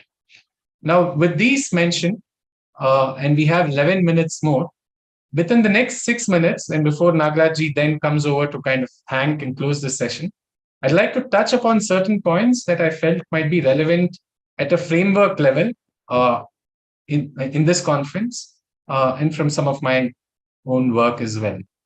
So let me over here see if I can pull up the presentation over here. Not able to. So let me actually do this, and given we are short of time, I think Nagaraj, why don't you go ahead with the final part of this presentation so that we stick on to the time. No, you have something to say. Please go ahead. I think also, yeah. Without the presentation, yeah. Also, whatever comes to your mind. Yeah, but we have 10 minutes, and I know that you have some important things to say as well. So I think let's go ahead with what you have. All that I have to say is thanks. Yeah, please go ahead. All right. Let me just actually pull this up while we are talking. Hold on. Without presentation. Nagaraj, do you want to? Without the presentation also. Yeah. Okay. Yeah. Great. Okay, so I think I wanted to show actually a framework by Kanchi Acharya, Mahapariva Sri Chandrasekharendra Saraswati. His book called The Vedas, I think, gives a very good, at least to me, it solved a big problem of trying to get a big picture of the Vidyasthanas themselves. And this book is called The Vedas. It can be looked up on Amazon. But since I mentioned at a framework level, I wanted to just touch upon certain things which I think might be useful, especially for people who are coming new to the whole idea of Shruti, Smriti, Dharma, and then Dharma Shastras. So first is Kanchi Acharya's that framework. It's called Chaturdasha Vidyasthana. It's an A3 size sheet, which is available in that book, The Vedas. Professor Mahamahopadhyay Kurad Subramaniam ji, based on Kanchi Acharya's framework, he's actually added more detail to, that framework, or especially to the Chaturdasha Vidya part. For instance, he's broken down the Yajurveda part, and he's added a lot more detail. This is available on his, blog, Kuradium. So anybody who really wants to kind of get this big picture view, this might be a great resource to actually check out. Now, P.V. Kane, recipient of Bharat Ratna, Shri P.V. Kane's name was mentioned in this conference a couple of times, but it is difficult, I think, to do a history of Dharma Shastra or law or Dharma and Dharma Shastra related conference without actually mentioning the voluminous amount of work that he's actually put in.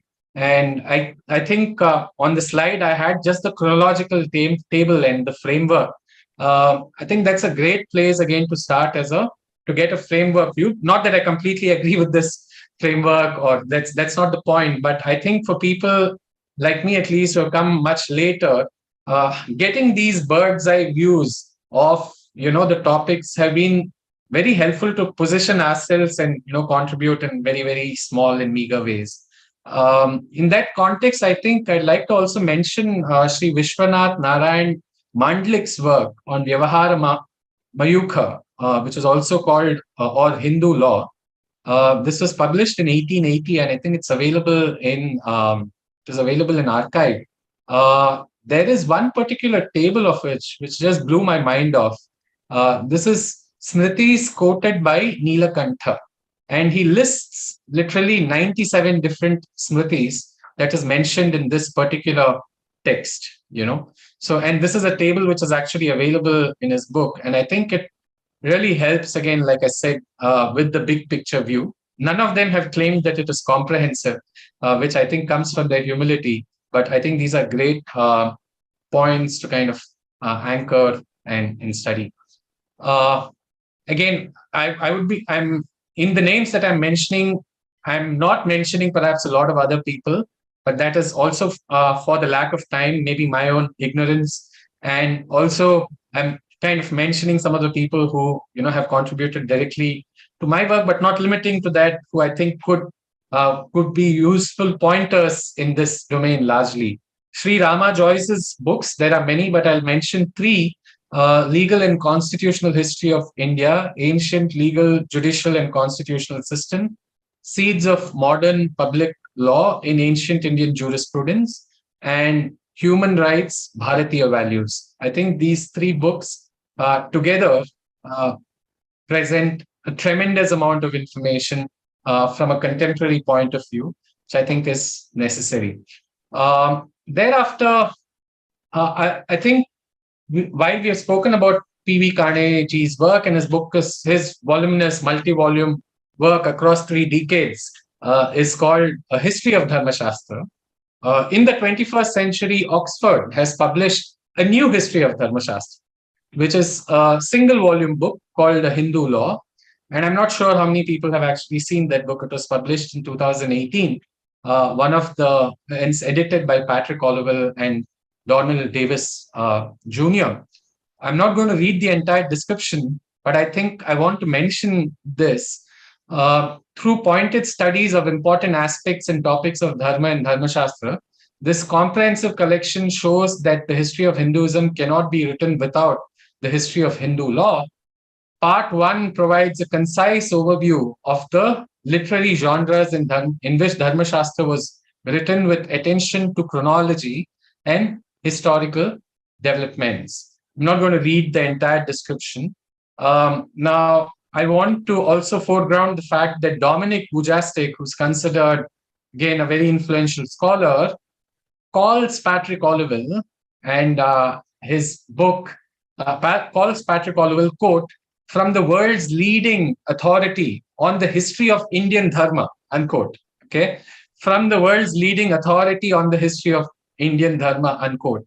Now, these are, I think, very, very large and tall statements to be made. And I think careful attention needs to be paid on what goes behind such work. And when I say this, I want to be very respectful. I think Dr. Olivelle is has been in this field for a very long time. There are no ad hominem comments whatsoever over here.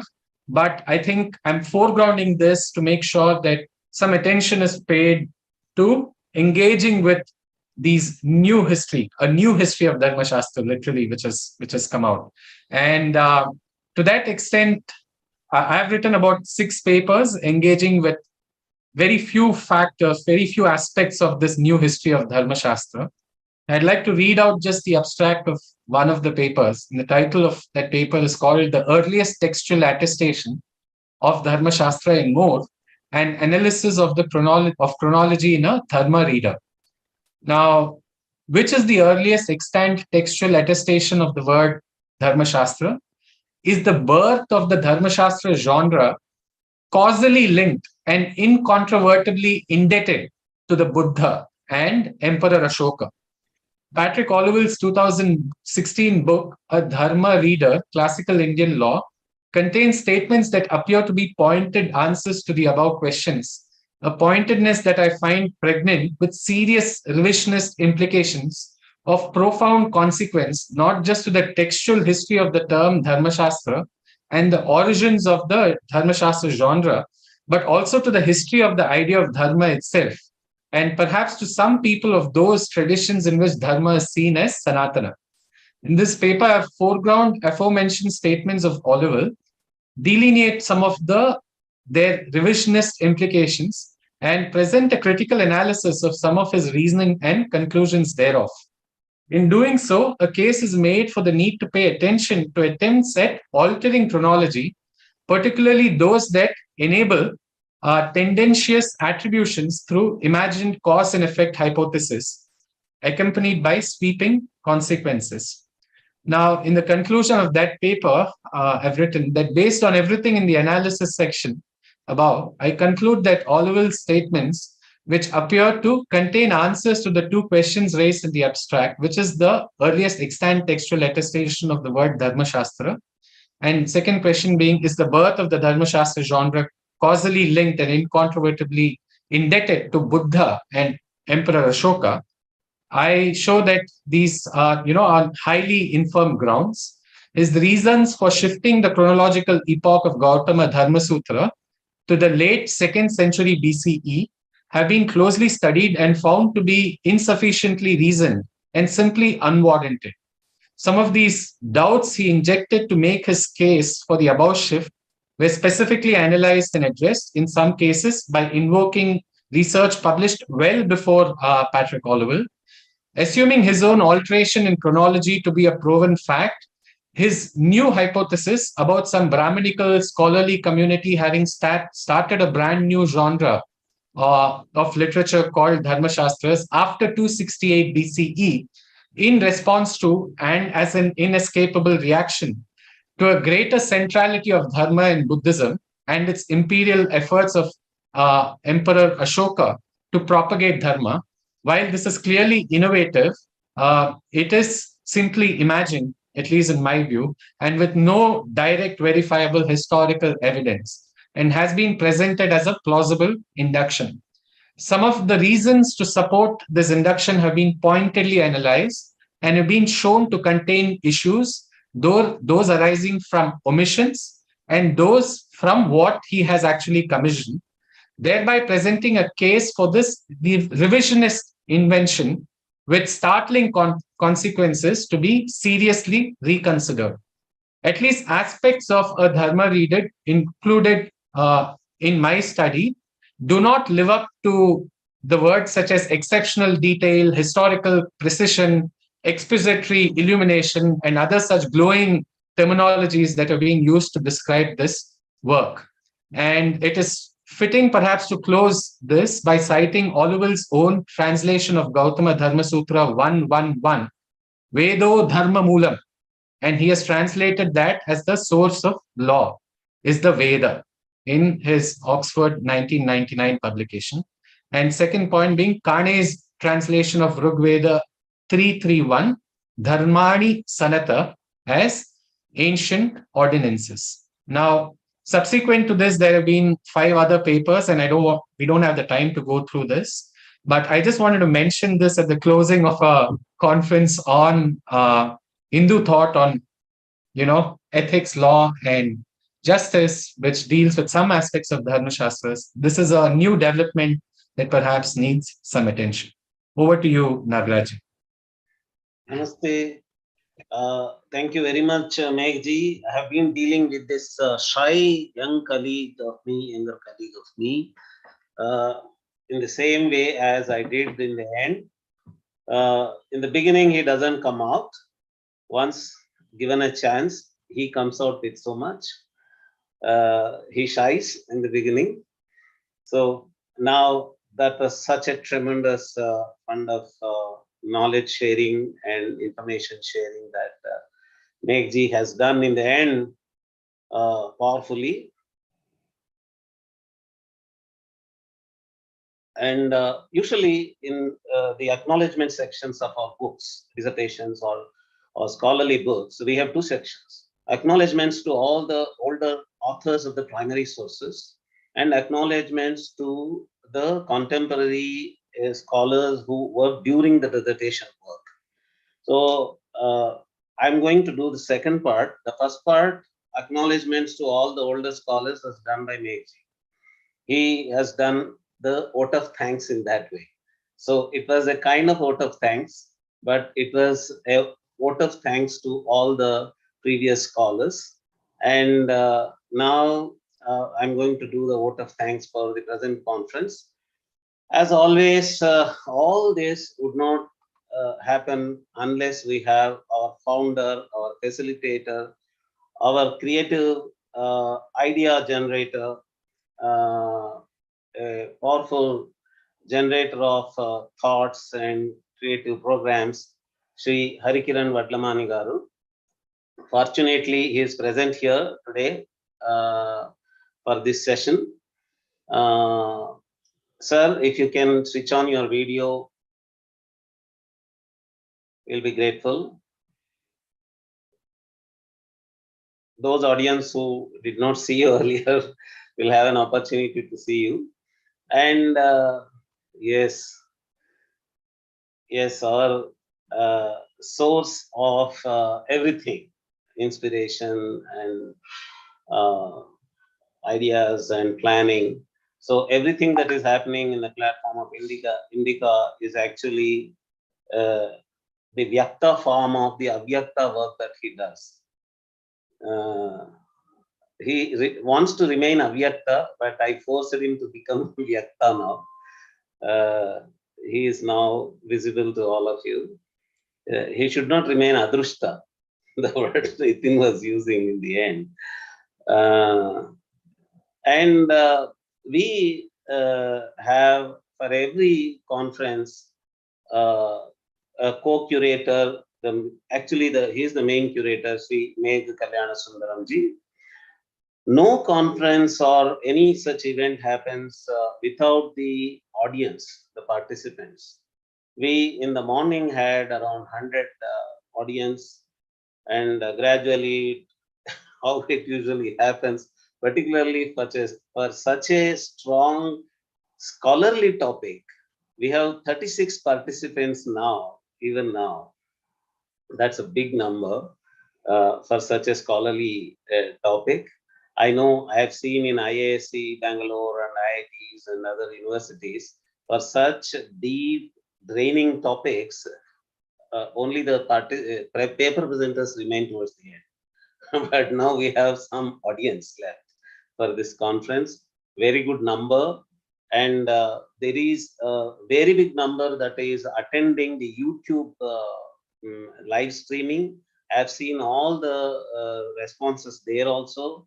And we are having a Facebook live streaming also. There is also a great participation there. And all the papers presented here and the guest speeches presented here are going to be uploaded individually after a few days in our Indic Academy website. There, more audience are going to watch it. So it is going to reach a very big range of audience. And a lot of legal fraternity have also participated. And some colleagues from IIMs and IITs have reached out to us saying that they are sharing in their own intellectual groups, particularly law-related, legal-related groups. I thank all of them for doing so. And I thank all the legal fraternity who have taken this conference seriously and are committed to take this to their bar councils, to their legal forums for discussion. And I thank all the professors and scholars, academicians who have taken a vow to take this to their legal courses in various law universities. One representative we have from Ila Deshpande ji here, and more such scholars are all ready to take this forward into their syllabi, into their curriculum. I thank all of them. And most important are the guest speakers of today and the paper presenters of today. I have never seen such a quality cream of papers in any other conference, including the conferences in universities. This conference had a highly rigorous paper presentation by almost every scholar. Some of them are advocates, some of them are legal scholars. This was a very tremendous presentation. We had Sai Deepak ji, we had Sridhar Pottaraju garu, all senior Supreme Court advocates. We had senior professors like Professor Gauri Mahulikar and others. Actually, as Megji rightly pointed out, she came as a paper presenter in her humility, though she would have been one of our chief guests of this conference.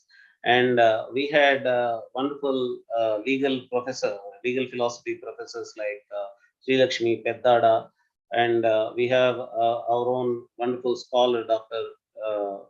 Kannan, Sushumna Kannan, and we have wonderful guest speakers. And also we had wonderful paper presenters from all sides.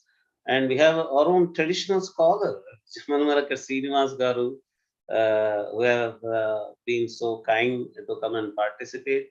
And Arvind Ayarji is a wonder.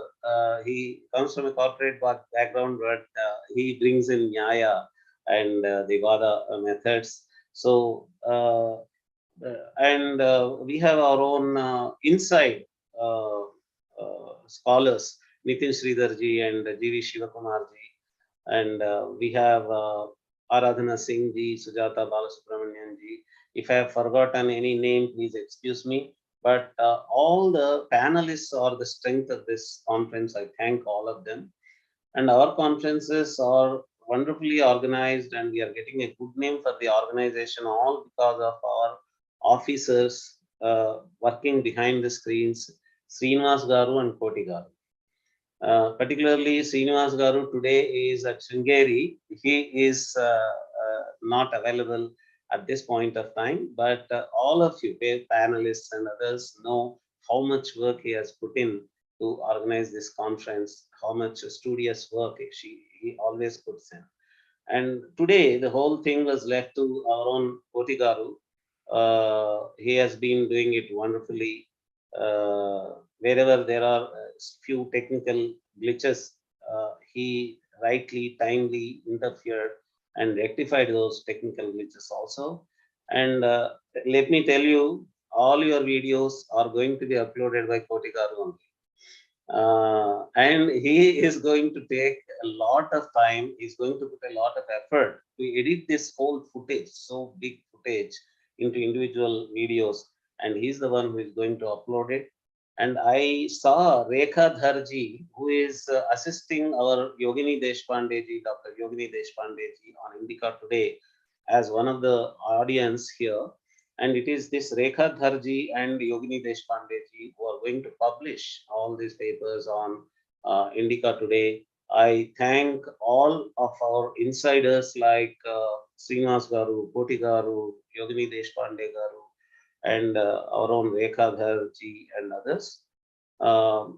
I thank all the Indic Academy members from various wings who have taken time to attend this conference and share the conference on their social media platforms. Thank you very much. Thank you. Shall we close this with Shanti Patham? Om Sahana Vavatu Sahano Punaktu Sahavityam Karavavahe Tejasvina Vadhitamastu Ma Viddishavahai. Om Shanti Shanti Shanti.